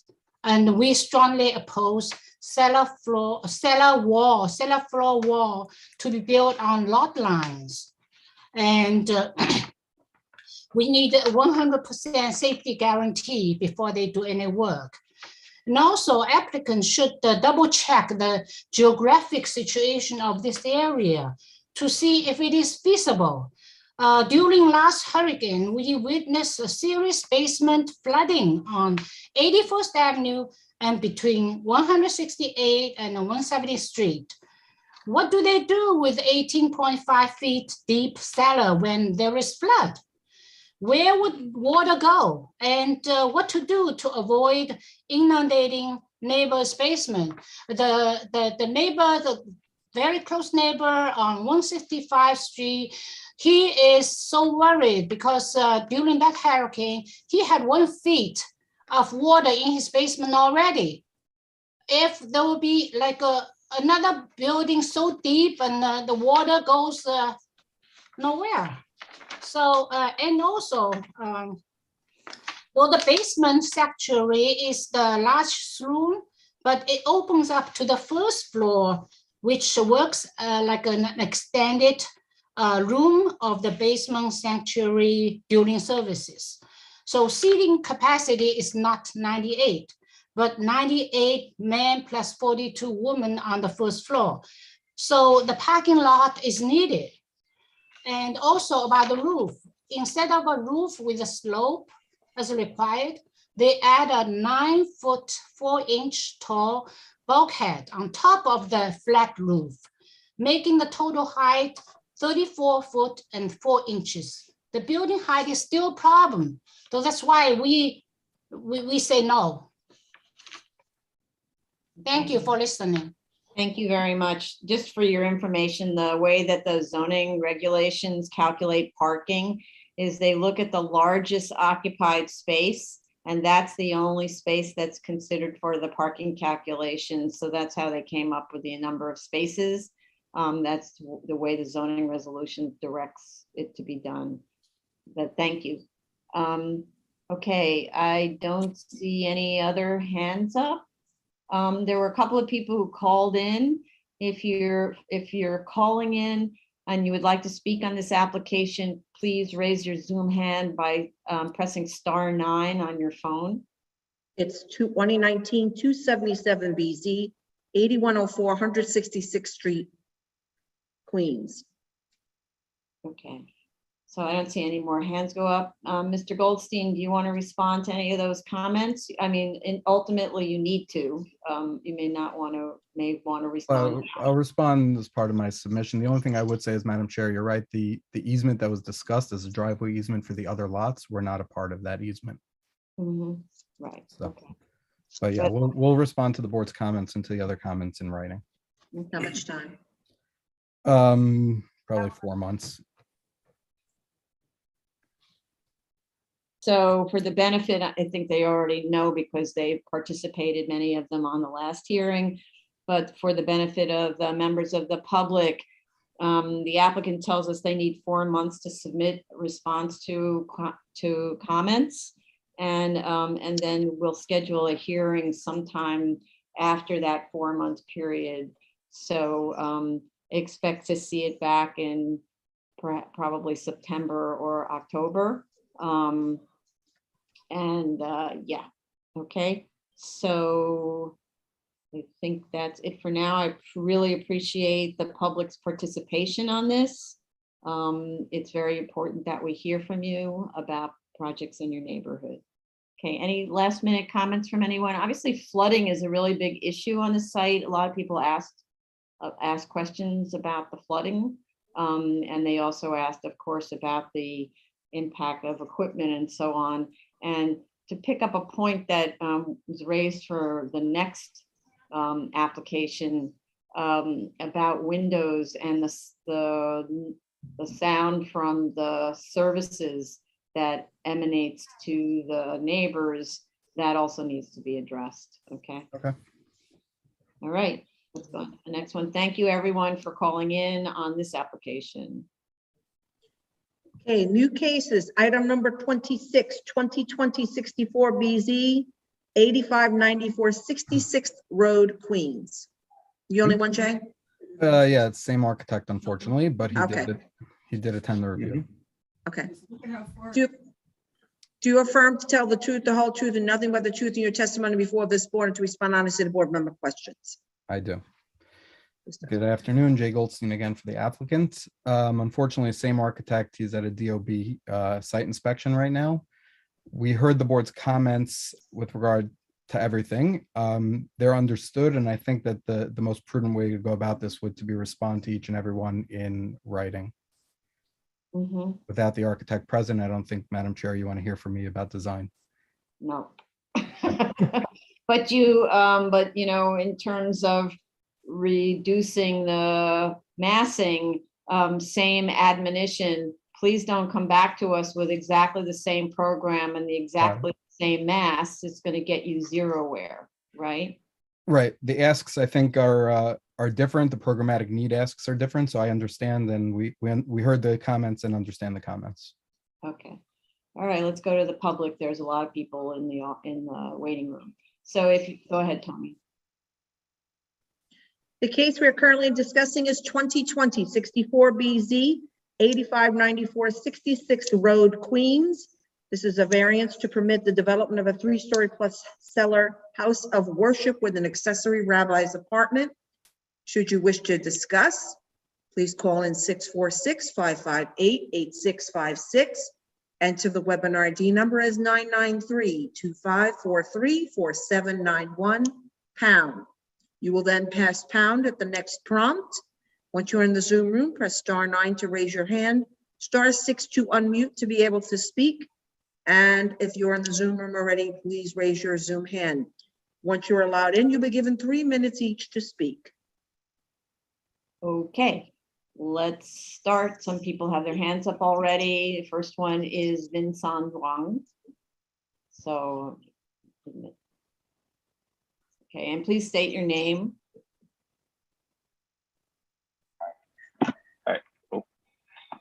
Hi, my name is Vincent Huang. I'm residing currently at 8563 66 Road. So I object to the plans for this building. I believe it doesn't fit the character of this neighborhood. As you can see, as they've stated before, there's around 38 objections and only 2 for this building. We believe that, so currently the neighborhood, we get around probably a car passing by in the area, maybe once every 30 minutes. With the addition of a building that's meant to have, according to the plans, upwards to 300 parishioners, it would create a lot of foot traffic, a lot of additional cars in the neighborhood that I believe would make the area much busier and decrease the safety of kids that play around in that area. A lot of the kids there, they just play around, they just sometimes freely play around the street. And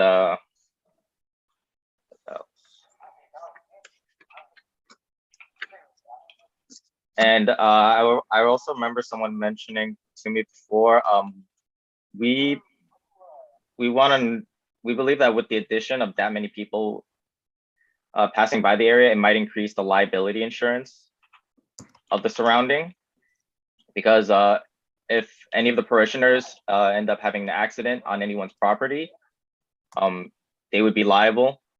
And with the addition of probably upwards of like more than 10 times the magnitude of foot traffic in the area with the additional parishioners, the risks increase a lot for the property owners. And I guess all else I can mention is in Forest Hills, so I work in the medical industry. COVID is still a huge risk in the area.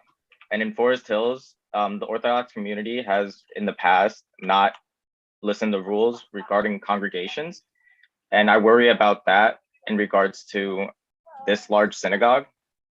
In terms of health and safety in the future, there may be COVID can relapse with any sudden mutation. And as we've seen in the past, Forest Hills has always been a hotbed for COVID cases.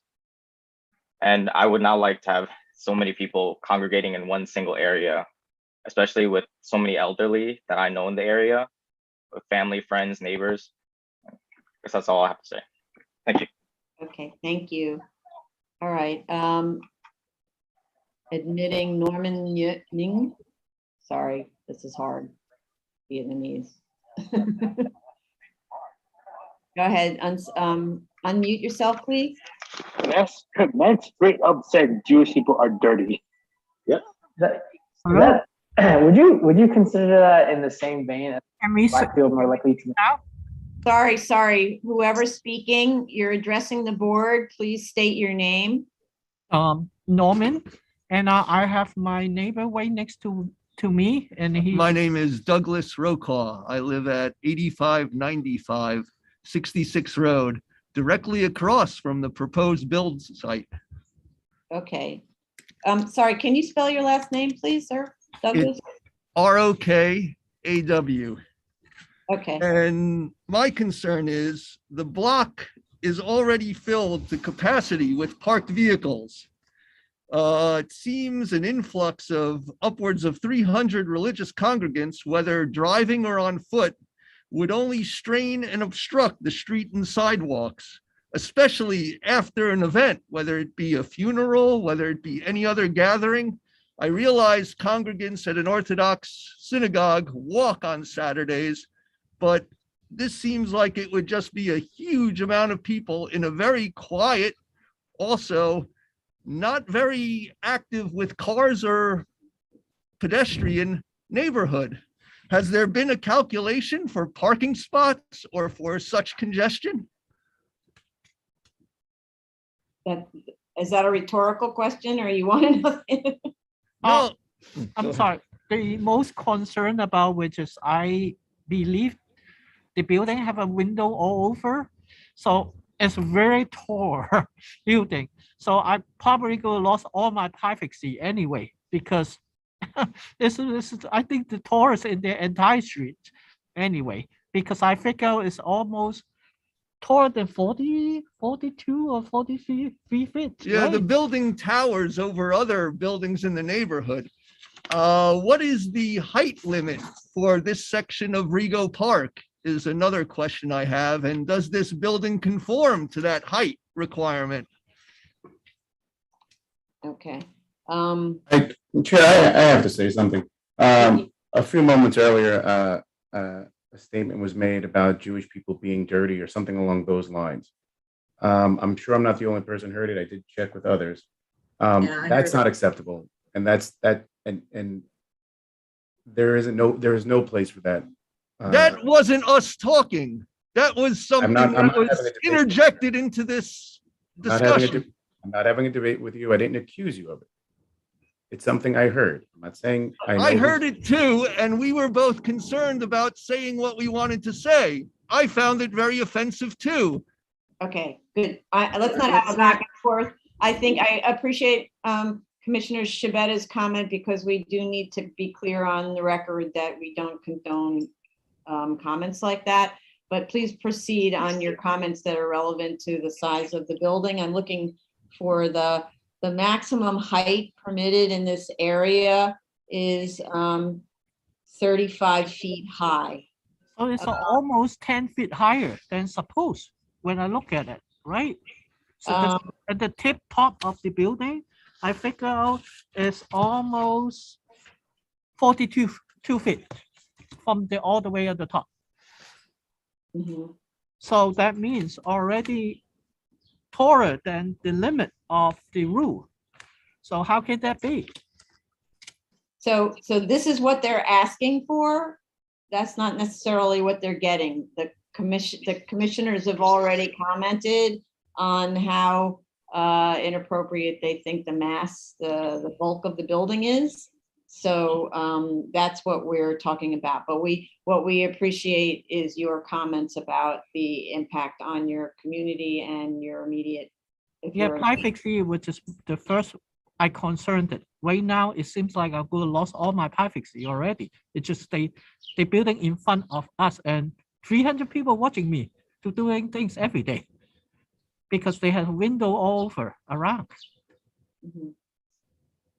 Okay, so just to clarify, the height of the building is being proposed at 35 feet. There's a little extra tall parapet to make it, I think, make it pointy. That's the thing that makes it look taller at the front, but the actual building is 35 feet high.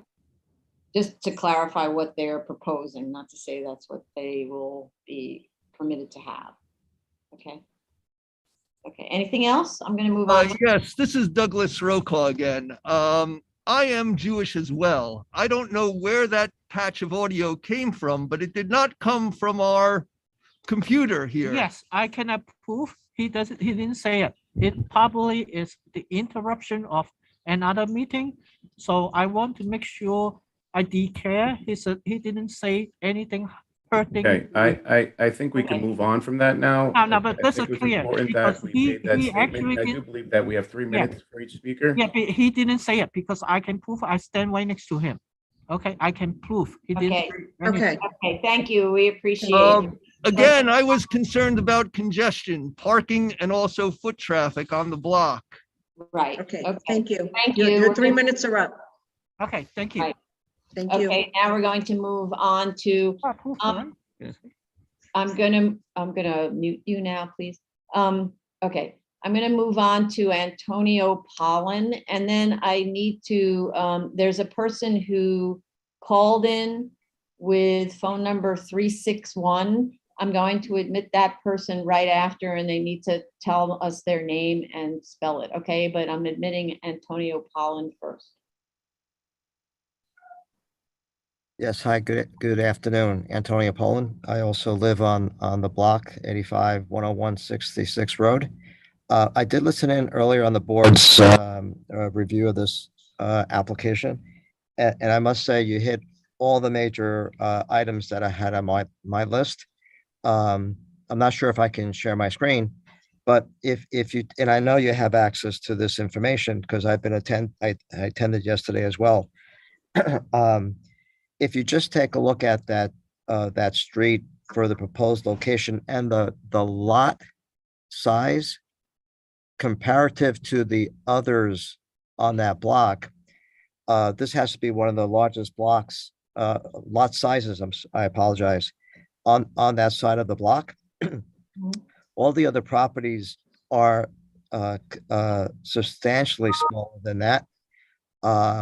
It is a location that is not on a corner property like the other synagogue we covered in the prior case. So it's almost, I wouldn't say in the middle, but definitely in the first third of the block. If you take a look at Google Maps and you canvass the area, you can see very plainly where the character of the neighborhood would be drastically impacted by the proposed building structure. It is a fairly massive building in a residential area. My concerns and a couple of questions I have around to the applicant is if the services are being handled today in another nearby location, what is the need for the massive growth from 27 individuals to the floor plan as proposed, clearly northwards of 250 seats in that building? It wasn't clear to me what the types of services planned for and the course of activities over the day would be for that neighborhood. But clearly, in my mind, having an influx of that many people in a very small street or block, it really impacts the quality of quality of life for the individuals living in that neighborhood, as well as the character of the neighborhood. I did have a question with all that influx of additional people in that neighborhood. And I'm sure there are studies that the designers, the engineers would do about the water situation, water from a standpoint of wastewater, the toilets, and the impact of the capacity of the piping in that neighborhood. It is a fairly old neighborhood within the Regal Park, Forest Hills area. My concern would be on the impact of the actual infrastructure, underneath the ground for plumbing.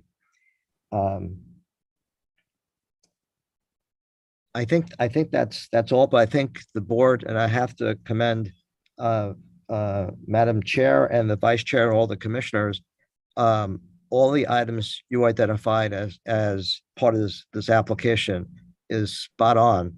I did submit an objection through your submit at address. So the documentation that I submitted is part of hopefully your review. Yes, it is. Definitely, if we received, so I should tell you, if you submitted testimony before the hearing and there were a lot of objections, we read them. If you submitted testimony on Friday night or Sunday or something like that, we may not have had a chance to read them.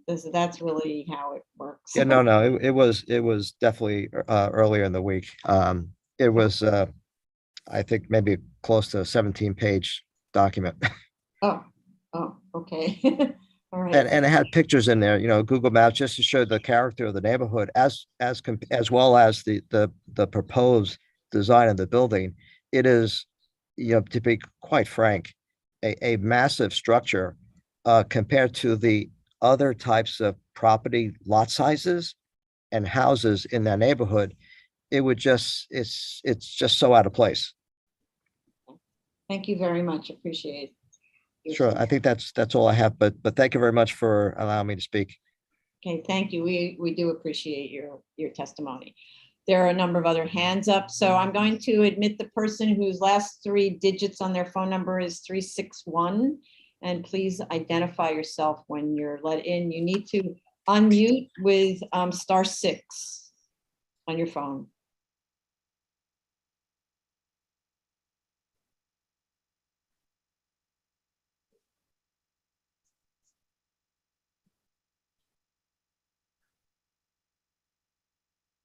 Person with last 3 digits, 361, you unmute your phone by dialing *6. And maybe in the meantime, I'm going to go to Mr. Oh, there you go. Please identify yourself. Yes, my name is Tracy Chen.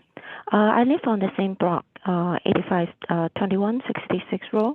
I object to that proposal. As other caller said, it's a huge building in a mainly one family neighborhood.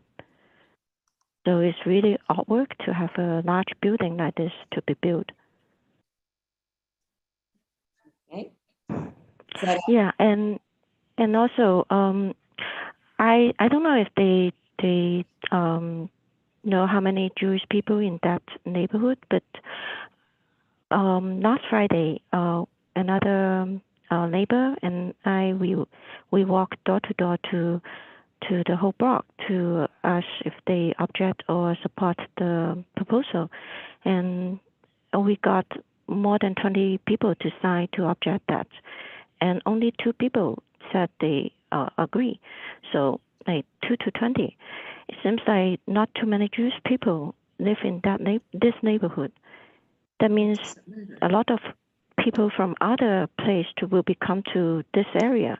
That I do not like, because it's a very quiet one family neighborhood, and if a lot of people come, it will be very disturbing.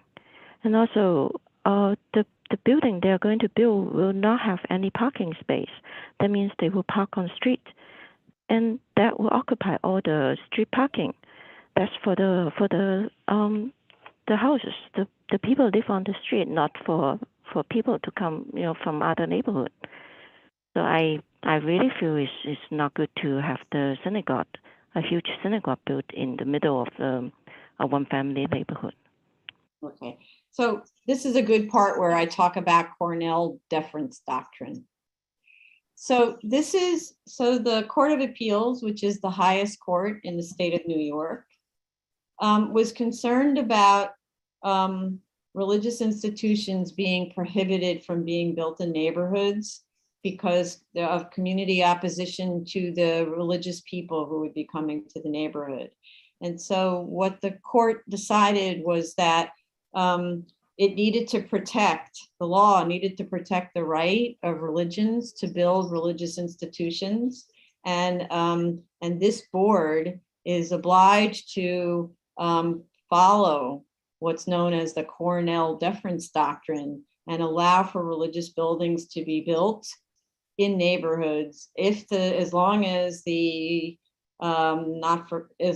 religious say institution or the congregation can establish a need or a desire, right? And so we need to listen to that, and this is done for all religions. So if there were another, let's just say, really obscure religion that wanted to locate it in any neighborhood, they have the right to do that and to be protected under the Cornell deference doctrine. So I'd be careful about comments about which religious group lives where. They're allowed to build a house of worship wherever is reasonable to locate it in terms of the massing and so on. That's not going to negatively affect the neighborhood. Okay, so we need to move on. Mr. John, I'm sorry. One more thing I want to say is in 5 minutes walking distance from the 66 road, there's a Jewish center, and about 20 to 25 minutes walking distance, there's another near the subway, Forest Hills subway station. There's another Jewish synagogue. So there's these two are huge. So I don't know why they still need to build another huge. I'm going to stop you there because just like in religions that you may be more familiar with, there are many, many, many different sects in all different religions, and they don't all necessarily go to the same temple, church, whatever, right? And so that's what we're talking about here. And I need to cut off the rest of this conversation because I'm not liking how it's going. Okay, so thank you for your testimony.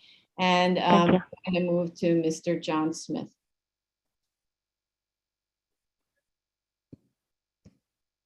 Hello, can you hear me? Yes. Yes.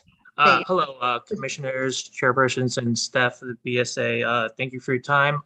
Like the other person who spoke before, I had submitted lengthy statements on Sunday, so you might not have had a chance to review, but I'm just going to make a brief statement. I was present during the review, and I understand that the case precedent of Cornell might supersede a lot of these arguments, but I just want to make the board aware that the property owner had purchased the property in March 2019, and then in April 2019, the rabbi started an online GoFundMe to raise $400,000 to build the synagogue, and the fundraiser ultimately raised about $3,000. I think this goes to show the lack of support for the project and re-illustrate the board's concerns that came up during the review that the true size of the congregation is in question, and in this case that it's kind of like an owner created hardship.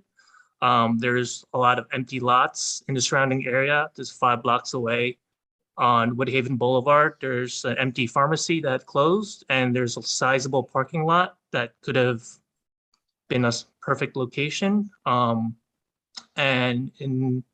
I believe that the Cornell case was a case revolving an existing religious entity expanding, And by all facts of the case, the current property is not being used as such. The property owner has stated that his congregation currently meets at his home 2 blocks away. And I believe that according to publicly available information online, the congregation sometimes meets at an event venue in their neighborhood. So it begs the question if the property in question qualifies for pilgrimage, if the property is not being used and it's just a personal domicile at the moment. So even if we give the rabbi the benefit of the doubt that he does have a sizable congregation and that he does have the capacity and funds to complete it, I think pursuant to Cornell, zoning officials may conclude that particular educational or religious use may actually detract from the public's health, safety, welfare, and morals. I think many people have noted, and I've sent videos of the intersection 1 block away from the property in question where a cyclist had died. There's often traffic, cars rolling stop signs pretty much every minute. They're rolling and running. And over the years, the Department of Transportation had to install multiple stop signs and slow signs since there's a pre-K and a elementary school. So in my opinion, as a longtime resident, it is doubtful any solution the applicant can offer would remedy any potential adverse effects of increased cars since the DOT couldn't address this issue. That is my statement. Thank you for your time and consideration. Thank you. So you're saying that there's high traffic crash data in this immediate area? Is that what you're saying? I'm saying at the intersection 1 block away, in the past, there was a death. You can see on Google Maps, there's a ghost bike memorial. And I had submitted through the portal just on Sunday afternoon, not a busy day, YouTube videos that I had recorded on my phone, just cars running through the stop signs within the first 10 seconds of me just randomly stopping there. So it's an existing issue that cars just run through the stop signs. So any additional car traffic would just exacerbate the issue. And I had submitted photos as well through the portal. One corner house, the opposite of the intersection, one homeowner had to purchase additional stop signs and pretty much nail it to the wall, the tree, and personally had to install a camera pointing at the downwards towards the stop sign because so many cars were running the stop sign. Okay. I'm not aware of the videos that you may have submitted. I don't know whether they were received. Yeah, they were submitted on Sunday. So as you have suggested, they might not have been reviewed yet. Okay. We'll look for them. Thank you. Thank you. Thank you for your time. Okay, I'm gonna move on to Stephen Guadagnino. Yeah, something to that. Sorry. Please state your name and correctly pronounce it for me. Yes, hello, Chair, and the rest of the board and staff. My name is Stephen Guadagnino. I live on 66th Road for over 15 years. And my question is, getting on with John Smith, is that yes, Alderton is a major intersection that you can cut through from Woodhaven Boulevard. Woodhaven Boulevard has a lot of traffic, just like Queens Boulevard, just like Northern Boulevard. Alderton is now getting the same amount of traffic. And if you actually did a survey of how many cars go through there on a given day with the public school that's around the corner, you will see it's a massive amount of traffic. And it actually is dangerous because they had to, where the school is right now, add 2 more stop signs because people were almost getting hit there. And yes, there is a bicyclist that was killed there. There is a white bicycle there currently now. People are going through there. They had to readjust the Department of Traffic there. Also, since I live on the block, I had one of his worshipers or parishioners come by and knock on my door and say, "Excuse me, where is the rabbi I donated to the GoFundMe?" They did not live in the neighborhood. There was about 6 people in 3 different cars. They did not walk there, so they drove there. If you count on the block from 66 Road to the corner, not to Woodhaven Boulevard, we are 100 houses. I myself went to every house and we talked and knocked on the doors.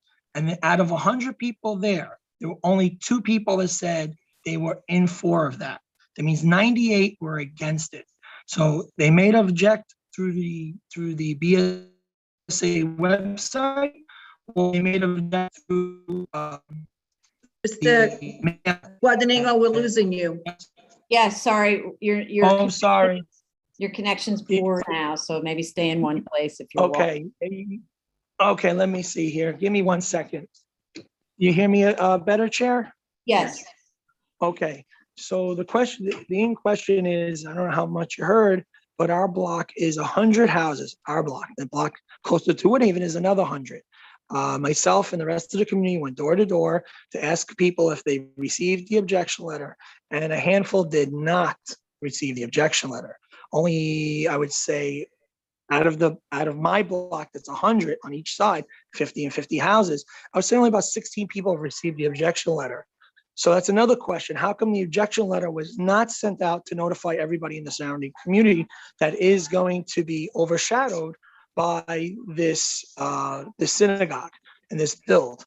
The other question is parking. People right now, it's baseball season or softball season. We have Forest Hills Stadium, which is a little league community that actually has everyone from all over Queens to play. So on Saturdays and Mondays through Fridays, we also have the influx of commuters parking on our block. If you count from my block to the corner of the next block, which I believe is Fitchett, that is going to be only about 25 spots. Now, in front of where the synagogue is going to be built, 85-94, it's going to be only 9 spots there. Okay. We also have in front of the synagogue behind me, there's also rental properties. They can't park on that block as that's a major intersection area, and they park on our street. So parking is very restrictive there. And if we're going to have our worshiping hours, it's going to be from the morning, which I think is stated by Mr. Goldstein's documents, was 6:30 to, I believe, 10 o'clock, 9:30, 10 o'clock. That's your masses or times of worships. Also, what about your bar mitzvahs, your weddings, I guess funerals? Is this just a 24 operation? Also, once the synagogue comes in, what's next? Are they going to be busing for Sunday school, for teaching at night? I'm sorry, Mr. Guadagnino, your 3 minutes are up. Can you wrap up? Oh, I'm sorry. Thank you, board, and thank you for hearing all of us. And really, thank you from the bottom of my heart for having this and having us. Thank you. Thank you. Thank you for your testimony. Just in terms of service of notice, in the record, we have the applicant's proof that they notified a very long list of neighbors on a list, but they get that information from the addresses and the names of the neighbors they get from databases. So sometimes the database information is incorrect, like that the name might have moved and so it doesn't get delivered. But generally it looks like very many people, I didn't sit there and count all of them, but it was certainly over 100 letters or close to that anyway, that went out to notify neighbors. Carla, go ahead. Yeah, Madam Chair, just to clarify for the board, the notification requirements for a variance of this type is 400 feet from the center of the subject site. Okay. So I just might have not extended to as far as the gentleman had reached. Right, okay. Okay, so there, yeah, true. Thank you. All right, and I see two more hands up, so I'm gonna try again, Miss Nicole Amendolare, who didn't speak the last time she was admitted. Please unmute yourself. Hello. Hello, go ahead. Hi, good afternoon, Madam Chair, Vice Chair, and everyone. My name is Nicole Mandolari. I'm a 39-year resident owner on the block, about 25 feet away from this proposal. I'm just here to really strongly object right now. And from my heart, I really feel there would be many more objections. I know you checked on the amount of letters that went out. I'm one of the neighbors in the community that also went door to door, and I went within the 450 feet, and I have confirmed that they did not receive the letter. So like you said, it could have totally, there's different circumstances, but some people do have direct mail sign up, which shows mail prior to receiving. And, it's documented in emails and online. Excuse me, and they did not receive. So I really feel that definitely many more objections would be in order. I'm definitely the characteristic of the neighborhood. Oh my goodness. It's such a lovely neighborhood. The greenery, I love, gardens. It's just a beautiful family-oriented neighborhood. For me personally, this has nothing to do with like a synagogue or a church or a mosque or any type of religious worship. It's really so scary for me, the building that would bring strangers to the neighborhood. Parking is unbearable now because people's families are extending, there's renters. I have an actual garage, but every family has more than one car. Sometimes I have to park around the block or 2 blocks down. So that's really scary to think about with no parking. The noise level, the quality of life. I do have 2 cancer patients that live with me, and I can't even would phantom the construction or the noise when people are battling cancer to have to deal with that. So like I'm talking from a level of compassion, which makes me like very, very hurt. There's also newborn babies on the block. So like I said, quality of life, safety purposes. I'm worried about if the children are riding their bicycles. There's such an amazing community of happiness and togetherness. Let me see. Yeah, I think I am concerned with the noise level is like predominantly because of the cancer patients and just the noise. If it's 6:30 in the morning to 10 p.m. at night, like it's really scary. I don't understand personally why there needs to be a 4-bedroom apartment above the synagogue, because the houses predominantly are 2 bedrooms. My house and the significant amount within the 20, many feet is 2 bedrooms, 1 bath, and there are houses that have 3 bedrooms. So I was very confused at that. When I saw the proposed story building, it was, very surprising. I don't understand, I'm sorry, your 3 minutes are up. Please wrap up. Oh, sure. Thank you. Well, just thank you for having me. Thank you for everything. And I just hope that everything will work out and we can have discuss a little different with measurements and everything. Thank you.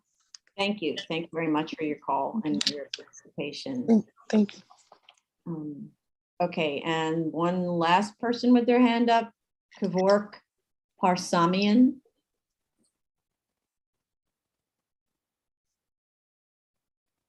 State your name when you're let in. And you have to unmute, right? Okay, can you hear me? Yes. Yes. Okay, I'm actually Sarah, Kevork's wife. I'm just on his account. And my in-laws, his parents. I'm sorry, is this your name? Is that the right? It is the right name. He's my husband. I'm speaking on our behalf, our family's behalf. Right, but what's your name? Sarah Pratt Parsamian. Okay. Okay. Okay. Okay. So my connection is that my in-laws live.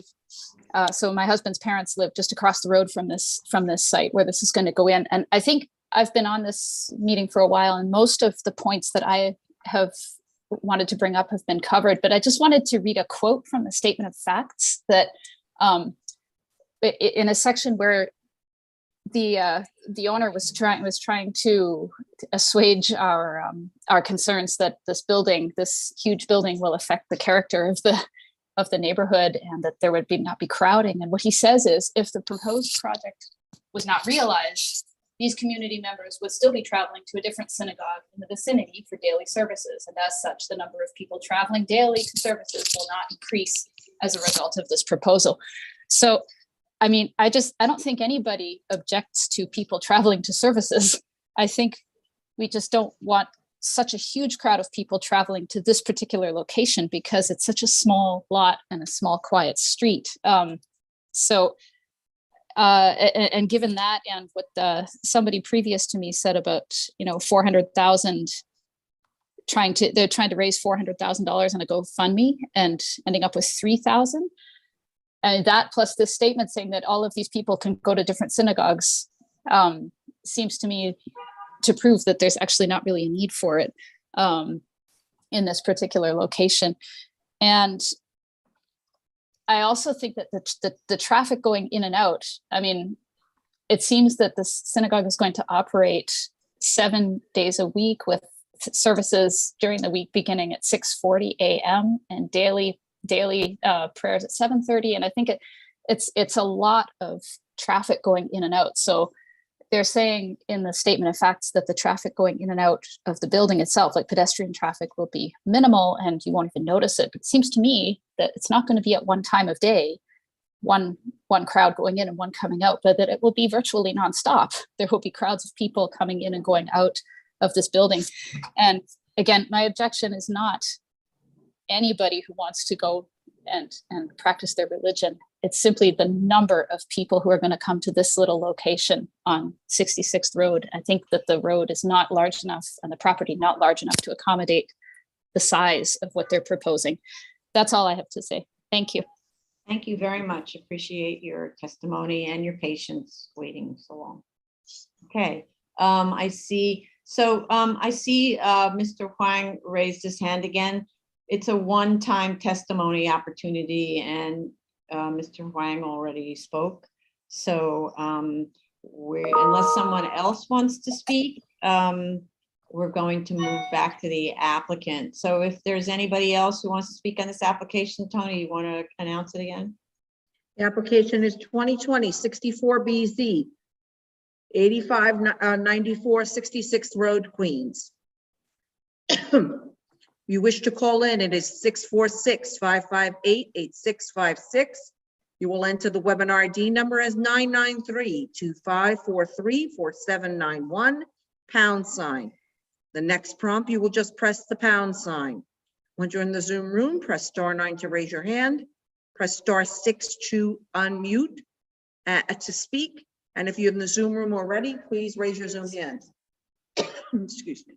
Okay, so, and for anybody who, like, for instance, Mr. Huang, whose hand is still up and we can't recognize him because he already spoke, anybody who wants to add additional information is welcome to submit that information in writing or in video or photographic form to our website or our email, which is submit@bsa.nyc.gov. Okay, submit@bsa.nyc.gov. And Carlo, you have your hand up. Go ahead. And just to add to that, it's very helpful in the subject line of the email to include the BSA calendar number and the property address so that we can ensure that it goes where it needs to go. Right, so for those listening, the calendar number is 2020-64BZ, and the address is 85-94 66th Road, Queens, okay? But we really do appreciate all participation by members of the public. It's very helpful for us to be able to understand the scope of the application. So now let's go to Mr. Goldstein.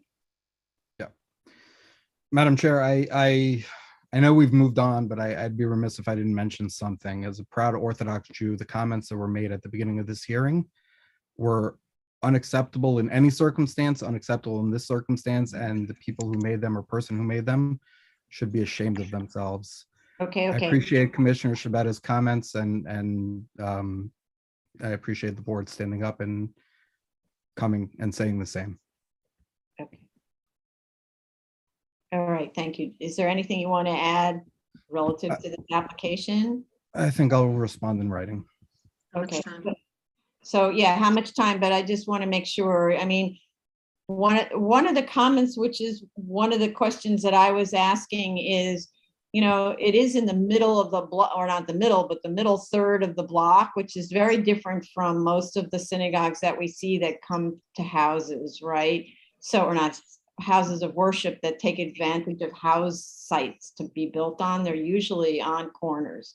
So it deals with pedestrian and traffic volume in a very different way. This has only the 40-foot frontage, and there's pedestrian traffic, so you can't ignore those kinds of concerns, which is why I said, look at the other houses of worship, maybe specifically synagogues in the immediate neighborhood, because they reflect the use and the same type of intensity of use, so that you can respond realistically to the impact on the neighborhood, because the neighborhood has legitimate concerns. Okay. Understood. Please don't ignore that. Okay. All right then. So how much time, as Tony said? 4 months, I would say, same schedule. Okay. All right. So for the benefit of the public who's not familiar with this process, except for a couple of them, oh, I see there's a new hand up, so I will recognize that hand. But for the benefit of the public, I know there were some who studied up and watched what we did yesterday. The way this works is the applicant told us that they need 4 months to submit their response to our comments, and we schedule a hearing approximately 1 month after that time. So the way that you find out what the next hearing date is, which will probably be around September or October, is that you check on the BSA's website, which is nyc.gov/BSA, and our calendar is located right there. You can also contact the board office and ask a question. What's the board office number, Tony? It's 212-386-0009. And so just to clarify, Carlo Costanza is our executive director and Tony Matias is our deputy director. So you've got like the main contact people on at the board like that, okay? All right, so I'm noting 4 months to submit, but before I do that, I see one hand up, Nissim Akilov. I'm going to allow him to speak. Okay, go ahead. Hi, good afternoon to all. Thank you very much for letting me speak. As you guys see, my name is Nissim Akilov. I'm actually one of the people who pray by the shul. I just wanted to note over there that our community really does need a bigger space, and we have children and adults who come to us for the Shabbat prayers, and you know, it's very claustrophobic, and the bigger building would give us more freedom of space. And we have a lot of people, a lot of youth, a lot of young children who they're on the streets or they're in the parks, and they're not at any community centers. And we need to promote and push more for these community centers to go up, to go bigger, so that they can do more work, the work that they have. You cut yourself off. Yeah. Sorry about that. We're having a problem with. Nope, you did it again. You're muted again. Having a problem with a lot of kids who are doing drugs, who are, you know, not going the right path that they're supposed to. Mr. Avilo, if you have problems with your audio. We should be pushing this and promoting this to go through, and I'm asking you guys for your help to give it an easier time instead of making it more complicated. Okay, thank you very much for your testimony. Okay. So I don't see any other hands up. And as I said, 4 months to submit. You'll expect to see the application back sometime in September or October, I guess. Okay, thank you very much, everyone, for your participation. We really do appreciate it. Thank you very much. Have a good day. You too. The final case is item number 27, 2020, 69BZ, 44 New Lots Avenue, Brooklyn. Okay, I think this is Mr. Morris. Does that sound right? Moses? Moses. Yeah, so I'm admitting Mr. Moses. And both of them, there's two Moseses. You have to unmute yourself. And Good morning, Madam Chair. Well, good afternoon, good evening. Can you accept this? I'm sorry, Mr. Moses, can you accept this panelist so we can see you, sir? Yes.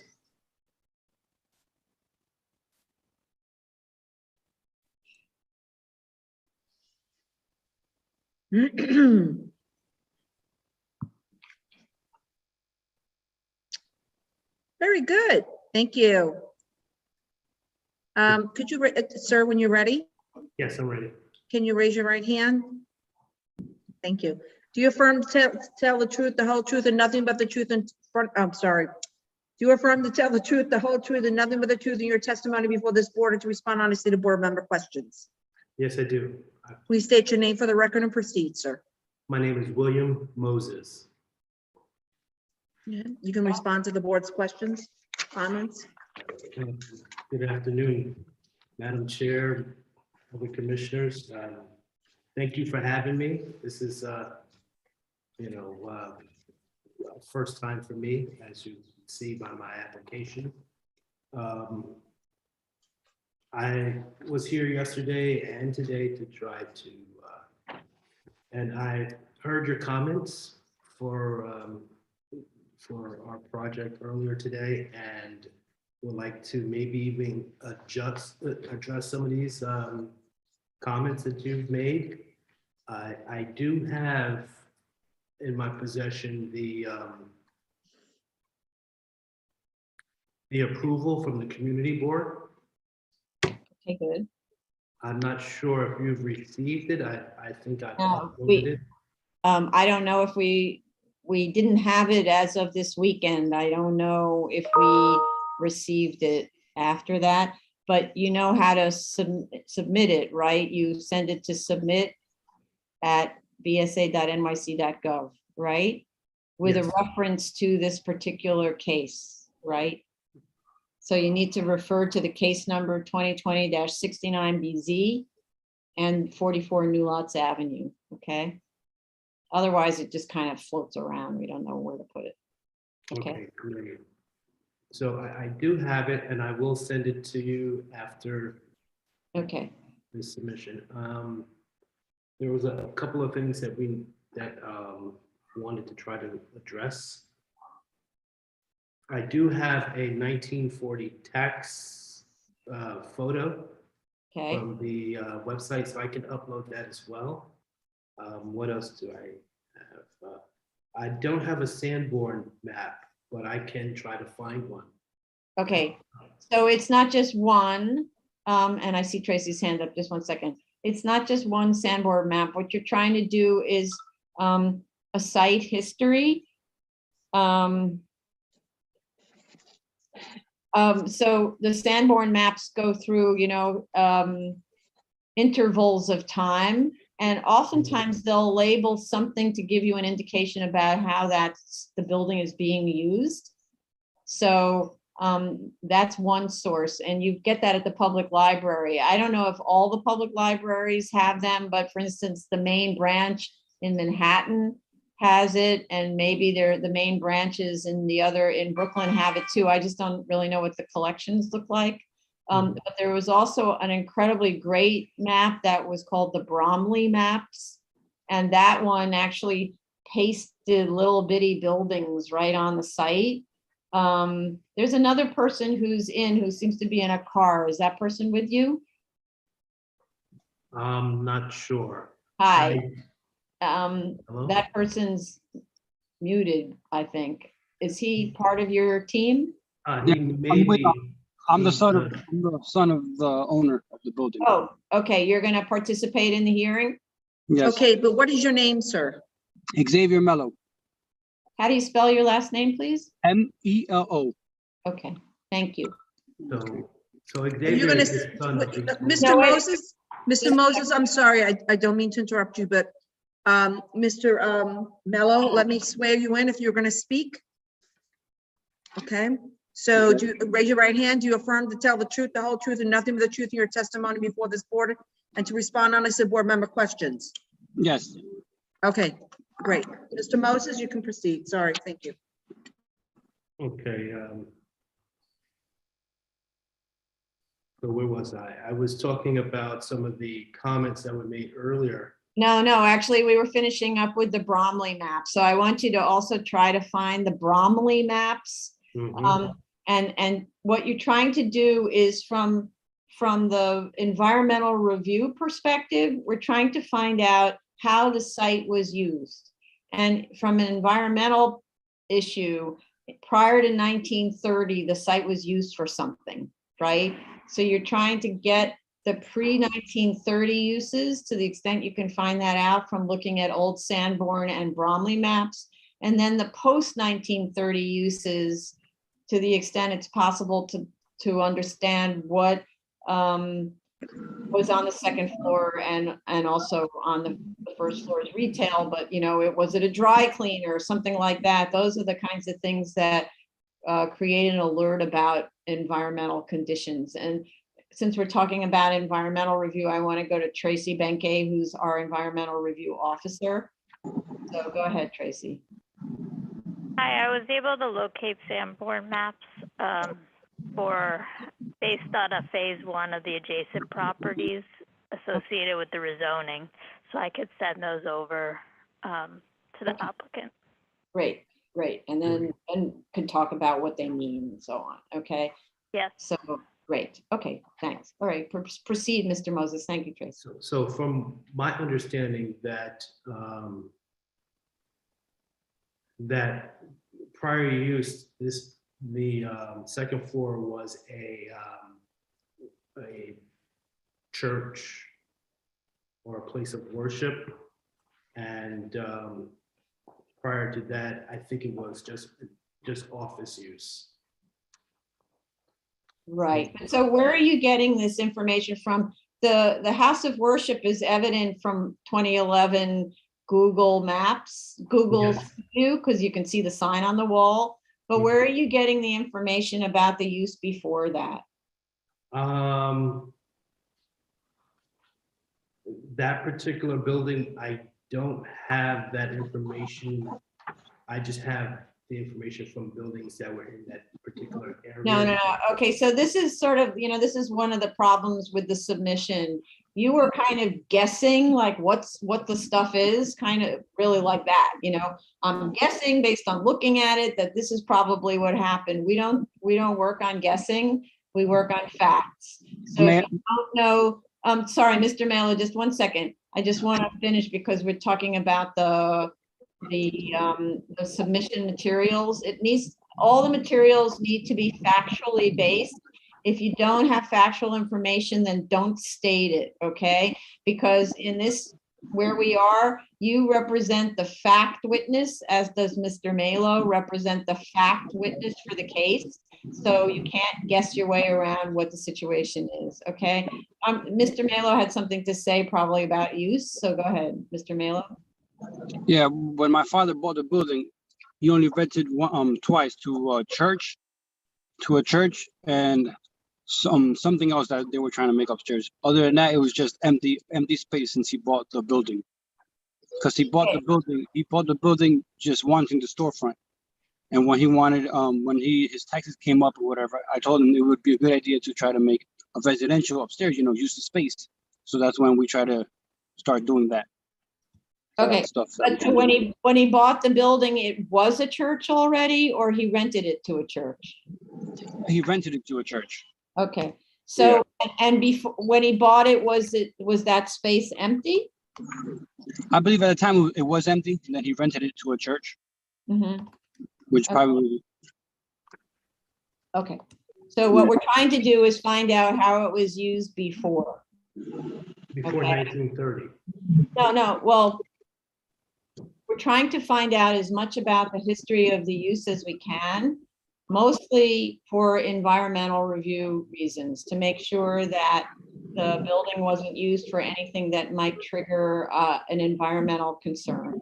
And then also before 1930, because that's when the building was built, whether there was something on the site that would be a cause of concern, which is what Ms. Benke is referring to with the Sanborn maps. So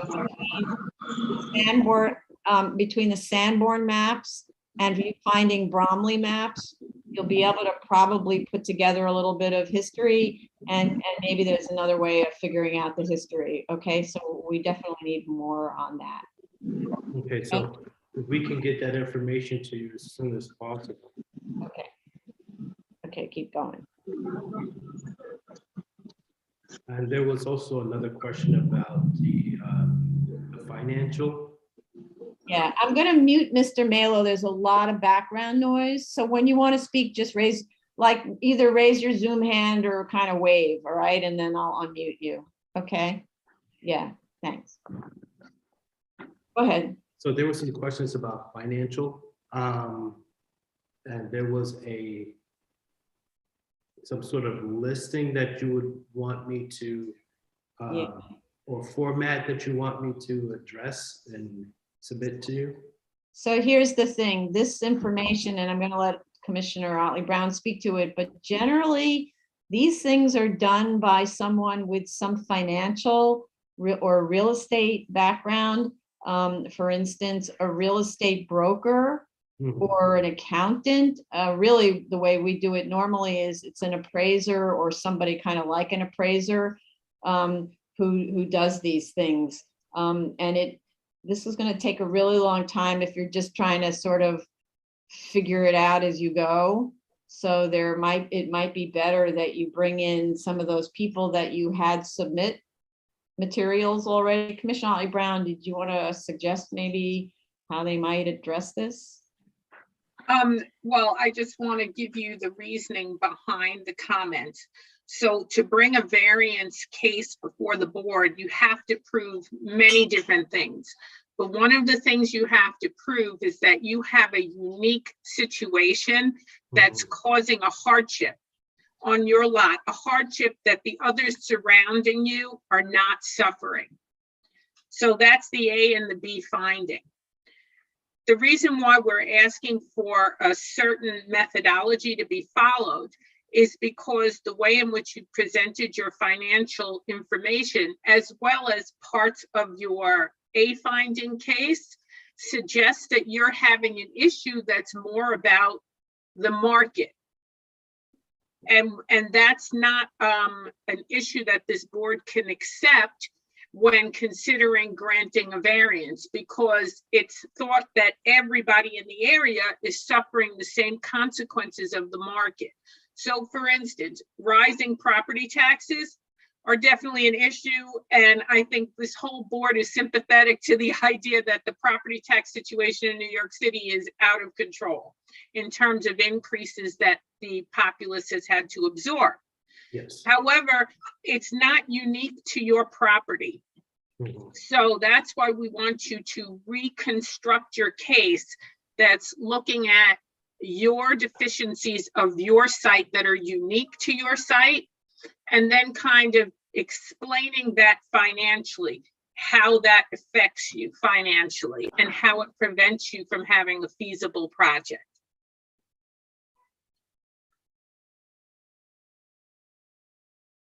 Okay, is that understood? It's really not something that, if you don't have experience with this kind of thing, it's going to take forever to get this done. I'm really recommending that you hire somebody or speak to somebody who can do this. You have a cost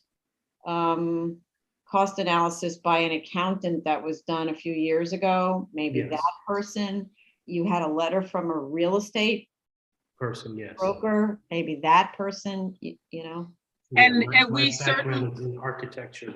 My background. We have reports on file here that you can look at for a more detailed model of what we're looking for.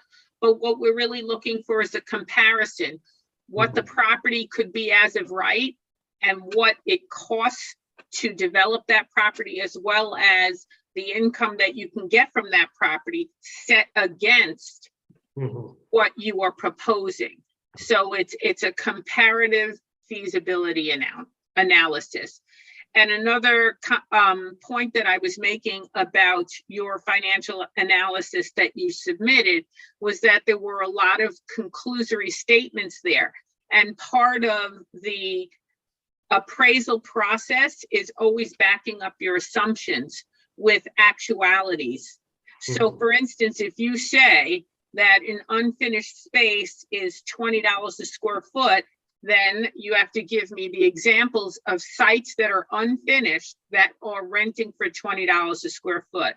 If you say to convert the second floor to residential apartments would cost you roughly $400,000, you have to not look at your own personal costs, but you have to establish the validity of those costs by first itemizing the costs, so what you're spending your money on, and also looking at comparables of what those costs are per square foot in your area to support your statement. So every statement that you make needs to be backed up with comparable information from your general neighborhood. So I get it. So I would have to look for something that's similar to what I'm doing in order to Right, and your appraiser or realtor, I'm not sure exactly who was working on it, would understand these points that I'm making and would definitely point you in the right direction as to how to go about getting them. Especially if you take a look at one of our presented reports that we have accepted, they'll know exactly the direction to take. So, and I'd like to suggest that, Commissioner, you work with, I think this is Daryl's case, right? Yes. That you suggest which of the analyses is the one that is the easiest to use as a model, because of course we've gotten some that are so complicated, right? Easiest one to use as a model, and then direct Daryl to send that to Mr. Moses. And we'll do the same for the other standards, like the radius diagram. We'll use one that's a simple one. And are you familiar with the Department of City Planning's website that has this feature called Zola? Yes, I use that every now and then for some of my projects. Okay. I did do the 400 radius, but now you want me to do 1,000 radius. Well, so the thing is, I didn't find the 400-foot radius thing in our materials, actually, but we need specific information. It's not to just like print it and send it, right? It's what we're trying to do is establish what other buildings in an M11 zoning district are like yours, right? Maybe the answer is none, because the answer is supposed to be you're unique or pretty unique. Like there's 3 other buildings like that have your problem in the M11. We know that the other buildings on the block, which are skinnier than yours, they're like maybe arguably in a worse state than you are, but it's just a few of them, right? Yeah. What you're trying to establish is in the M11s that are swept in that radius, there are how many buildings that are 2 stories or like that don't have residential use on the second floor, because all the other buildings, by the way, are better off than you on your block because they all have residential on the second floor. They all have residential. Right, so you're the only disadvantaged one relative to that. That's the case that you're trying to make in that radius, and you exclude from discussion, the buildings that are in any district where residential use is permitted as of right. So you would just leave that out, right? Okay. so That's what you're looking for, okay? Great, so I can do that. I can target all the M1s in that area. Exactly, okay. All right, so do you want to go on your list or? We also had a question about the amount of units for multiple dwelling. Yeah. So I don't know how much experience you have with the multiple dwelling law. In New York, not that much. I'm I'm mainly from New Jersey, just. Okay, so the multiple dwelling law. New Yorker. The multiple dwelling law is not a joke. It's very, very complicated, difficult to figure out, and pretty strict, right? I read through it, and a lot of it was a little convoluted. But yeah, for the most part, I understood most of it. So I think I was on target almost with the. Okay. For the most part, in terms of. So the biggest concern is I doubt seriously that a fire escape, and we have Fire Department Chief Daly, who listens in and then participates in the hearings, but I doubt seriously that a fire escape is a permitted second means of egress from a 4-unit apartment level. Fire escapes are old things, and if you've got them existing on an existing multiple dwelling, they're allowed to stay. But my understanding is that you can't rely on them for a new use, which would mean you'd have to have a second means of egress that's not the fire escape. That's my understanding without checking code and the multiple dwelling law myself. I'm not sure, and I'll certainly let Chief Daly speak to this if he's familiar with this part of it. That's one reason why I was suggesting that perhaps you would want to reduce the number of units so that you're no longer a multiple dwelling.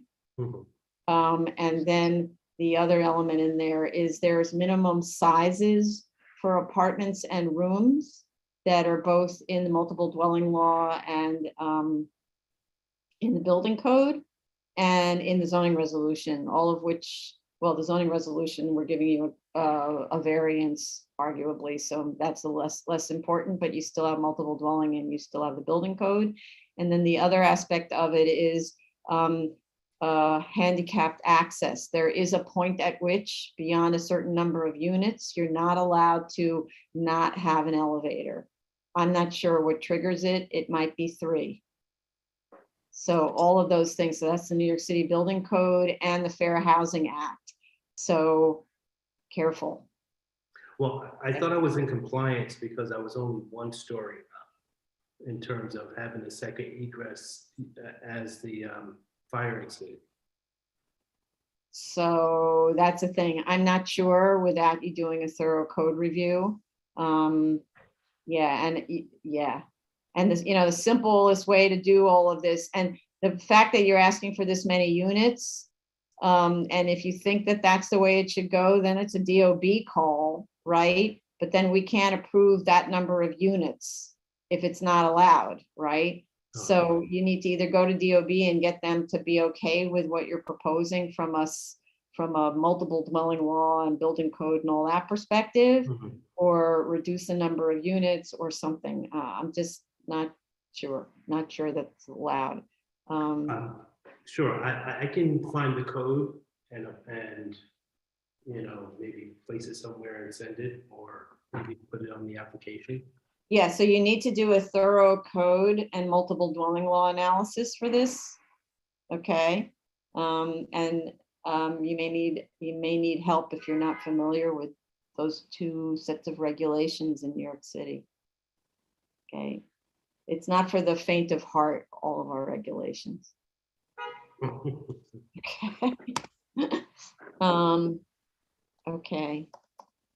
Anything else? Yeah, Carlo. Oh, sorry. Hi, I just wanted to state that generally fire escapes are not permitted as a second means of egress. Under 1 RCNY, Rules of the City of New York, section 1510, Sub G, double rung ladders, any fire escape existing prior to the enactment of the multiple dwelling law on any multiple dwelling that does not require a certificate of occupancy resulting from an alteration, if structurally sound, shall be deemed to be a legal fire escape. That is about the only carve out for existing legal fire escapes to continue to be a means of egress, but generally they are not allowed to be an acceptable means of egress on a new or existing multiple dwelling. Unfortunately, this is the fire escape is existing. No, but you're not an existing multiple dwelling. That's the point. See, this is the tricky part about your application. You're creating a brand new use that never existed before. And what that triggers in our building code is you have to comply with all the new codes for that use. So that's the issue. The new codes for the use say no fire escape for a new multiple dwelling. You need to meet contemporary fire regulations, accessibility access regulations and all that. You can't go back to some ancient code. I know the building was built in 1930, but you can't rely on that for a new use. It triggers all of these new codes, right? That's why this is, yeah, you're going to probably need to reduce your unit count is my wild guess. Just to respond. Okay. I'll look into it, but I haven't, yeah, I'll look into it. Okay. Okay. So, and just to put in perspective again, there's another provision, so I don't want to confuse you, where you're converting a building that was built for commercial use into a building for residential use, and you're allowed to do certain things, right? Yes. But this isn't the case because the use is not permitted in this district. So it means that we're having to grant a variance, and you wouldn't be able to do that conversion without this variance, okay? Yes. So triggering all these different things, and safety is of course a big issue. Yeah, Vice Chair, go ahead. You're muted if you're speaking. Oh, sorry.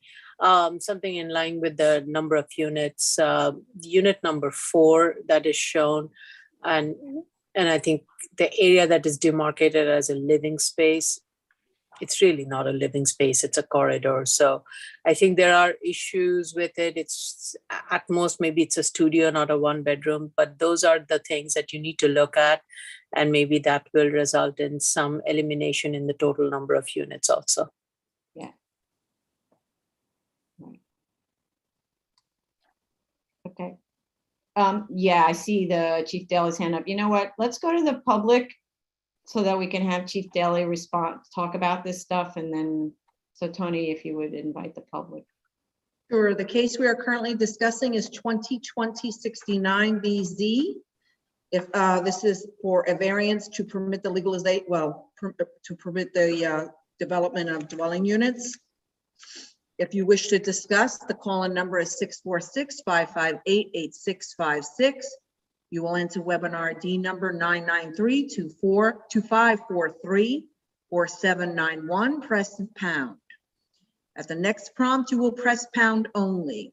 Once you're in the Zoom room, you can press *9 to raise your hand, *6 to unmute to be able to speak. If you're in the Zoom room already, please raise your Zoom hand. This is for 2020-69BZ, 44 New Lots Avenue, Brooklyn. Right. Okay, so Chief Daly, you want to go ahead?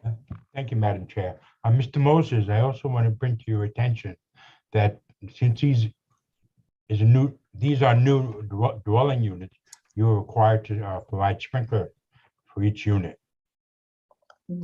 as well, in lieu of the fire escape. And as the chair mentioned in General Counsel, and fire escapes are not permitted to be constructed anymore. This is a factory type fire escape, and they cannot be used on residential buildings. So, thank you. Oh, okay.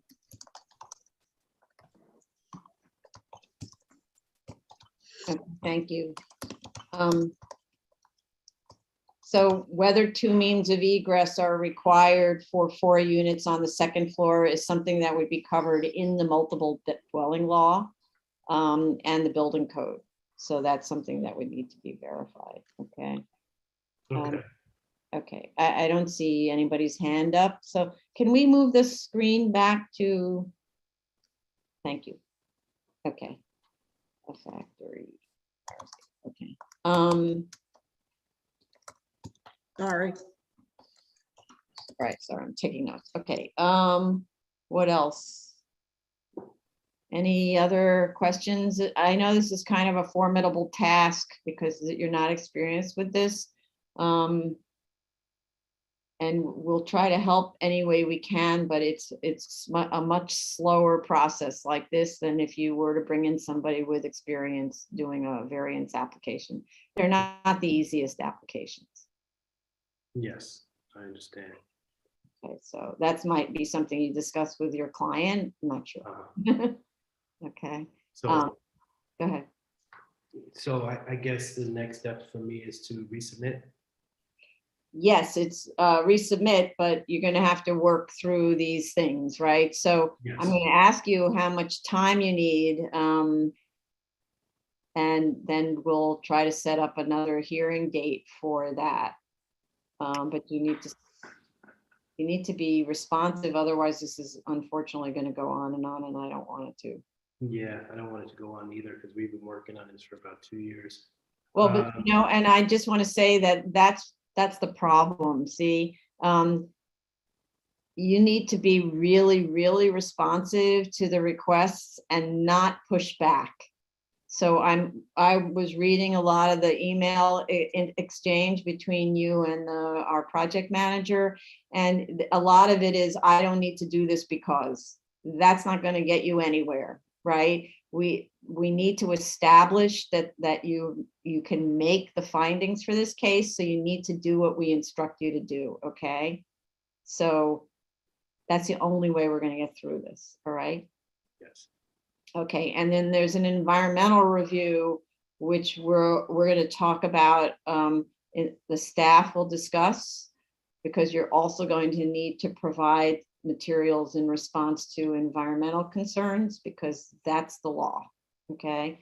So again, saying, oh, it's only a little project doesn't mean that you're not subject to environmental quality review. You are, okay? Okay, so I'm not sure. I guess maybe about 2 months, maybe. Is that good enough? I doubt it. I'm gonna give you 3, and there's going to be a lot of back and forth, okay? So we'll give you the models for you to use, and you'll submit them as you think they're getting done to Daryl Ruffin, and then it'll be reviewed on the staff side, and you'll be responding to comments. So I'm going to give you 3 months, because I think that there's going to be a lot of back and forth until we finally have something that's suitable for the commissioners to be reviewing, because in fact, this case came to us before it was considered ready. And the reason was because we couldn't figure out any other way to get it ready than for you to appear before us and to talk about it like this, okay? So please, you're going to need to go back and forth, either that or you're going to tell your client you need to hire a land use lawyer to do this work, okay? Okay. Okay, got it. Thank you so very much. Okay, so I'm writing 2 months. All right then. I don't see anybody calling in from the public. I don't know if Mr. Malo wants to add anything. I hope he was listening to that last bit, because he is, after all, client rep. Did you hear that last little comment, Yes. Mr. Malo? If you want to get through this, probably the most expedient way is to hire a land use lawyer. Sometimes cheap is expensive. You know that. Any recommendations? No, we're not allowed to do it. We're not allowed to actually give you recommendations, but what we can do is share a few simple variance resolutions with you. And that gives a hint because the name of the lawyers are always mentioned. Okay. All right. Carlo, go ahead. No, for Mr. Moses and Mr. Melo, we'll discuss at the staff, we're going to discuss some next steps and we'll share some samples as the chair suggested, and we can discuss, what the next submission will entail. So you'll have a better understanding, and we'll try to do it sooner than later. Right. Okay, great. Thank you, everyone. Appreciate your participation, and we'll figure this out. And thanks, everybody, commissioners and staff, for your day. Okay, go ahead. Okay, this concludes the public hearing for May 10th, 2022. Thank you. Thank you.